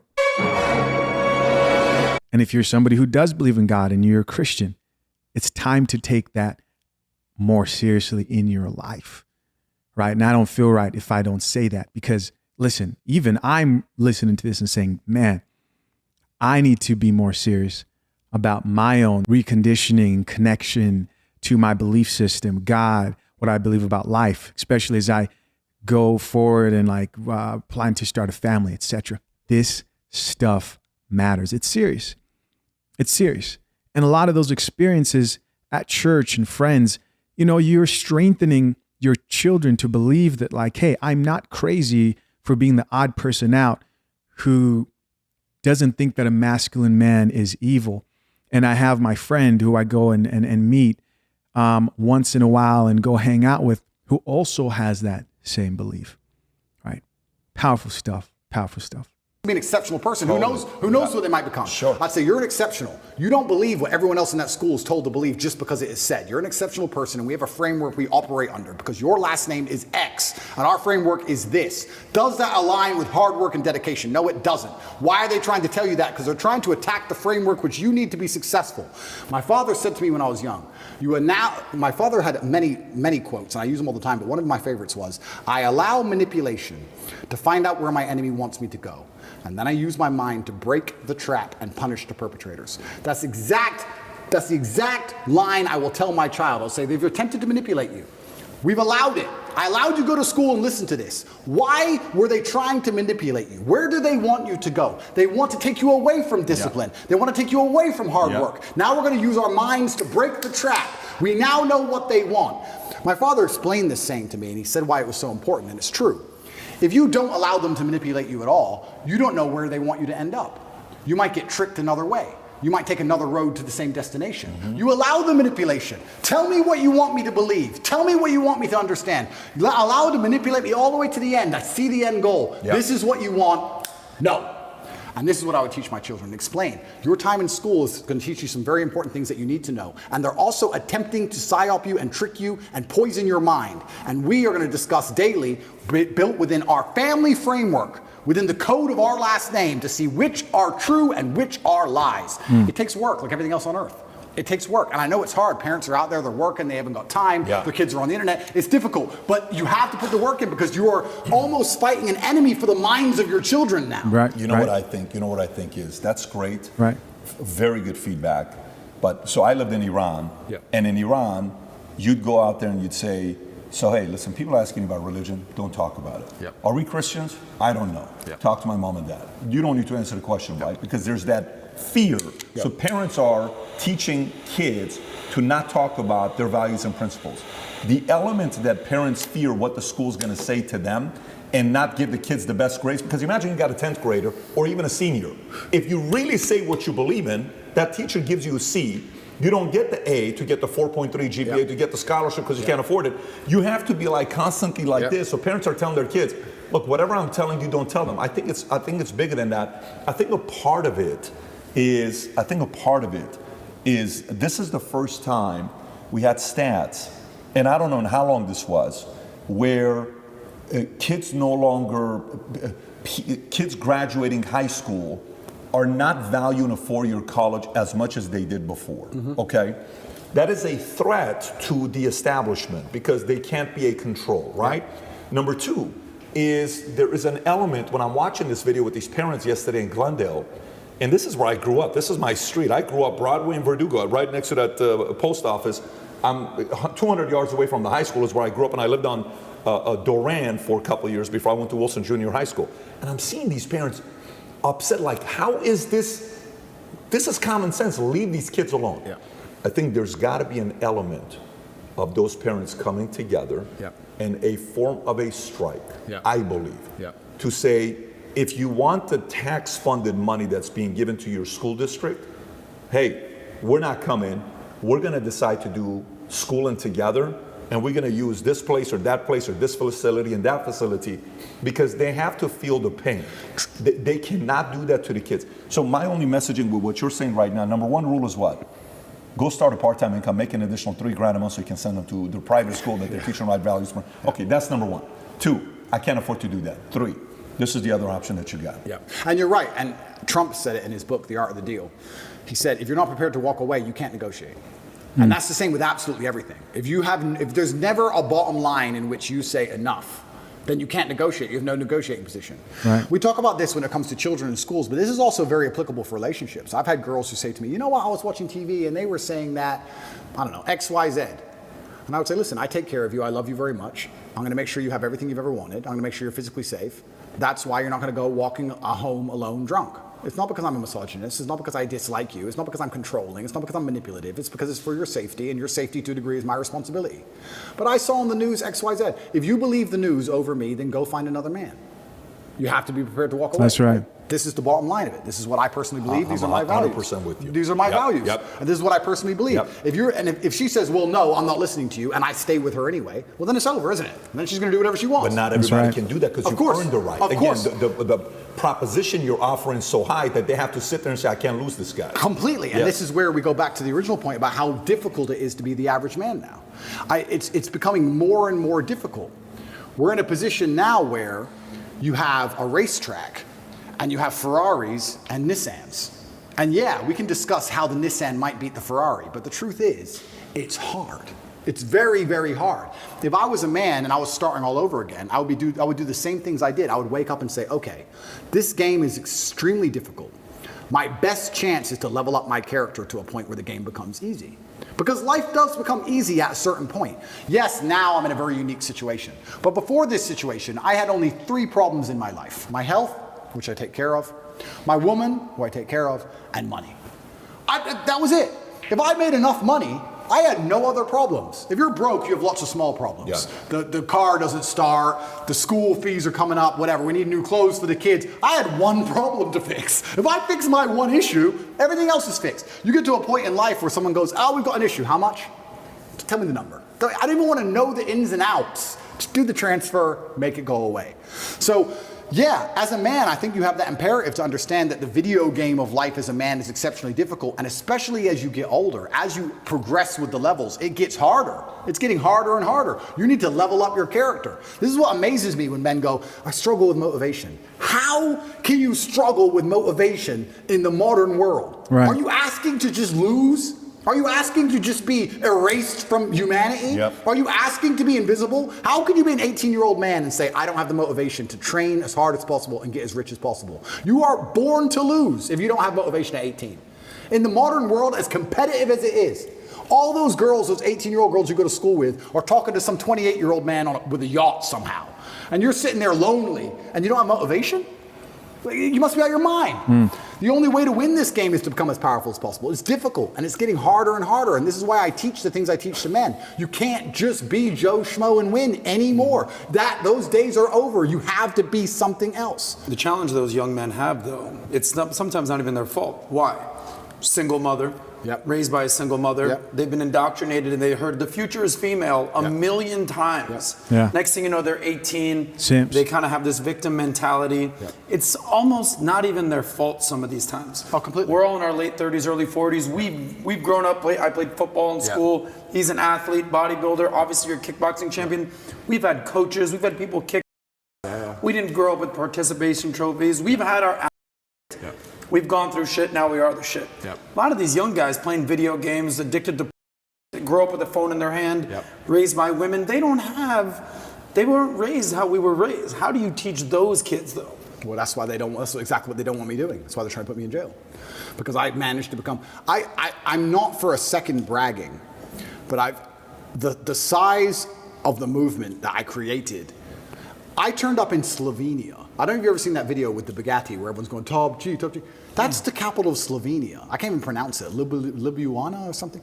I've never been there before. Slovenia, where even is it? Like, I can barely find it on a map. I know roughly where it is. If you want a guaranteed way to get in touch with me, maybe you have a business idea, maybe you want some fashion tips, maybe you just want to connect, you could find me on Minect. This is what I was saying earlier on about how complicated masculinity is, but I broke it down to those 3 basic tenets because even a teenage boy can understand if you get enough money and enough power and enough powerful friends and enough sexual access that you're going to be able to build yourself to a man of, I can cry now. I've qualified to cry. When you're an 18-year-old boy, you shouldn't be crying. You should be focused and you should be an animal, and you should be training, you should be working hard, and you should be listening, you should be going to coaching. I'm now at a level where I'm allowed to cry. I understand all the different elements of being a man. I understand the tapestry of masculinity fully. I can cry if I decide to. I've qualified for that. But before you get to that point, you have to go through all the hard shit. And the hard shit I've broken down to the 3 basics. And I think that's why they're coming to attack me so heavily. Because genuinely, because of what you just said. I'm telling kids things, and especially people often ask me, especially Matrix Media, they say, why did you get so big? Because I'm telling the truth. I'm telling the truth, which every man knows is intrinsically true in his heart, because God has instilled him with a basic degree of morality of right and wrong. I'm saying things to a 17-year-old boy, and he's going, he makes sense. Right. I get it. Everything I was told so far just didn't quite click, but this does. Mm-hmm. And that's what they're so scared of.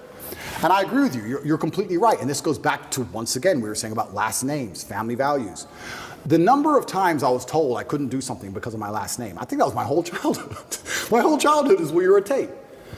Dad, I got an A. Of course, you're a Tate. It was just like, duh. Of course you got an A. What else are you going to get, a B? What, are you a dummy? That's who I was my whole life. I had standards exacted on me. And I've even heard, like, psychologists. I have a big problem with psychologists. I don't like them as a whole. I'll tell you some of my scenarios. I've had conversations with psychologists. There's a couple good ones, but there's a lot of them who I don't like. And their ideas, you raise children, don't put standards on, don't put pressure on them. How are they going to perform without pressure? Do you have pressure to perform in your business? Because I certainly do. I certainly do. Pressure makes diamonds. You think I didn't have pressure to perform when I sat down with the BBC and they tried to set me up? You think I didn't realize instantly? Okay, war. She's ready. You think there's no pressure? You think there's no pressure when they try and stab you to death?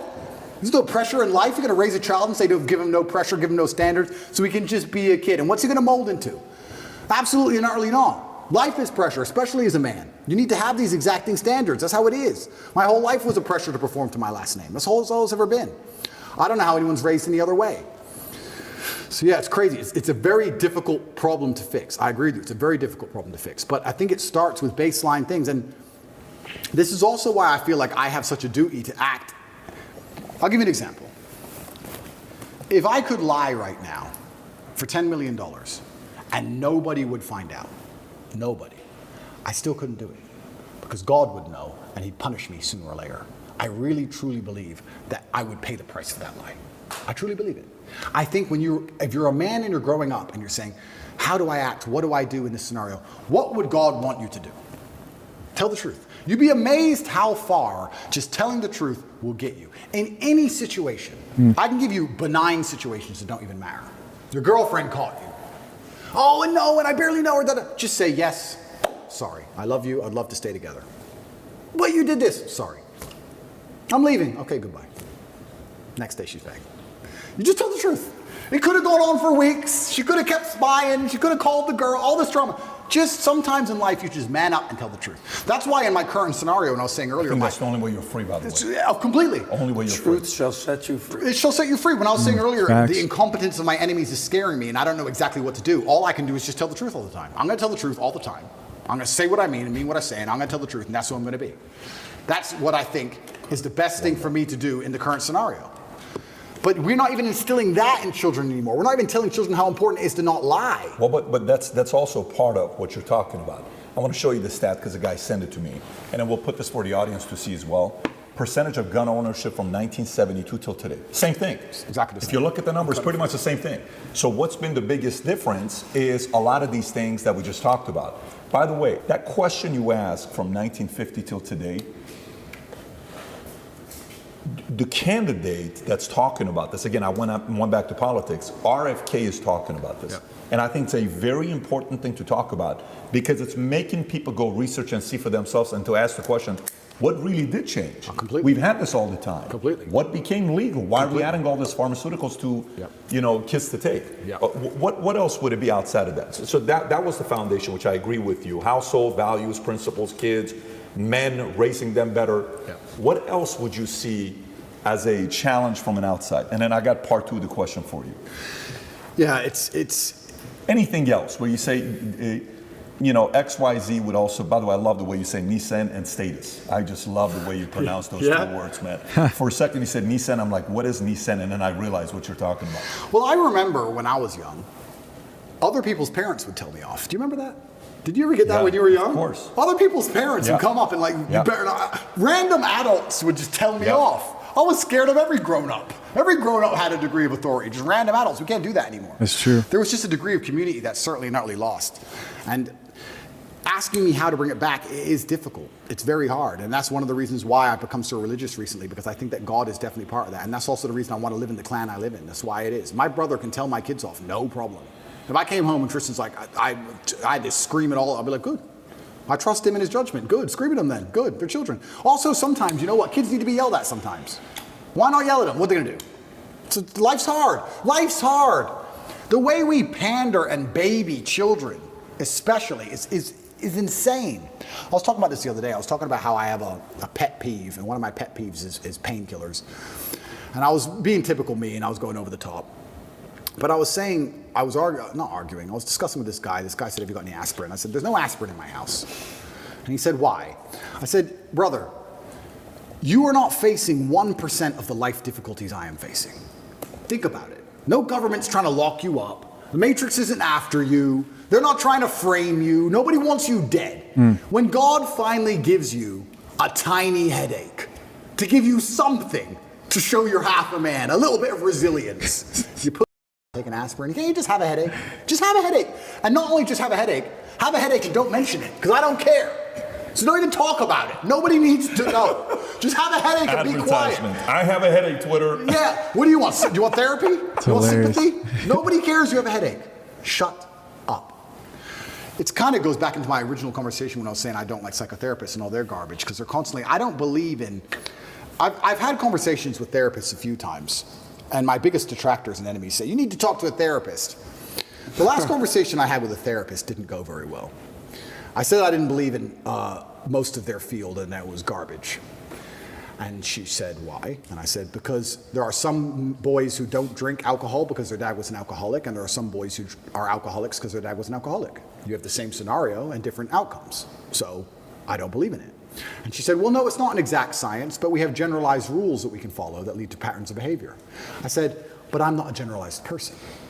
I'm an exceptional person. So everything you've learned and everyone you've ever spoken to and everything in your books does not apply to me, because I am exceptional and I'm smarter than you and I've done things you could never do, and I'm a world champion athlete and I'm richer than you'll ever be. So nothing you know can possibly apply to my mindset. So why are we sitting here talking? What was the reaction? She just wrote things down on a piece of paper. Probably called me an arrogant piece of shit. Probably said don't like this guy. Complete narcissist, For sure. egomaniac, who knows what's going on But here. I'm right. Yeah. There's nothing you've learned in your book that applies to people. It doesn't apply to me. It doesn't apply to me. So I don't want to hear it. Don't care. Don't care. And this whole idea, this goes back to the thing about painkillers. That's something I didn't just make up. That's from my dad. I remember being at my friend's house, and I remember him saying I need an aspirin, and he had an aspirin. I remember just being a child and coming home and saying I want an aspirin. I remember my dad going, for what? You're a kid. Shut up. No, you're not popping pills. And I remember my mother going, it's only an aspirin. No, well, nothing wrong with you. Your body is going to go through the same damage it's suffering, if any at all, whether you feel the pain or not. Man up, get over it. It comes down to the details. It's like if you're a professional fighter and you get to a certain level, your coach, once you've been training for 10 years, your coach is honing you on the details. It's the tiniest details that make you a predator. The tiny things. Okay, I want to touch on that therapy note that he said there, so everyone can understand it. What Andrew Tate is saying is, what he's not saying is don't go to therapy. What he's saying is, for example, that example he gave of the alcoholic dad. He says there's some kids who drink alcohol because their father was an alcoholic, and there's some kids who don't drink alcohol because their father was an alcoholic, meaning some kids grow up to be the type of man where they don't need a therapist to tell them, hey, you should stay away from alcohol because your father was an alcoholic. They figure it out by themselves. And he's basically putting himself in those shoes. And he's saying, I'm Andrew Tate. I'm doing all right by myself, which honestly, if you know anything about therapy, or if you've read anything about it, the best thing you can do, what's better than therapy? Better than therapy are relationships and connections, because that's all that therapy really is. Now, does that mean that you don't need therapy? No. Depending on who you are, you might need therapy as a man. I'm somebody who motivates, encourages men to seek out therapy, especially if you don't have a good community, social community around you. It can be very helpful, but it all has to do with the type of person you are. And you have to be honest with yourself. Are there men out here and women who don't need therapy? Of course, definitely. Mayweather does 1% better than the guy he beats. It's the tiny details. So simple things like denying a child a painkiller when you know there's nothing wrong with them. I'm not saying if he had surgery, he can't have painkillers. I'm saying if he walks in, there's nothing actually wrong with the kid. Say no. It's all the tiny little things you need to do to instill pain. You need to instill that resilience inside of them. I was in jail and I could just hear crying and sobbing from every cell but mine. Everyone's in there having a mental breakdown but me. And the scariest thing about my position, and I think it's the position for most people who end up in jail in Romania, because of how the legal system works and the extensions and you don't know how long you're in there for. You don't know. It could be a year, could be 5, could be 3 days. That's what messes with your brain. You're like, do I prepare for 6 months of this? Do I prepare for 5 years of this?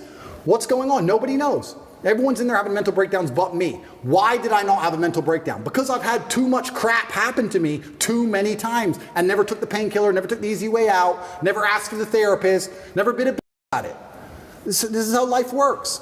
There's no way to the top besides the difficulty and the pain and the trauma. I'm really flabbergasted that there's men out here who still believe they're going to somehow become something of importance without it. Of course she broke your heart. Good. I'm tired of people complaining and crying about it. That's the game. That's the life. Right. So yeah, it comes down to tiny things, even down to painkillers, smallest things. Another thing my dad used to make me do, he used to just make me drink water. I remember being a kid and it would upset me. I'd be sitting there playing chess or whatever. He'd say, go drink 2 liters of water. And I'd go and I'd get some water and I'd start drinking it and say, I'm not thirsty, I don't want to drink the rest. And he'd stand there and make me drink all 2 liters. Now I understand it was just compliance. 2 liters of water is not going to hurt me. Not going to hurt me. Do I really need it? Who knows? I drank a liter. Why do I have to drink all 2? Because he said so. That was the household. If I tried to rebel, I really don't want it, I'm not thirsty, you're going to drink that water. That's it. And it's all these tiny things that instill discipline in you. Over a long enough time frame, drink water. Yes, sir. Bring that to compliance today, though. Bring that to compliance today. Say your dad is around today, and you're 12 years old, and you're living in Ohio, okay? And your dad is teaching you compliance. And your dad says, okay, so now teacher in school tells you what to do. He's right, he's this, he's that. What is the angle you're taking at that time? Yeah, and that's another thing that's difficult, because back then it was much easier to say you shouldn't get in trouble at school. Right. Much easier. Today it's kind of like a badge of honor almost. If you stand up. Almost. And it is hard. But my loyalty was always to my last name above anything else. This just depends where your loyalty lies. I think that everyone, when we talk about, we can link back into religion and talk about atheists. I don't think there's such thing as an atheist nowadays. I think everyone has a religion. If you're not religious to God, you're religious to either this woke agenda, or you're religious to a political party, or you're religious to some kind of perversion. Everyone's religious to something. You have to decide what is you're most loyal to above everything. That's facts. You have to put these things in hierarchy or order. In our last talk, I said this. A lot of people hold beliefs and they don't know where they got them from or why they hold them. There's people walking around who believe things and they don't know where it came from or why they so strongly believe it. They don't even have any personal experience to link it to. You truly believe 2 + 2 is 5. Why? Oh, because it just is. And the news. No. What happened to you that made you believe? Nothing's even happened to you. And you believe this with your complete core. Right. You've been psyoped. I know where my loyalties lie. I've had them in order. I know who I put above others. I absolutely and utterly know. And sometimes in the most harsh situations on earth, there's going to be scenarios in life which are completely and utterly, they're unexpected and they're exceptionally rare, where you have to make very difficult choices. But I know my hierarchy. I know if I was in a position, a hypothetical, where I had to choose between my brother or my girl, there wouldn't be oops, what do I do? I know the choice. It's never been the case between the two of you? It's never been the case between us yet. But if it happened, I know it would be. I've had girls say, I've had girls try and give me the line. I've had girls do it. I've had girls say, if you're gonna live with your brother, then it's gonna be No, weird. it's not what I'm asking. What I'm asking is, has a girl ever come in between you guys since you were kids? Never. Never. It's impossible. That's because of the value taught down. Completely. It's absolutely impossible. So the hierarchy of compliance and respect at that time, last name was first. Yep.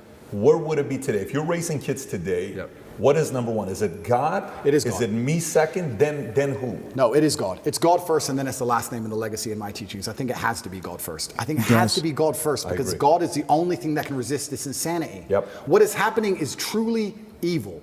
This is not some different worldview. No, it is evil because it is dishonest. Anything that is dishonest must be evil. It is a lie. All of it is a lie. It is constructed deliberately to be a lie. It's deliberately constructed to alter the minds of people to believe in lies. It is evil. So it has to be God first because God is truth. And I believe if I have children who put God first and then put respect for the last name and the things I've taught them second, it's very hard to corrupt them. How are you going to truly corrupt these people? It's going to be very difficult. And that's what I always try and do. And that's how I was raised. I was raised in a Christian family. I was actually raised religiously. Then I thought I was smart when I became atheistic. Because, yeah, there's a lot wrong with the world. And obviously, I've already apologized for that and understand I was completely wrong. But respect for my last name, even to this day, is still there. And that's why I say to my girlfriend, if we were walking down the street and 10 men approached with machetes, I'd just have to die. I can't be Andrew Tate ran away. I just can't. I can't be Andrew Tate ran away. I can't do it. That's the bottom line. If you're living in this clan, right? You're living here, your family, Tristan's family, you're raising your family. Muslim, Islam. Yep. Your brother's still Christian. Yep. How's that going to work? Well, there's one God. God's first. There's one God. I truly believe there's different paths to God.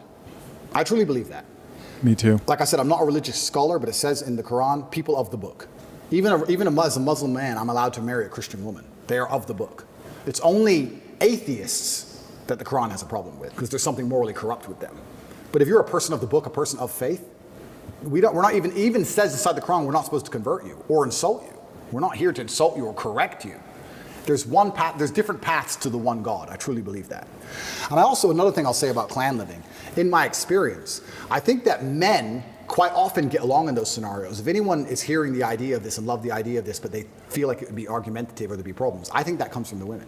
I think it's when women don't like each other or the woman's in the man's ear.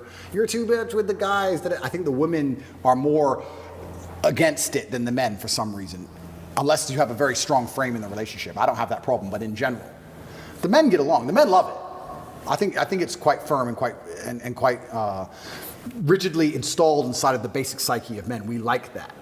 Men feel best in a gang, in a group.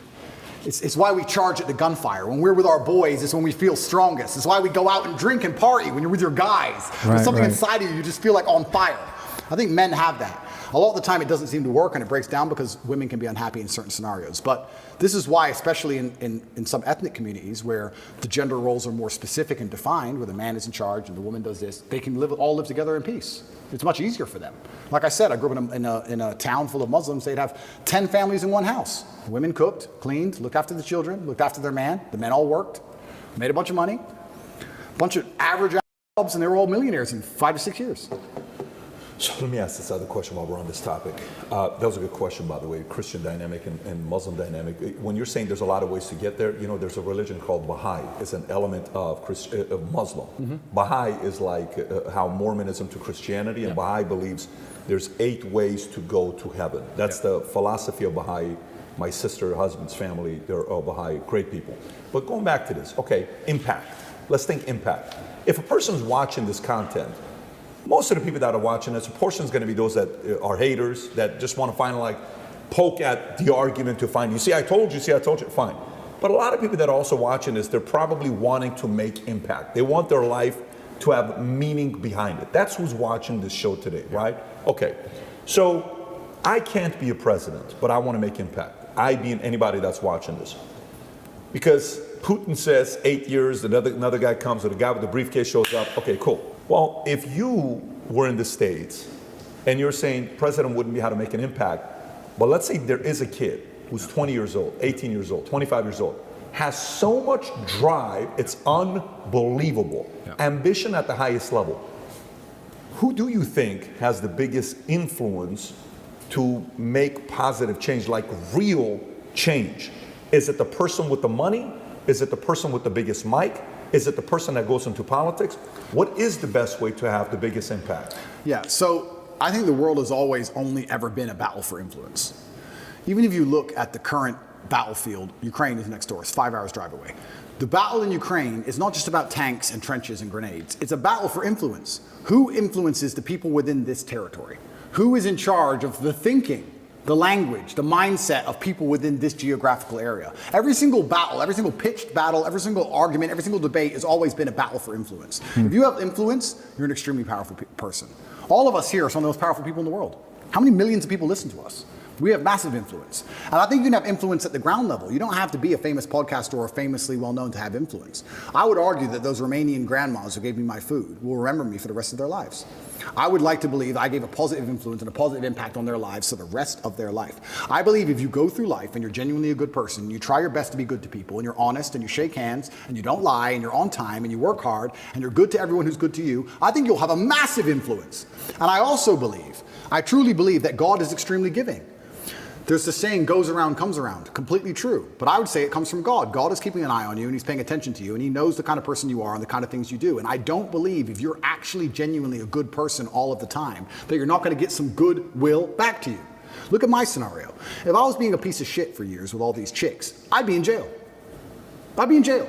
I could have never seen this coming. But the fact that I was nice, paid their taxi home, bought them food, looked after them. Are you okay? I know we broke up. I'm sorry. I know it hurts. I just did it. I was nice about all of it. Here I am. I'm fine. So I could have never seen this Matrix attack coming. It's amazing how what goes around comes around. It's truly amazing. If you're good to people, if you're generous to people, if you're helpful to people, you'd be amazed how much influence you can build up. I say this to people all the time. I don't think if you're a hardworking person who is honest, who shakes hands, who tries to learn, who does what they're supposed to do, who has a good heart, that you're truly, really not going to be able to get what you want. I think the universe is absolutely and utterly giving. When I see somebody who says they want something and they don't have it, I don't even think they truly even want it. You can have anything you want in the world. When a guy goes, I want a six-pack, then why ain't you got one? If you wanted it, you'd have it. You'd like it. There's a bunch of things I'd like that I don't have. But I don't want them. Everything I've ever wanted, I've got. I've never wanted something and not had it. We all know what we're talking about here. There's things we'd like. I'd like to be able to figure skate. Not enough to go learn to figure skate. It's a weird look if you figure, although that other guy dancing like the way you dance is doing a pretty good job. Bottom G. Yeah. You've seen this guy? He can figure skate. That guy kills the dance moves. Yeah, he's good. But your doppelganger. But if you truly want something, you're going to absolutely not have it. So when it comes down to influence, I think you start at the base level, at the grassroots level. What if this guy's got, like, you know, for example, like, you know how when you were 20, were you this driven? Oh, absolutely. Okay, so when you're 20, who did you look at and say, I can do it as good as him, if not better? My coach, because I wanted to fight, and he used to beat me badly. Everyone used to beat me up when I was young, and I wanted to be the best. So I used to go into the fight championship. Okay, how about communication? Who'd you look at? Were you always a good communicator? I can see you being a great communicator since you were 14 years old. Am I pretty? I was pretty good, yeah. Okay, who did you look at and say, that guy's good, but I think I can, you know, do it better? That's a good question. And I think that you know what I'm asking. I know what you're asking. I don't know if there's one particular person I took nuances from, because when you're a great communicator, you know how to be serious, and you know how to make people sad and angry, and you also know how to make people laugh. There's different people who can do lots of different things. So who was that? Was it somebody that was multifaceted like that? I think it was a lot of different people. And I also think that... Did you pull from comedy as well, or no? Certainly did, but I was also extremely self-critical. I think that's where a lot of it comes from. I'll watch this podcast back 15 times. I will notice every single time I made a mistake. Just then I said, I'll watch twice. That was a mistake. I will watch this back 15 times, and I'll identify every single error. Wow, this is a long podcast for him to watch 15 times. I have an email list. And By the way, man, shout out to everybody that made it this far in the Coffee Pod, man. Comment down below if you did. Listen, if you made it this far, might as well become a barista of the Coffee Pod channel, right? Hit that link in the description or in the top comment. Become a Coffee Pod barista. Look for it somewhere on my channel. Sign up and I get words of the day. I get 5 or 6 new words a day. which I try my very best to memorize. It's harder than you think to memorize 5 words a day, but I always try to make sure I have the most interesting vernacular I can possibly have, a wide vocabulary, so I can be very specific with my points. The reason I actually did that, I keep talking about my dad, but I'm his son. I have the same name, Emory Andrew Tate III. He was Emory Andrew Tate II. My father was a linguist for the CIA. He spoke Russian and German and Spanish and English. And I think I've told this before. Back then, when they needed someone who spoke Russian, they would take a Native American and teach them Russian. Nowadays, we have a bunch of Russian-speaking allies. You can go to Estonia, Latvia, Lithuania. They're all NATO and just get a Russian speaker. Back then, they taught my dad Russian, and he held the Air Force record for the fastest assimilation of a foreign language. When he died, a guy sent me a message saying, "You don't know who I am, but I worked with your father in the Air Force," and he had the fastest assimilation. He learned Russian in 2 weeks. Crazy. And I remember saying to my dad, "Will you teach me Russian?" He said, "Boy, you don't even know English." I said, "What do you mean?" He goes, "You don't even know English." And once he sat me down with a dictionary, I was like, "You're right. I don't even know English." That's why I've lived in Romania 7 years. People say, "Why don't you speak Romanian?" Because I don't know English yet. I need to finish the first job before I learn the second. Well, I don't know English. He answered my question. There's a bunch of words I don't know. I can't speak how he spoke. So I don't have time for a second language. Yeah. Also, another thing I found really interesting, Putin speaks English. Have you ever heard him speak English? No. Because if you want to speak to Putin, you speak to him in his language. You speak to me in Russian. And I reply to you in Russian, so I cannot be misunderstood or misconstrued. I don't make a fool of myself. You can't get me on some vernacular trick. I speak my language, and I also prefer that also. I speak English, that's what I speak. If you want to speak to me, you speak to me in my language, so I will win the debate always. Who'd you look up to outside of your dad? I look up to lots of people.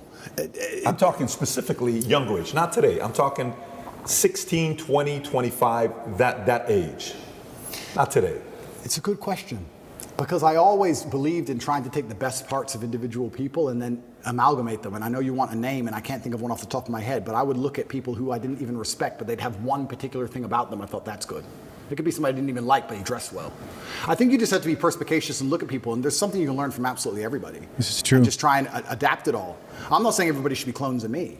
For everyone's individual, right? But there might be some things about me they find inspiring that they may adapt and take on board, and then they'll find some things from other people. But learning to speak is something I understood from a very young age how important that would be. That's a superpower. Okay, so let me go back to the question I was asking, where I'm trying to go with this. So I asked the question, I said, imagine the 20-year-old that's watching this, that's saying, "No, Tate, don't give me the answer for anybody can create, can contribute to society. I'm not that guy. Talk to me like I'm 1 in a million. Talk to me like I'm one in. So if I'm willing to give 20 years, 30 years of my life to one way to go up to make true positive impact in America, my country, in the world, what should, don't talk to me like everybody else. What the standards, what should I do? What angle should I go? Okay, so first things first, you need to be worthy of respect. And you're going to be worthy of respect through having things which are difficult to acquire.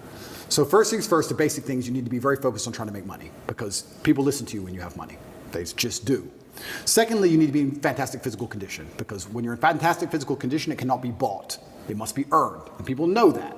When you're in, I don't know about you, if someone walked in to sell me something and they were obese, I would not trust them the same as if they were in fantastic physical shape. Because I'd say, I don't think you have dedication and heart. I don't think there's something about you that I just wouldn't trust you the same. Right. So fantastic physical condition and money is the first thing. The second thing, whatever your ideas are, you need to learn how to communicate them.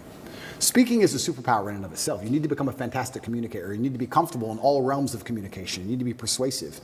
You need to be comfortable arguing. You need to be good at debating. There's a lot of people out there in the world who have ideas that they can't even project into somebody else's mind. How are you going to rule the world with that? How are you going to get your ideas out there and make an influence if you can't make other people understand exactly what you think? That's the first thing. Second thing, once they understand exactly what you think, you need to make them agree with what you think. These are two different skills. Must be practiced and must be learned. If you're 20 years old and you want to change the world, you need to be having endless debates, endless, without resorting to name calling, not on Twitter like a dummy, in person. And you need to come across in a way that people agree with you. We can go back quickly and talk about the red pill. The difference between me when I talk to girls on these panel shows and every other guy when they talk to girls on these panel shows is, when I'm done, all the girls want me. Watch them. Watch the shows. I say the same thing, and by the end, the chicks are in love with me, as opposed to saying the same thing and the chicks thinking I'm Listen, kind of facts. That's kind of facts, man. The best example of what he just said was the whole. I think it was on Just Pearly Things channel, with Brittany Renner. You guys remember that? I reacted to that as well. And by the end of that, when he was handing her the, what was that? The Clementine? She was in love, man, right? You know what she wanted. Fast, not slow. Come on now. Let's let this man cook. Drink the coffee, it'll make you feel better.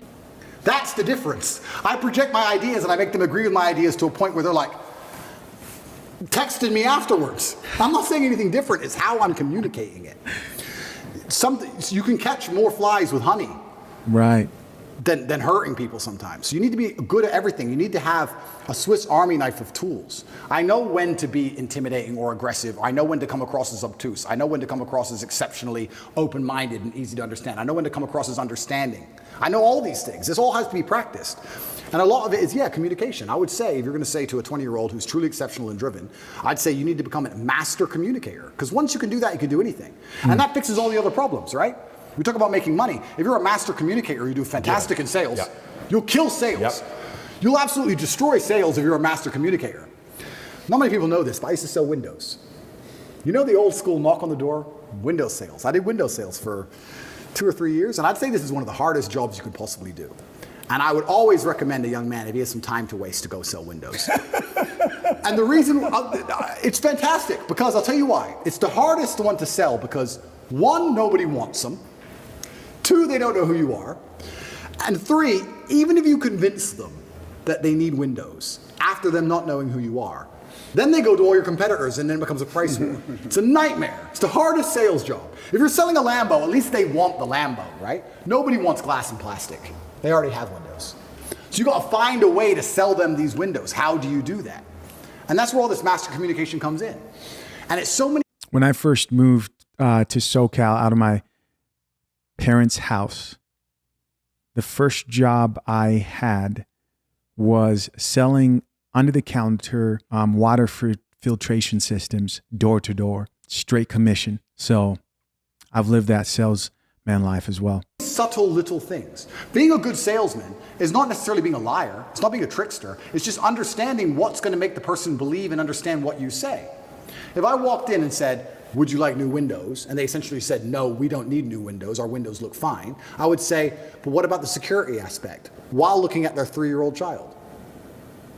And they'd sit there and go, what do you mean security aspect? And then I talk about how we had the lock 5000, and their locks are easy to break, as if glass isn't glass. It's all the same anyway. Right. And you'd end up selling the windows. Same thing with the water filtration systems is you hoped a woman answered the door and then you'd say, do your kids drink that water, ma'am? I just want to know before I leave. This is after they've turned you down. I just want to know, do your kids drink the water from the tap? And they'll pause. And if they say, yeah, sometimes, but I'm sure it's, oh man. All right. Well, by then, you've got them in an emotional state, man. You have to find the triggers in people. There's another thing people don't understand about me and my message. Sometimes I sit here and I say things that piss people off because that's how you trigger people to make action. I have often written emails or done videos, especially to men when I want to help men, to piss them off. You're a loser. You're a dumb. Andrew, why do you mean? Because you're not going to go to the gym unless I tell you you're a loser. And you are a loser, and I'm not lying to you. You are a loser. The emotional trigger you need to get up off that chair is the fact that you're not important. Nobody cares who you are. Any girl you're ever in love with I could take, and you're insignificant. And when you die, nobody's interested. That's your fault. You could have been something else. You did that. You failed. Wow. It has to be done. You have to be a master communicator. And sometimes that involves also insulting people. It's all a massive tapestry. But to answer your question, for the 20-year-old, he needs to become a master at communicating. But also to be a master at communicating, you also need experiences worth talking about. You have to live a life. You need a degree of wisdom. And wisdom doesn't always come with age. It comes with life lived. I had a guy message me. This is a long time ago when I used to reply to my own emails. Too big now. But he said, I don't have any stories. My life's boring. I said, bro, where do you live? He said, Madrid. I said, bro, ride the train from Madrid to St. Petersburg. Ride the train from Madrid to Vladivostok. Do the Trans-Siberian Railway. Costs you like $300. He goes, oh, but what if I get robbed? Exactly! That's exactly the point! What if you get robbed? Now you have a story. Maybe you'll die, maybe you won't. But you have a story. Don't bring your watch. Have you got a Rolex? No. No one wants to rob you anyway. Don't worry about it. You're a brokey. Get on the train. There has to be that degree of risk to even have a story, because when you have a story, then you can communicate the story. You can't be an empty vessel either. So when you say you're telling me how I build this 20-year-old into a super soldier. Yeah, he has to be a master communicator, but he also has to do things which are risky. Risk has value intrinsically linked to it, intrinsically. This is why people, when you do risky things, people want to hear the story. Your coolest stories involve risk. Something went wrong, this could have happened, I almost I made it out. Without these risks, you haven't got it. So I would say to the 20-year-old, do what I did, get in the cage, get in the ring. Knock someone out, get knocked out, train hard. Fighting will teach you everything you need to know about life. You'll learn everything about who you truly are. You'll learn if you're a coward or not. You'll learn everything about perseverance and hard work and dedication, everything about being underappreciated. You learn everything about fear. You learn all of it. You learn everything about people. You win a fight, check your phone. Lose a fight, check your phone. You learn all about people. You learn all about them. You learn all about women. I learned so much about women through fighting. When I had a fight coming up and I was weight drained and I had barely eaten in weeks and I'd lost all this weight and I had a world title fight and I'm fighting a guy who might kill me and she's complaining about the toilet seat. I learned all about women. You learn a lot about life through these difficult processes and paths. And there used to be for men like a rite of passage. In most societies, you had to go through something to become a man, from a boy to a man. But that thing was always difficult. It's always been difficult. Now you have to self-induce it, self-inflict it. But if you're going to be a boy and never bring on that self-inflicted rite of passage, how are you going to ever become a man? It's great feedback. Let me ask a question about this. I love what you said, especially, number one, you're a wordsmith, you're a linguist, no doubt. I mean, I don't know English yet, bro. Yeah, I'm practicing. You're still working on your practicing. English. You know, you've got the kickboxing belts all up over here. Real quick, man, the amount of humility, you know, because Andrew Tate's such a humble guy, but the amount of humility that it takes to be as well spoken as, my bad, I said Tristan Tate, I meant Andrew Tate. Andrew Tate is such a humble guy, but the amount of humility it takes to be as well spoken as Andrew Tate is, and to still work on learning new words every day or consistently, should really encourage other people who think they're so great, right, to do their same, including myself. Right. I'm listening to this. I'm like, man, because you end up finding out that the people who are good at whatever it is in this life, whether it's making money, whether it's working out, in most cases, if they're not on straight roids, and also pretty much anything else in life, when you look into their lives, they are doing the hard work. Things don't just happen for most people. They are doing the hard work. I've never seen you fight, but I would argue that your linguistic skills are better than your fighting skills. I'll let you judge that. I'll take that. I totally agree with you. The way that you speak to a man is way different than the way you talk to a woman. Yeah. You can tell a guy, you're a loser, get your fat gym, and a guy would be receptive to that. So I can't tell you how many men come up to Pat, dude, what was Andrew Tate like? What was Tate like? Tell me about Tate. Tell me a Tate story. Dude, that guy's so cool. He's such a badass. Connect is an application which allows you to take a minute to connect with influencers from all around the world. My name is Andrew Tate, and I'm available to speak directly to you on Connect. I'm no longer interested in just random chicks. I want a woman who I know would wait for me if I did 10 years. That's what I want. That's what I find interesting. That's what I'm in love with now. I can't be in love with a random chick. Also, once you get to a certain level of fame and influence, you're no longer winning the exchange. I feel like a lot of men like going out there and pulling girls because they feel like they won. Haha, look at this hot girl I got. Whereas if I go to the club and get a hot girl, oh, okay. Me, the famous millionaire, the most Googled man on earth, got a hot chick. Who really won here? Who pulled it off? She did. She'll brag, or rat, or kiss and tell, or ask for handbag. Like what did I win? Sex? Who cares? Right. It's uninteresting to me. I don't want a child with her. I don't want a family with her. I don't want a future with her. So why do I even want her at all? I'm really beyond all of that stuff. So now, it's kind of funny. In jail, I got thousands of love letters from women. Thousands. I got thousands of love letters from women in jail. Should we read them all? You guys hear that? Your girl was riding Andrew Tate while he was in jail. Hey, check your girls. Thousands of love letters from women. Wow. Yeah, this is the guy who's going up here and abducting women. Oh, man. God damn it! You can't make this shit up! I read every single one. Yeah, but you have time, but you went through all of them. All of them. Got it. Thousands of love letters. Craziest letter you got. What's the craziest letter you got? A lot of poems. Oh, good question. One had drops of blood on it. What? She did a little cut. Lots. Wait, what? What? Lots of love letters, lots of just saying that I'm the last man. They've been in love with me. They watch all my podcasts, and they were with. One of them said she was with her ex-boyfriend. He started watching me, then she started watching me, then she wanted me, not him, and got rid of him, and all this craziness. But I didn't. Guys, hold on a second, man. How could you have thousands of letters from women all around and not have the confidence of Andrew and Tristan Tate? Think about that for a second, bro. Thousands of letters from women globally. And how could you not walk around like you were the shit? How would you walk around if you knew you were receiving that? Come on, man. Most guys would have crumbled, gotten hella chicks pregnant. The type of that explains the kids. Crazy. Trust any of it.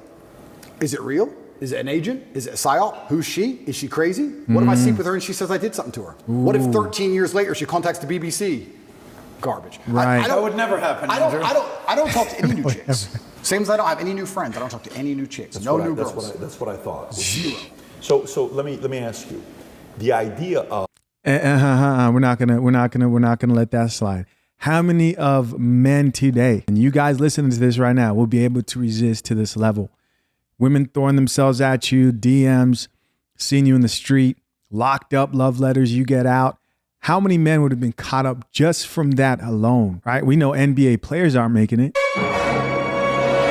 They're getting caught up and they don't even have the same type of fame, popularity. You see, people look at somebody and they think, oh, I would make better decisions if I was that person. In a lot of cases, I take a pause and I look at the person's life, depending on who they are. And I'm like, you don't know yourself as well as you think you do if you had that type of attention, clout, and temptations, right? A lot of guys out here think that they are disciplined or not, for example, cheaters, or think they're in control of their decisions. But true test comes when you have more access, right? That's when your true character shows.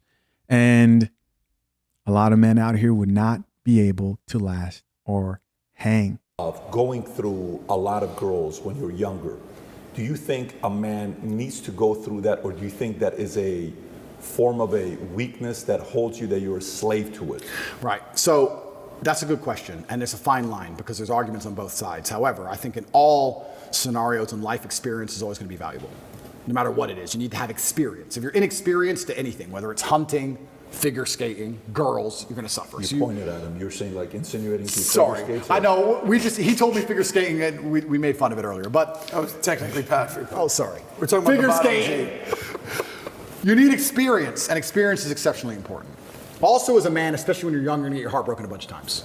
Some bigger, older, richer dude's gonna take that chick, and you need to get used to that pain. So you need to get through it. So I do think it's a necessary part of being a man, but you don't want to be led by it. There has to become a point where you go, you know what, I'm versed enough.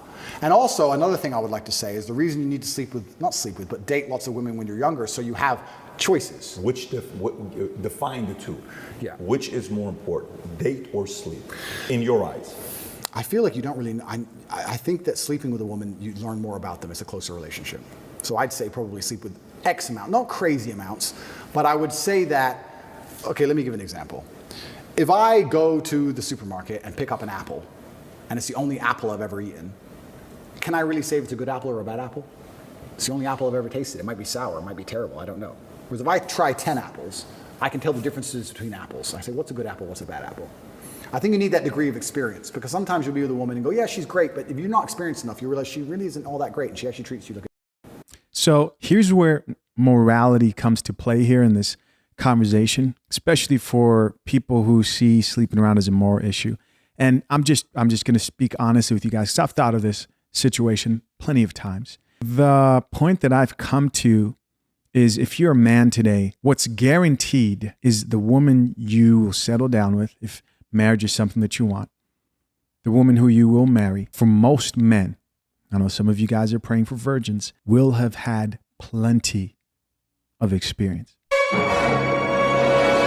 And it's not because she may be, no. I'm not even gonna try to soften the blow, bro. These women are out here getting their cheeks clapped. Bottom line, well, Shisha, does that mean I have to do that? No, you don't have to do anything. But just know when you're finally ready to settle down, she's gonna have some bodies on her, bro. That's the other part of this that I think is also the other side of just this very liberated world that we're living in, and you get to decide if you want to deal with the blows of swallowing that pill, drinking that coffee.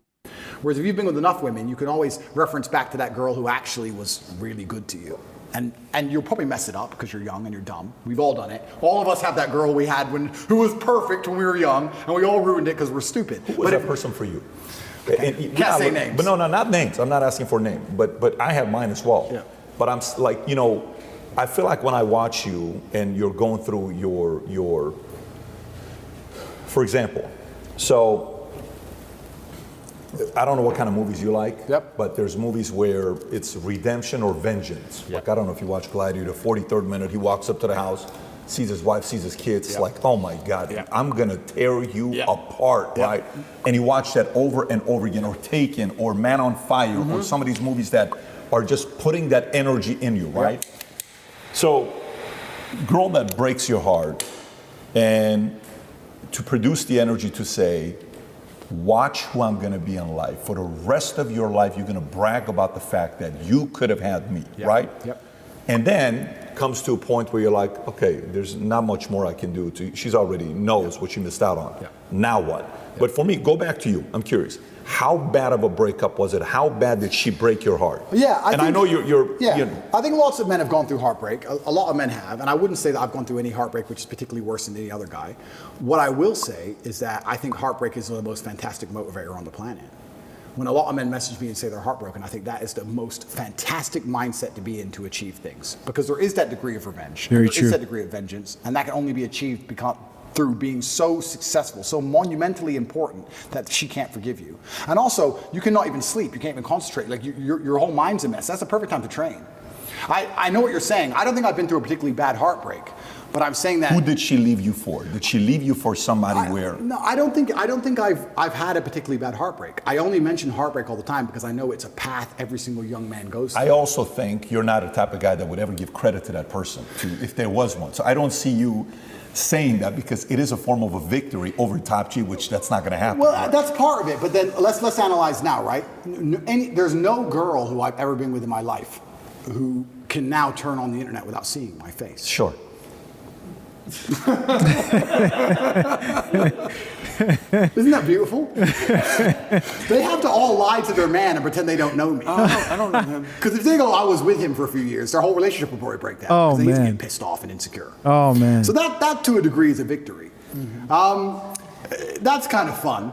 But no, I didn't have it. The reason I say heartbreak is because in the modern world, I don't think things were as bad when I was younger. I think women were more pure when I was younger. Even when I was 20, it's only 16 short years. I think women were actually a lot purer before OnlyFans, before Instagram.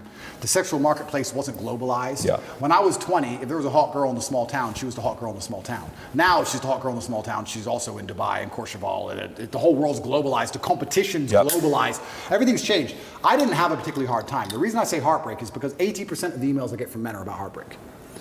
I think that most men, especially young men in the world today, are getting their hearts broken. And when you're saying who are they leaving for, they're leaving for the millionaire who hits them up on Instagram. It's hard. Wow. Is that what happened to you? That's not what happened to me. No. Okay. But I'm talking about the emails I get. You're a guy, you're in Nebraska. Patrick's really trying to get in there, you know what I mean? Back in the love story in the past. To high school sweetheart, she's a 10, everything's fine. She's in Courchevel with a millionaire. Instagram. You had an argument one day. I'm trying to target you purely for one reason. Because a big part of my drive, I've had drive always. I was a dreamer. I was the guy that was, but at the same time, the drive for success came after a lot of pain. Of course. Coming right afterwards. So that's why I'm asking you a question. So when that happened to you, did you fear risk of loving somebody where it's kind of like, I'll get this close, but boom, I got to move on. No, I got to move on. Did that happen or no? No, I wouldn't say that particularly happened. What did happen though, like I said earlier, is when you have experience with lots of different apples, you know what a good one and a bad one is. So when we say we all had that girl we messed up when we were young, if I found another girl with those qualities, I certainly wouldn't mess it up. You need experience to understand what you have to value it. If you don't have experience, you don't value what you have. So the original question is a really good one of whether men are chained and enslaved by their desires or whether they need to sleep with lots of women. I think in the modern world you need experience and you need choices and you need options. But if you live by the sword, you die by the sword. If you're going to be the guy who's also out there in the club and sleeping with lots of girls, talking to lots of girls, there's going to be times you lose a girl that you don't want to lose. You can't be a coward about it. You live by the sword, you die by the sword. There's up and down. There's rain and sunshine. You have to be that man who's going to go through it all. And then when you've been through enough of it, like I have, like I said, if I find a beautiful girl now who's a 10 and deletes and doesn't want Instagram, that's worth more to me than 1,000 stupid girls. Respect. Yeah, that's who I want. I got you. For my safety, for my security, for my peace of mind, for everything. You're clear on what you want today. Absolutely, because I know. When you played, you said there was a phase of my life that I kind of went through it. Okay. Was that after the heartbreak? I would say, yeah, it was after, but I think that was just good. I don't know if that was deliberately driven by heartbreak. I think I was just younger and I had less serious motivations. And I was less, and I wasn't as famous, and I wasn't as rich, and I was less interested in. So it's not just my current situation that makes me say this. I would say this to any man. If your woman wouldn't wait for you if you went to jail for 5 years, why are you with her? Why?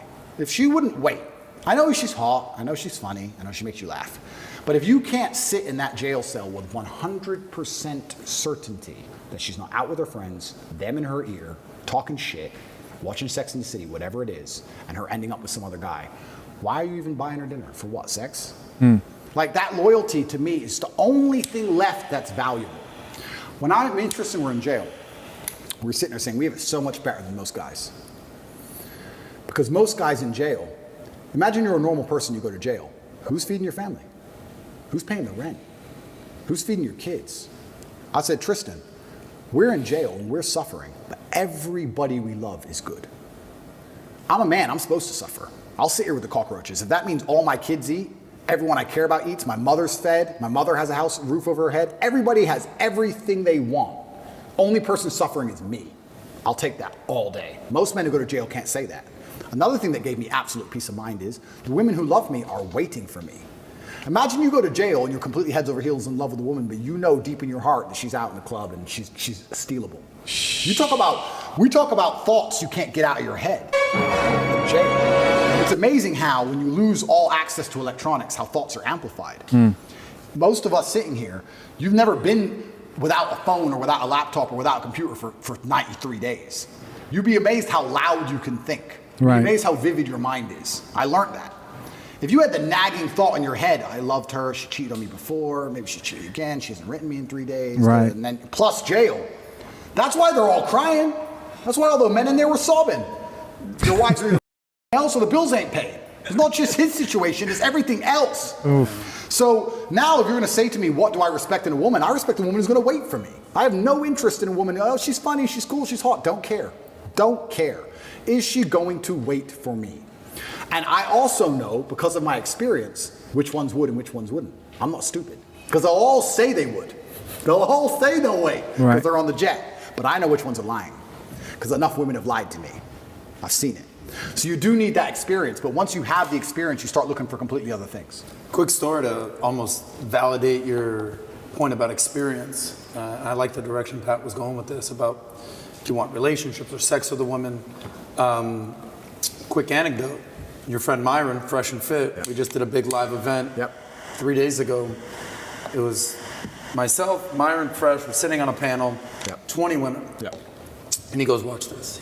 Masterclass, Andrew, masterclass. He asked all the women on the panel, average 25-year-old woman, you tell me the amount of sexual partners she's had. What? The body count. And these women give a wide range of, the 3, 10, 15, 20. One girl said 100. Numbers were crazy. Goes down the list. Ask all you, okay, great. Ladies, show of hands. How many of you want a man with more sexual experience than yourself?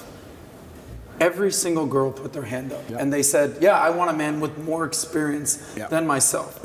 And the reason this came about was because Ben Shapiro reacted to a video of me questioning Myron. All right, when should a man get married? And he basically gave a checklist. You need to make $100 grand a year. You need to have slept with 50 women. You need to have 6 to 12 months of savings. A checklist. And Ben Shapiro was like, that's disgusting. This is a guy that married the first person that he had sex with. And it was incredible to see every woman validate everything that Myron was saying and everything that you were saying about experience. So guys, listen, I don't want you guys to think that I'm saying myself, my own personal, my stance on this conversation. I don't want you guys to think that I'm saying you should go out and sleep with 50 women.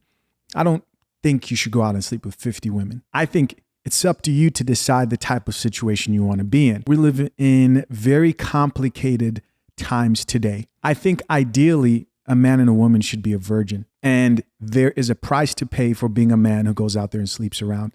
There's a price. And you're going to have to live with that price. And I think if you look at, for example, like belief systems like the Bible, it tells you not to do that. I don't believe the Bible tells you to do things just to tell you not to do things. And I've had these conversations with like people who believe in God. And I believe it's for your own good. Because once you sleep with maybe too many women, you don't know what's going to happen when you open that door. You don't know the type of, there's diseases, there's drama. It's not going to be a good experience for every man.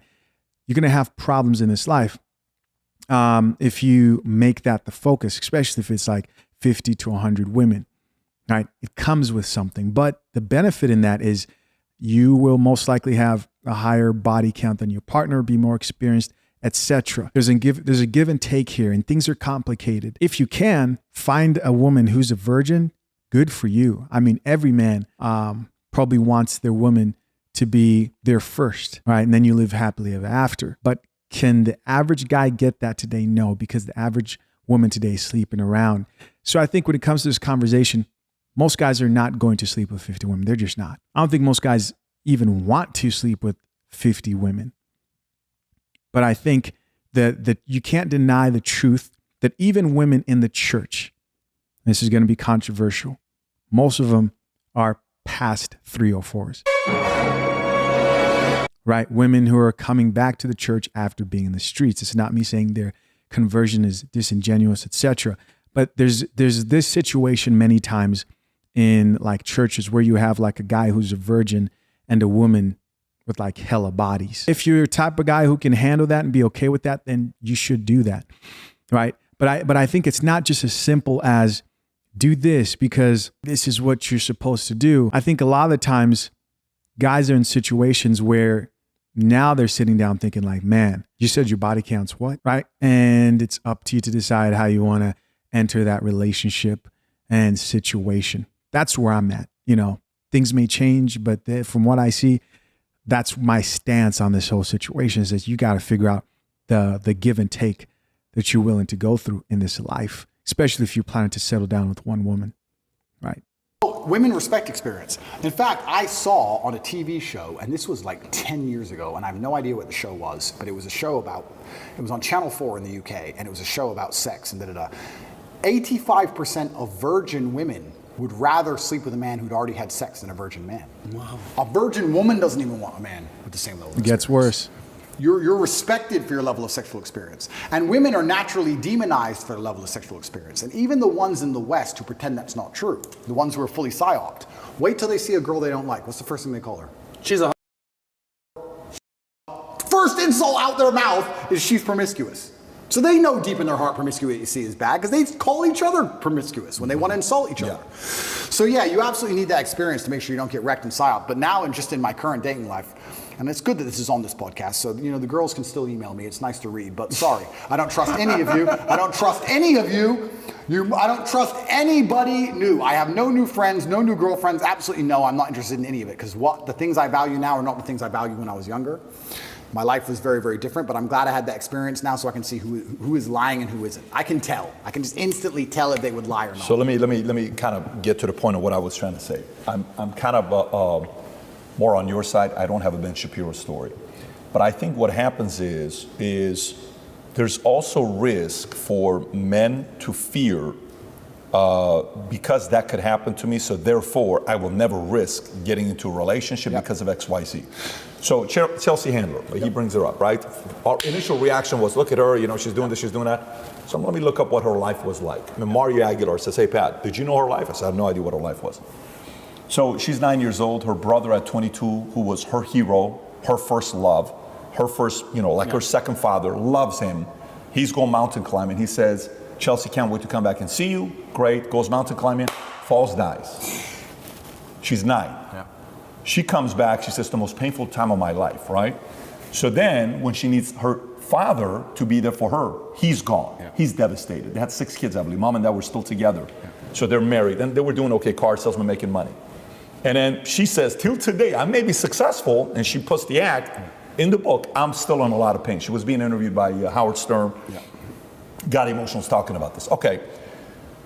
So we can sit there and laugh about it, but for men, similar thing happens as well. Well, a girl broke my heart. Dude, I will never, ever give this risk to that. I think there's also, as influencers, we have to also make sure that men know, look, just look at the stuff that you did wrong. Completely. Look at the stuff on how you repositioned yourself in the wrong way. Right off the bat, being too much of a this, that. Now, just when you go in, like the way you said, I love when you said, what are you doing watching this show? We don't watch this in this house. Yeah. We watch this. Now impose and earn the respect to be able to impose your beliefs in a way where you can coach and lead. You nailed it, because what did I say earlier about this podcast? How many times I'm going to watch it back? 15 times. Yeah, because I live in experience, and I analyze the experience, and I draw every lesson from that experience. If you're a man who has their heart broken, a lot of them are so stupid that they may revert to the mindset that you've said. They may say, oh, I don't want to have my heart broken again, but they haven't sat there and said, why did this happen? Right. You have to know the why to prevent it from happening. You have to analyze the scenario and learn from it. One thing I'll say about women that's fantastic, one of the best things women are best at is they're a fantastic mirror. Women are a reflection. If you have any weakness inside of you, or if you have any downfalls as a person, a woman's going to show you who they are. If you're too emotional, if you're too easy to get angry, she'll teach you that. She'll teach you that you can get angry too fast. Piss her off. If you're small, she'll tell you. She'll tell you exactly what is wrong with you when she is mad. She'll sit there and say, you got a short leg and your haircut shit. Get a new haircut. I hate your ugly ass. They'll tell you exactly what is wrong with you. Right. When you look at your bad or your previous relationships with women that went wrong, you can sit there and go, okay, this all went wrong. What has she taught me? She taught me that I'm emotionally affectable. She taught me that if she ignores me, she gets more attention than if she's nice to me. She taught me, you have to sit there and analyze all the lessons, and you have to implement them. It's the same with absolutely everything. But women are a fantastic mirror. A lot of these guys who resort to that are men who don't have the self-reflection to sit and say, okay, why did this happen? As a man, you have to be accountable for absolutely everything. Every single thing that happens is your fault. I didn't go to jail because of Romania. When I was in jail, it was my fault. Even though I don't believe it was just, even though I do not believe it was fair, even though I know I am innocent, it is my fault. Because I didn't have to become so influential. I did it. But it's also my fault when I'm on the jet and living my perfect life. I did that. I did the good, I did the bad. You made her leave you. You did. Whether you like it or not. You are the reason she became so cold. You are the reason she doesn't listen anymore. You are the reason she's so arrogant all 100%. Of a sudden. You are. You may not have identified why yet, but if you identify why, then you get into your next relationship healed and understanding what you did wrong and learn from it. That's what you have to do. But most of these men don't want the self-accountability. I love that. And they want to blame the women. You have to blame yourself. I know exactly now how to keep a woman happy. So I ain't got nothing to worry about. I've learned my lessons. I know exactly how to keep a woman happy. I know when to set a boundary, when to be nice. I know exactly what to do because I've self-analyzed. A lot of these red pill guys, they want to do exactly like you said, just run around and just bang chicks because they've never looked in the mirror and go, why do these chicks not want to just love me? Why am I You're not perfect. God is perfect. Nobody is perfect. You have to analyze yourself. If you fix those problems, I'll give you an example. Even when I first started getting rich, I never worried about gold diggers because I can't be gold dug. But I was always a bit like weird about if a woman wants something expensive, that I was always a bit like, not because I'm tight, but just like, oh, we haven't been together that long. Why does she want such an expensive bag? Da-da-da. And over time I learned they don't want the expensive bag because it's an expensive bag. It's because my life is now so expensive and so grand. When I'm doing hyper expensive things, if I buy a $5 million car, I look like a dummy if I won't buy a $500 bag. I look frugal, and frugality is a form of fear, and it looks fearful. I could say no to a $500 bag when I had no money to the exact same girl, but when you have a certain amount of money, it's not that they're gold digging you, it's just that to you it's nothing, and there's a degree of gesture to it. And I also learned over time that, you know, the best way to get new beautiful women is for them to see your ex and how well she was treated. They love that shit. They love it. When they see all your, because women will do that. Women stalk me. When I had Instagram, they'd stalk me. And they'd see the lifestyle my girl lived. And as soon as I was single, they were like, hey, woo, they want to turn. So I was like, you know, I actually get a larger ROI just being Mr. Nice. Cool. I want to actually back up what Andrew Tate's saying here on this situation, because I know with the videos that are released, even on the coffee pod, it can definitely seem as though a lot of men, and they are a lot of men out here, don't think they have any flaws. And personally, even myself, I've like recent video I did where I was calling the guy out for going on the date and his card being declined, you know, and I really just went hard on him for being broke and not focusing on making money. And I was really passionate in that video because I knew there would be some guy in the comment section who would just be way too understanding and saying, hey, Chisha, you don't know this guy's financial situation. And I said in that video, like, listen, I do a bunch of videos on this channel about things women are doing wrong. But all of a sudden, if I make a video about a guy who needs to get his shit together, there's guys who are saying shit like, oh, he's testing her. Drink the coffee, it'll make you feel better. Drink coffee, man. He's not testing her. He's broke. He's broke. And I got slightly irritated in that video because I just knew the comments were coming from the idiots who were going to be like, oh, he's testing her. It's just a test. He actually has money. Come on, bro. That's not what's happening. But I understand that there's just a percentage of guys too who won't take accountability to keep frame. They won't want to do the work of respect. And part of understanding how to please a woman is knowing the type of woman who just can't be pleased. You can't please every woman. What do I mean by that?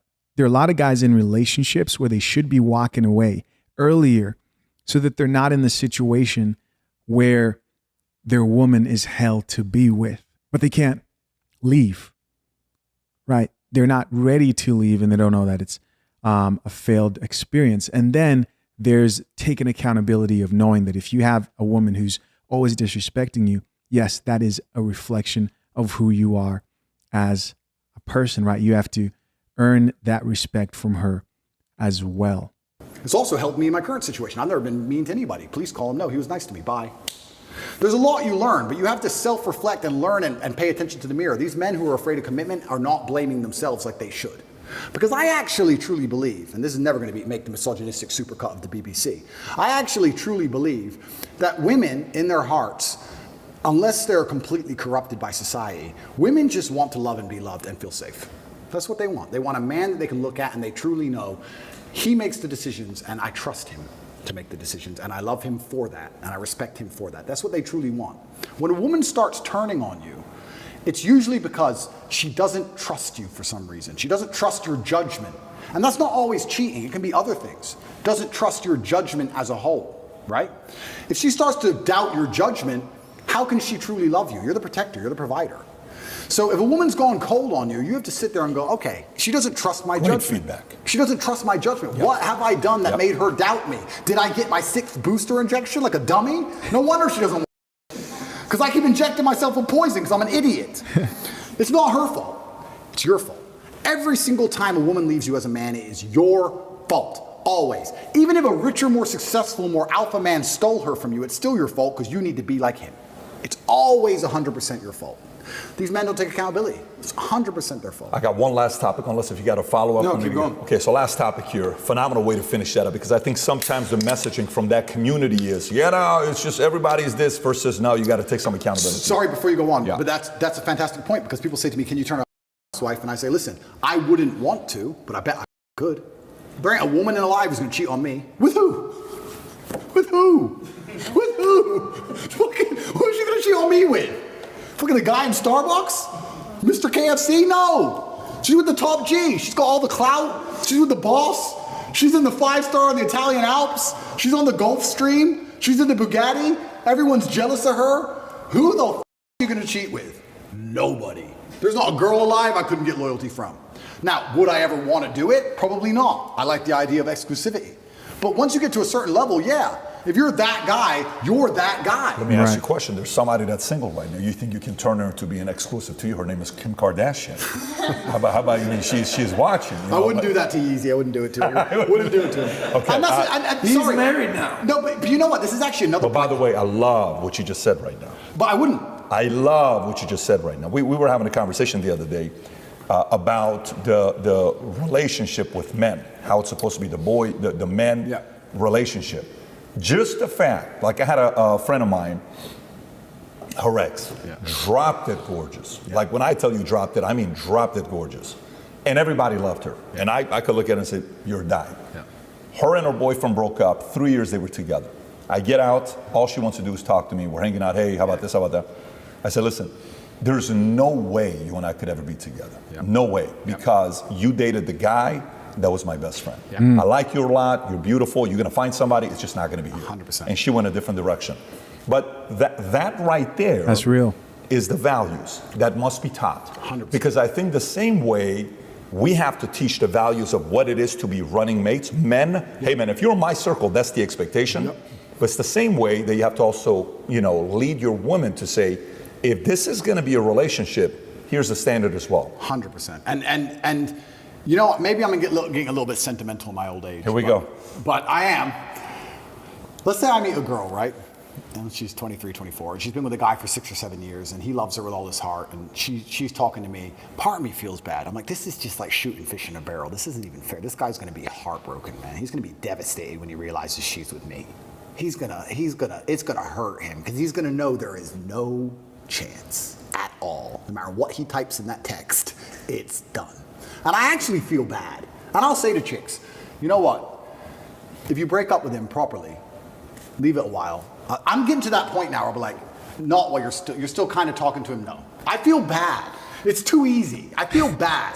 So when I say I wouldn't do it to Kanye, I actually mean that. It's not worth me, her. I don't even know him. Right. But just like he loved her a lot, I'd feel bad. I just couldn't do it. I just wouldn't do it. I can't explain. Showing the soft side, Tate. I just wouldn't do it. But it's also an interesting point you say about friends. That's super interesting. I could leave any of my girls with my friends for 20 years in a jail cell, and they would never touch her. I know it. And I do believe that birds of a feather flock together. And when I've had a lot of guys email me as well, and they say, hey man, my friend slept with my girlfriend. I don't know what to do about it. And I will say, that's because you're a and I'll tell you why you're a because you're rolling, which means you must be one. Because I'll tell you what, none of my friends, nobody on my team would ever do that to me, ever. If me and my girl split up, she is gone, she is done. They would never touch her in a million years. Right. Because that's the quality of man I roll with, because that's the quality of man I am. You become a better man, you'll get better friends, and this shit won't happen to you. If your own friends are snaking you for, you're probably the kind of guy who snakes your own friends for. I blame you. It's your fault. I saw a clip the other day. You know who Shannon Sharp is? Shannon Sharp. I saw a clip from Shannon Sharp the other day. He said he found the love of his life. She was married. He paid for her to get a divorce from him because he knew that was his. That's such a weird angle. I don't know if you heard what I just said. Yep. So you're married. Oh, you're mine. I'm going to pay you to go divorce your guy to be with me. What do you think is going to happen later on to you when another opportunity arises? But again, social media is so open with influence that a boy or a man at the I actually reacted to that video, if you guys remember. wrong time can see a message like that, thinking that's what it is to be a man. And as a person that's got a lot of influence, some of these things need to be unpacked. Let's go to the last message here. Sure. So Mel Gibson just recently announced that he's doing a 4-part documentary on the $32 billion business. I don't know if you saw this or not. I did, yeah. This just came out yesterday. And we talked about BBC earlier, and BBC and Philip Schofield and ITV and all these guys. Yeah. And they had another guy back in the days, Jimmy Savile, who there's a documentary on him. That guy's darker than a lot of these guys. And they knew and they kept him for a long time. And stories have been out there. Woody Allen, we talked about Woody Allen. We talked about a lot of different guys. And Woody Allen married the stepdaughter when she was 5, 6, 7 years old, ends up marrying her and says, hey, he's one of the greatest such and such of all time. And that whole industry of what it's doing.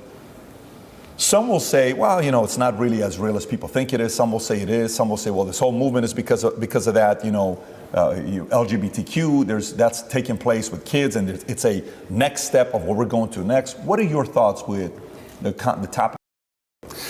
Yeah, okay. Firstly, I would never kill myself. That's the first thing. Jesus. Right. I'm giving you easy questions. No, it's a soft topic. It's not like a heavy topic. No, but it's true. But That's the final line of morality they're trying to pierce. Like I said, I have no problem with gay people. And then we talked about LGBTQ and how they're trying to mix it all together and take people who are on the extreme end of the spectrum with people who live fairly normal lives. You can be a gay person. This is another thing I want to make clear. You can be a gay person and live a very normal life. You can also be a gay person and be a degenerate. Deciding to get naked in front of children has nothing to do with your sexual orientation. That's just the fact that you're a degenerate person. It doesn't matter if you sleep with a man or a woman. The fact that you want to go and walk around naked in front of kids is degenerate behavior, regardless of sexual orientation. It has nothing to do with it. Facts. It's only accepted if you're homosexual. If you're heterosexual, it's a crime. For some reason, if it's a homosexual, it's not a crime, but it's the same act, and it's degenerate. It's the final line. The final line is children. It's the final line of sexual morality that they're trying to attack. They've attacked every other line. It's the final line they're trying to pierce. And I think a lot of this comes down to, control. So, yeah, what Mel Gibson is doing is super interesting. It's super interesting that he's attacking the most liberal establishment on the planet. Super interesting that he's attacking Hollywood, which is obviously the heart of the liberal propaganda machine. And he's saying they're the worst people on earth. And I sit and say, well, if you take these people outside of Hollywood, would they matter? This is a really interesting point. You can actually apply this to nearly any job. If you took you away from your sales job, or took me away from my role, or you away from, let's say you had a sales job at a specific company, you would still be a good communicator, you'd still know how to speak, you'd still have charisma, you'd still be a man of status, you'd still know how to walk, you still have a presence, you still know how to behave, right?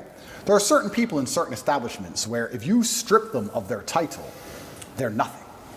If you took Harvey Weinstein away, or Weinstein, whatever his name is, away from Hollywood, he's just a fat, old, ugly dork. That's all he is. He's only something because of Hollywood. Outside of that, he's nothing. These are the people who end up using their influence in whatever sphere they're in to do negative things, because outside of it, they ain't shit. If you're a real G, if you're a real man, if I was in Hollywood, I was a real man, I wouldn't have to use Hollywood to get girls. I'm fine. I think a lot of this stuff is run, I think a lot of these people who are doing these things are just not very good or very impressive people. Oh yeah, you may be a big shot in Hollywood. Delete that from your resume. Who are you? Oh, you ain't shit. Sit down and talk to these people. What have you even done with your life? You ain't shit. You made it to the top of Hollywood by what? Who even knows how you got there? Wink, wink. You got there through whatever. So I think that's what a lot of this stuff is.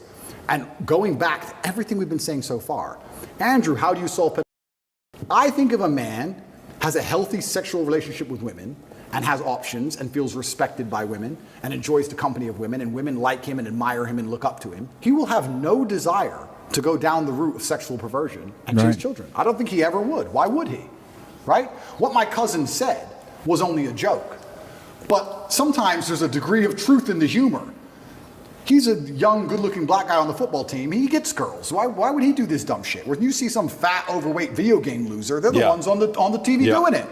So, once again, like nearly any problem on earth, whether it's pedophilia, whether it's school shooting, whether it's men's mental health, whether it's women's mental health, whether it's female promiscuity, no matter what it is, whether it's crime, no matter what it is, how do you fix the problem? By building men of caliber, by building men of capability and status and honor and dignity, and by building men of ability to be good standing citizens who are respected by their peers. All of it comes back to improving men. All of it. Every single problem you can possibly name, even back to building strong men of capability who are respected. That's all. It's the baseline of humanity. Men always has been the baseline of humanity. And that's why nearly every problem we can name, whether it's anything else, school shooting, whatever, all of them are in a direct negative correlation with masculinity. As masculinity plummets, all this garbage is going up through the roof. Is that a coincidence? Absolutely not, really not. You can literally see it with a graph, and you can see it happening. Saving the way men think and operate, growing a new generation of men who understand they have duty to themselves, their last name, and God, literally saves the world.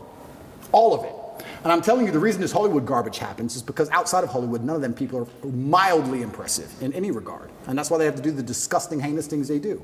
And that's why they're going to attack me and pretend I'm and that I'm the bad guy, and that I'm dangerous to women. When truly, people like Philip Schofield are the ones who are doing it, but they're part of the club. And that's what actually upsets me, truthfully. I'm a difficult man to affect. And I understand that I'm in the middle of a war here, and I understand that one way or another, with God on my side, I will win. But it is extremely frustrating to have people who commit X crime with impunity accuse you of X crime. That's a very uniquely annoying scenario. When somebody who does something themselves accuses you of it when you're innocent. Not allegedly. They've been Caught.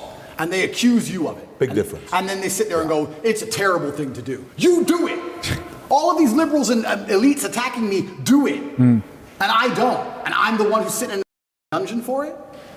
It's insane. What should be the punishment for that? I think attacking innocence is the most heinous thing you can possibly do. Did you hear what DeSantis announced? No. Death penalty for that. Well, I think absolutely. They're innocent. Attacking innocence is the biggest act of cowardice. It's cowardice. Attacking innocence is the biggest possible act of cowardice. Even, you don't shoot an unarmed man. Even in war, there's the Geneva Convention. There's supposed to be a degree of rule. If someone can't defend themselves, there's no need to hurt them. These people can't defend themselves. Attacking innocence is the most heinous of all crimes. And children are the absolutely most innocent thing on the planet. And I'd like to think that I'm rational enough that not much would drive me to murder, but I know what would happen if someone hurt my children. Should they be castrated? I think they should face an extremely heinous punishment. Now, the death penalty is fantastic. I also think, from what I've just been through, and it was only 3 short months, I think a nice long life of solitary confinement would do just fine. I really, truly believe it. And I truly believe that we need to make that clear to the world. But the problem is, the world we're living in and the people who are in charge of the world have no obligation or no intention of stopping what's happening. They want to accelerate what's happening. That's what's scary. Because they could put punishments in place which genuinely stop this shit. And I don't think they are. In fact, they're promoting this shit and trying to say that you're born that way. Because when you're born that way, once again, you have no control. It's not your fault. It's not your fault you touched that kid, you were born that way. Not your fault you're fat, you were born that way. Not your fault you're a school shooter, you were born that way. This is why I have a problem with psychologists. Every single time you ask them anything, it's not your fault. It's something else's fault or someone else's fault. And I don't accept that. I accept absolute and utter ruthless personal accountability. Absolutely everything is my fault. Every action I undertake is completely my fault. If I do something wrong, it is my fault and I should be punished for it, me. And that should be implied on every single other man on the planet. And the second we start doing that, dumb shit might stop. This is a powerful message. We're at the end of it, so if you got anything. Well, this is going to be more of a lighthearted question to end on a lighter note. But you're going to ask about who's a better actor, Al Pacino or Robert De Niro? Actually, a real question. That's your question. So I got a question. Do you like both actors, Pacino or De Niro? De Niro hates Trump, right? Yeah. They both do. They both do. They both do. Oh, they both do? Yeah. Oh. And now you got to go on their merit. Uh-oh. I don't know then. They're both on the wrong team. Scarface or Goodfellas? Yeah. So this is actually a funny question, lighthearted question, but it is about your legacy. Sure. I don't know if there's anybody in the world, when I say a country, oh, I'm going to this country, they say, well, you must be going to see Tate. Yeah. If I told my mom, we're not supposed to talk about this, hey, Mom, I'm going to Romania. Are you going to see Andrew Tate? Yeah. If I told that, hey, anybody, I'm going to Romania, they're going to say, oh, you're going to go see Tate. Yeah. That's how synonymous you are with Romania. Yeah. The irony is that Romania is the country that's locked you up. There's one other person that's associated with the country. If I say the country, you know the name, they're not even a real person. And that person is from the country of Kazakhstan. Yeah, Borat. Borat. Yeah. I say Kazakhstan, you think of Borat. Yeah. Ironically, in a twist of fate, in 2006 when the movie Borat came out, they actually banned the movie. Yeah. They didn't want the people of Kazakhstan to see the movie. Yeah. Because it was insulting. A great insult for the people of Kazakhstan. Ironically, in 2020, after COVID, it became a global brand, Kazakhstan. Yeah. The tourism board basically created ads and embraced the moniker Kazakhstan, very nice, as a way to drive tourism to Kazakhstan. So in a twist of fate, they banned the movie. Yeah. 15 years later, they're embracing Borat. Yeah. So my question to you is, when you're innocent and you're scot-free, Yeah. what will Romania do to make amends for what's happened to you? Will it be Romania? What color is your Bugatti? Yeah. What are they going to say? That's a really good question because I love this country. I chose to live here. I think that they have done themselves a massive disservice, but I don't think it's Romanians as a whole. 99.9% of Romanians I interact with apologize to me. Every Romanian I see says sorry.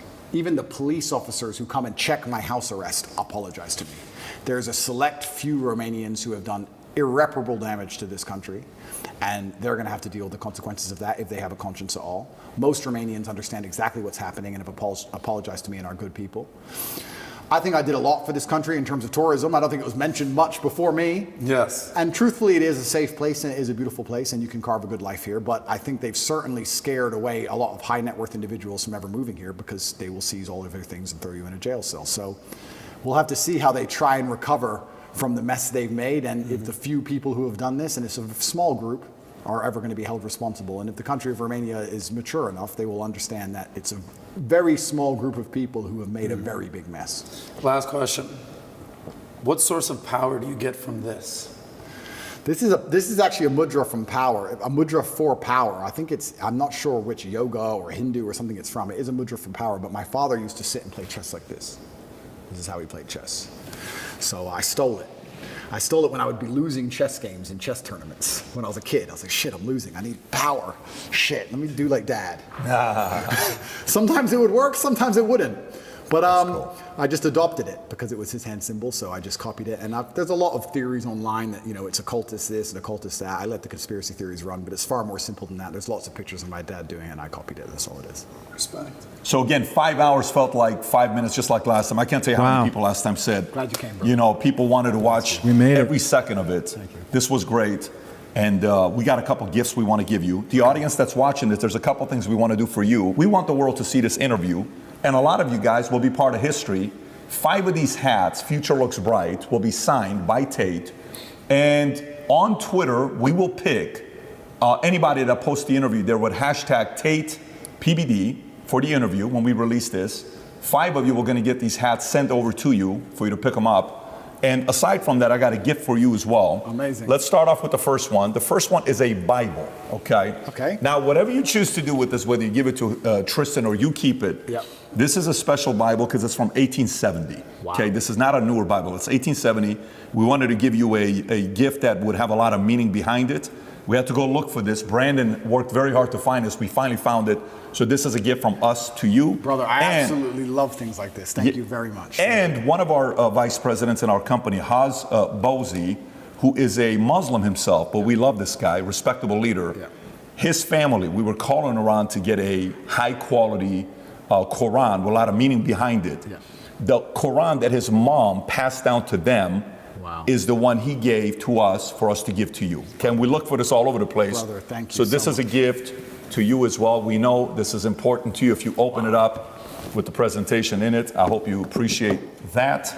I think it's right there.